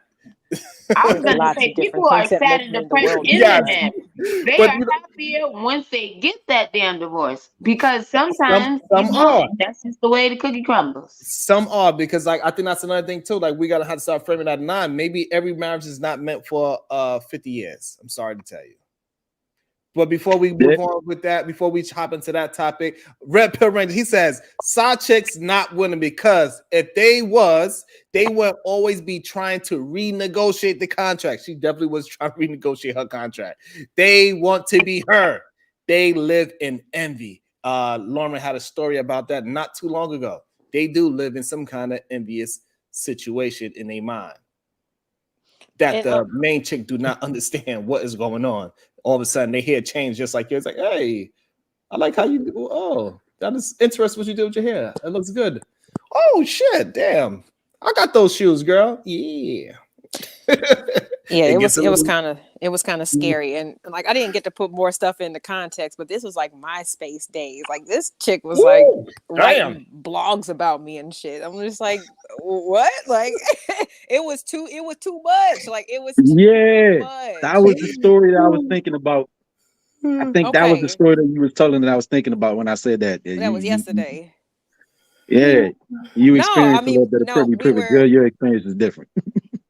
Okay, I don't know what you mean by pretty privilege, because the topic was what was the difference between, or is pillow talking okay? And what is the difference between pillow talking and gossip? Yes. And that's why I brought up the situation where I had broken up with, from a relationship, a living relationship, after like 2 and almost 3 years.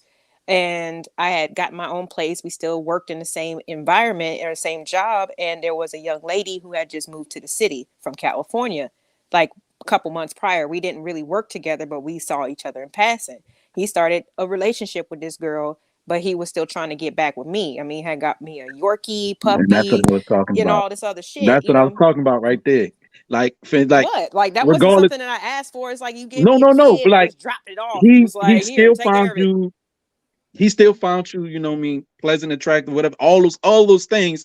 And the woman, the new woman in the picture, woman, man. Like, and then the new woman in the picture looking at you. If you was busted or whatever in the face, she look at you like, but he shouldn't. Well, like, but she ain't better looking at me.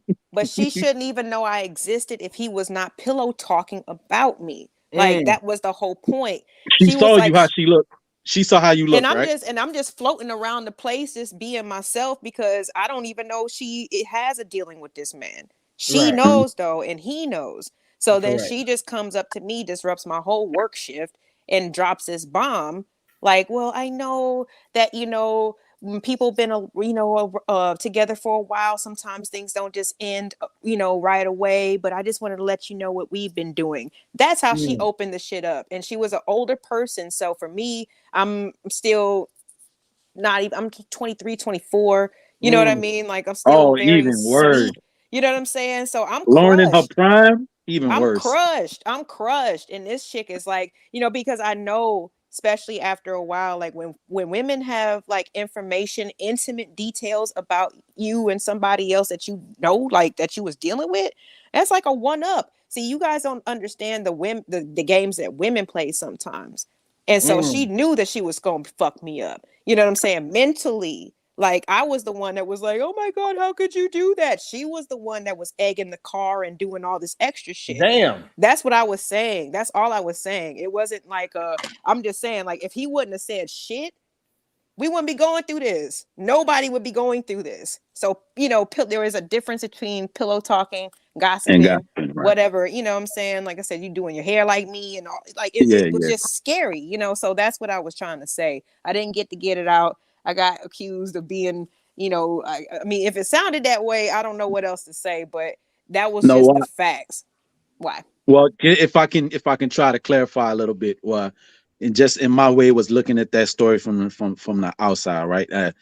The topic was focused on no gossiping and pillow talking. I understand where you're coming from with it.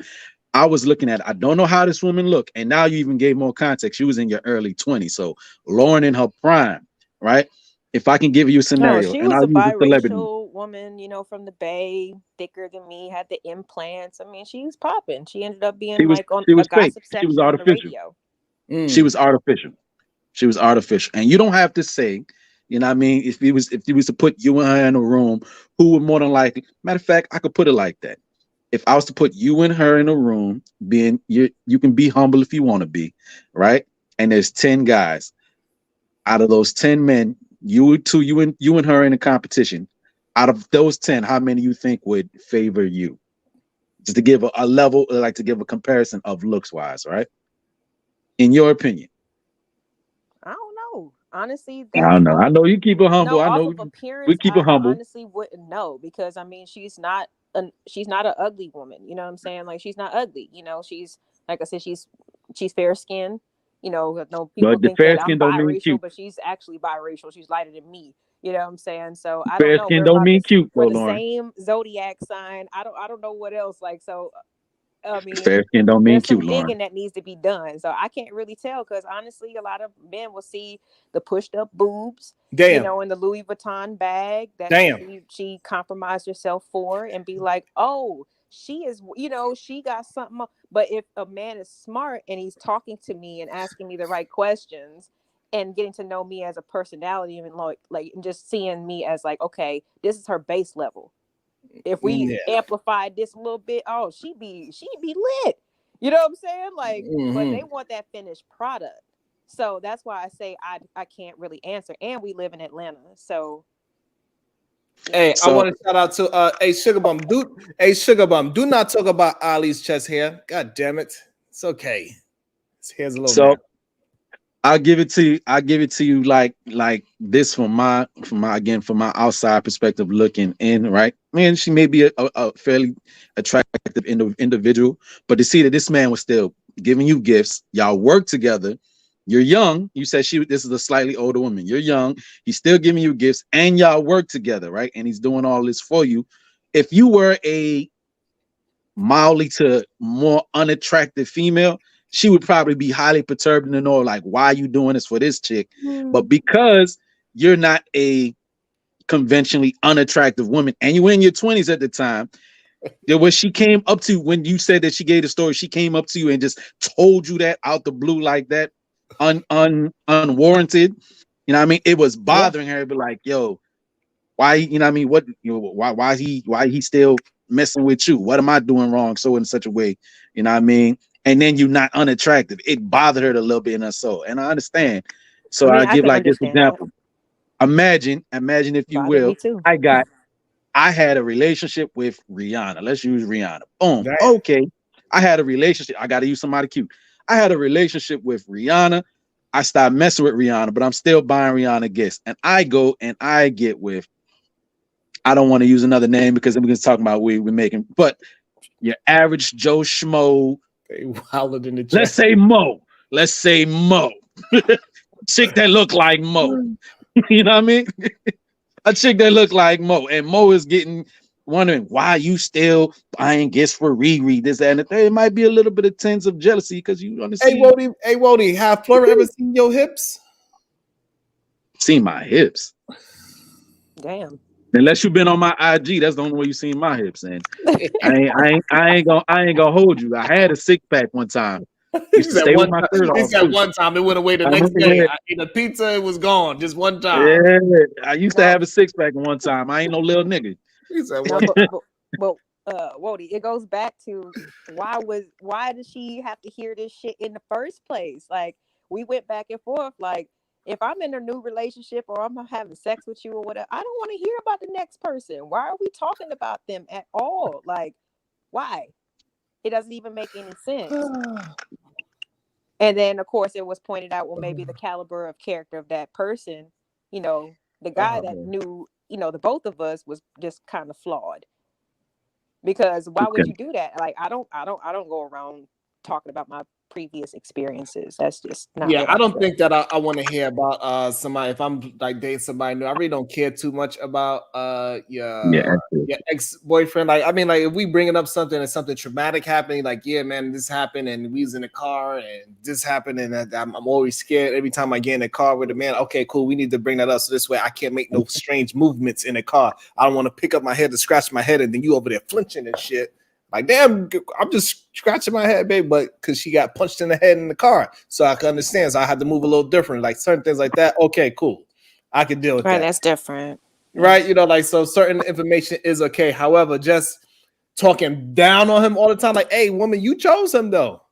I don't want to hear that shit. I would never, like, no matter what any one of my baby mothers or ex-girlfriends ever did, I never talked down on them ever in my life. It's just that we didn't work out. Like, and usually when people don't work out with somebody, they go through it. They get mad. They start screaming and yelling. So then, of course, you have a negative idea of the person now. However, that person ain't really that bad. You was with them for a year, 2 years, 3 years. Oh shit, Lawrence said. No, you're okay. Wody got his hand up. Go ahead. Lawrence is about to beat me out. Oh, go ahead, Shot Ross. No. And now, going back to the clip that you did show, right? And as far as what type of content y'all consume, I do like to also watch. Hold on, Walter. And before you go, I got somebody, the beautiful MJ is in the building. Bless us with her beauty. Hey everyone, what's going on? I'm back. Up, MJ? So I wanted to catch you, Sharon, before you end the stream and everything. Congratulations on the 1,000 subscriber, my New York brother. Much appreciated. You're doing your damn thing with the morning shows. Welcome back. So, I just want to say my shout out to you. I'm going to go do a little bit of work, but I'll be listening in the back. I just want to say shout out to all and keep it up, SBG. All right. Thanks, MJ. Bye, guys. Thank you so much. Appreciate that, MJ. Bless us All right. her beauty. Thank you. Yes, sir. All right. Now, as far as like the political climate that we live in nowadays, I don't know how much political news y'all consume or watch or even care to get into. But the reason I was sitting there listening to all the jokes she was telling, or like, yo, I don't want to get my career completely canceled. I don't want to assume that you was, a woman or a man, all these, talking point words, so to speak, for the current day that we live in. I'm sure y'all probably have heard, well, I can't even say for sure, but there was a term that was going around for a while that a lot of that alphabet mafia was using was birthing person. Have y'all heard that being used? Yes. Birthing person. Yes. Right. The annoyance in your voice right there, then you understand it. Actually, you've heard it. You heard that term before being used, Sharon? Birthing person? No. They said this on Capitol Hill. Our politicians were using this term too. Our politicians were using this word. And why they were using that word is because they were trying to be sensitive of people who cannot give birth. People generally being trans women, right? Who can't get pregnant at all, but they want to use the term woman to identify people who were not born biologically women. So one thing a lot of women were saying is that we give birth and we have periods. I want to see you bleed if you're really a woman. You've seen the comedian Just Hilarious had a whole thing last year. She had a viral moment with it too, going at another trans person talking about, yo, we give birth, we birth y'all people type of situation. It's because of the political climate that we live in, that where everything we have to be politically correct. Even when Happy earlier, when we was talking about homeless, and she says unhoused people. Like the terminology changes just to be sensitive to a lot of people, and so it's sort of what we live in. So what I wouldn't disagree with. I don't think it's because we have to be politically correct or we are insensitive. The problem is that those words were used in negative connotations for a very long time. they was not used in positive way. When you call somebody homeless or a bum, they were not used as say or to just describe the person. It was to demean the person, make them seem like they are a lesser class of a human being. So if somebody's so all right with you, shut up, you homeless anyway. Nobody would say that as a compliment. But is homeless like not a real word though? But it's just like saying, is nigga a real word?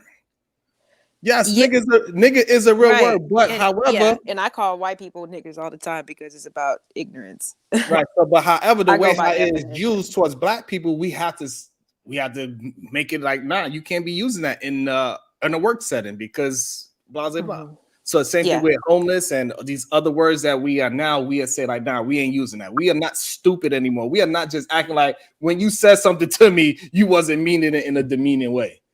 I didn't mean it that way. No, I took it exactly the way how you said. Don't try to hide your hands. This is what a lot of people do now. In 2024, especially after Cap exposed everybody, people are not having that bullshit no more. You cannot keep hiding your hands and act like you wasn't trying to disrespect me. With that type of situation, I think a lot has to deal with context, like how the word is being used in the sentence and the tone of it. If someone is trying to just be accurate, I can accept that if they don't know me from Adam. But if you have a certain tone, right, and you're using it in the form of, in a sentence form that is just that clearly disrespect, okay, now I know what you mean.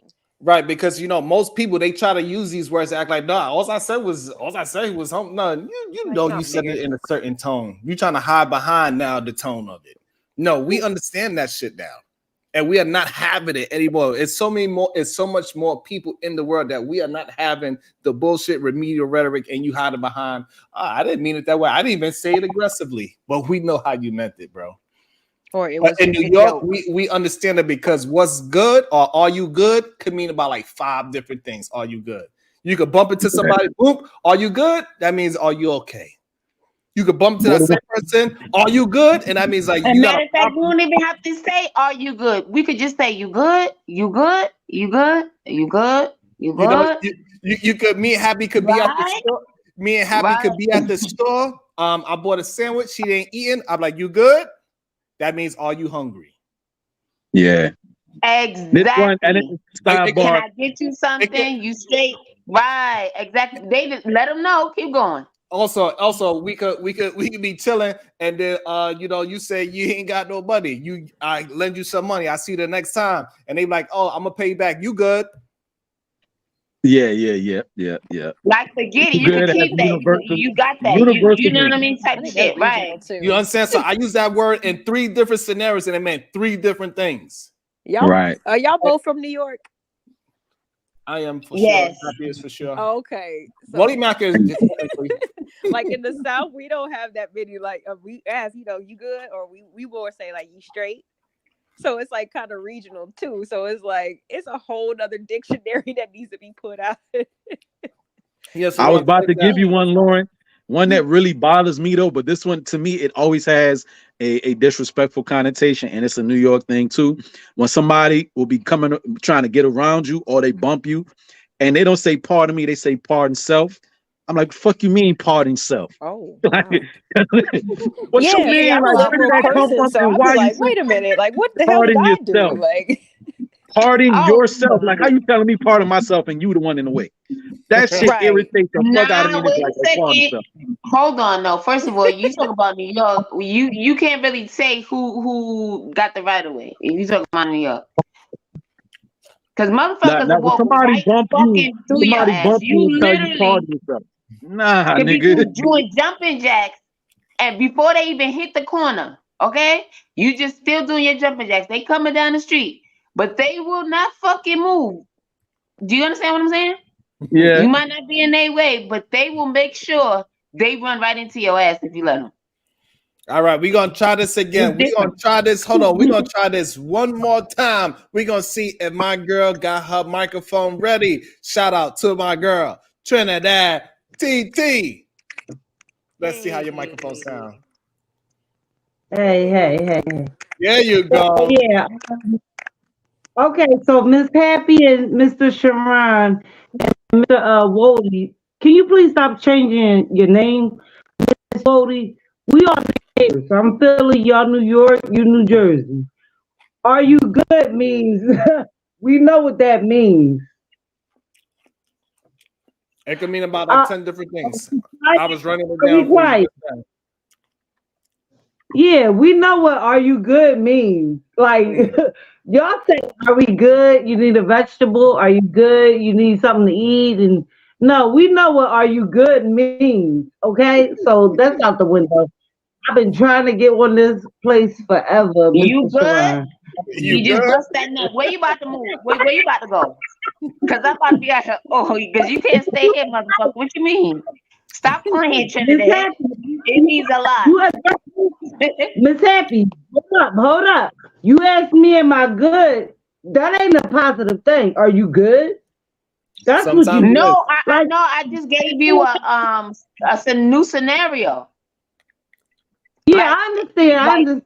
I just want to speak about. I understand. I don't I think just you want to heard me, speak about Trinidad. Sorry. struggle. Yeah, Trinidad, because your microphone is starting to struggle again. Your microphone is struggling. Go ahead. Try. Yes. Go ahead. Try. See if you can get it out. I be trying. I don't understand. When I was on Fight Club, it was everything was good. I be trying though. This is why ladies need men. Be honest, because I can't figure this technology to save my life. Anywho, what I wanted to say is, I'm trying to piggyback off of everything that I heard on your channel, Mr. Sharon. The Section 8 thing, I was commenting in the chat. You make it seem like, oh, women, they on Section 8 and this is Section 8 is not given to you. I'm not sure if you clear or you know about that. I'm not sure. We spoke Section about 8 it. is not.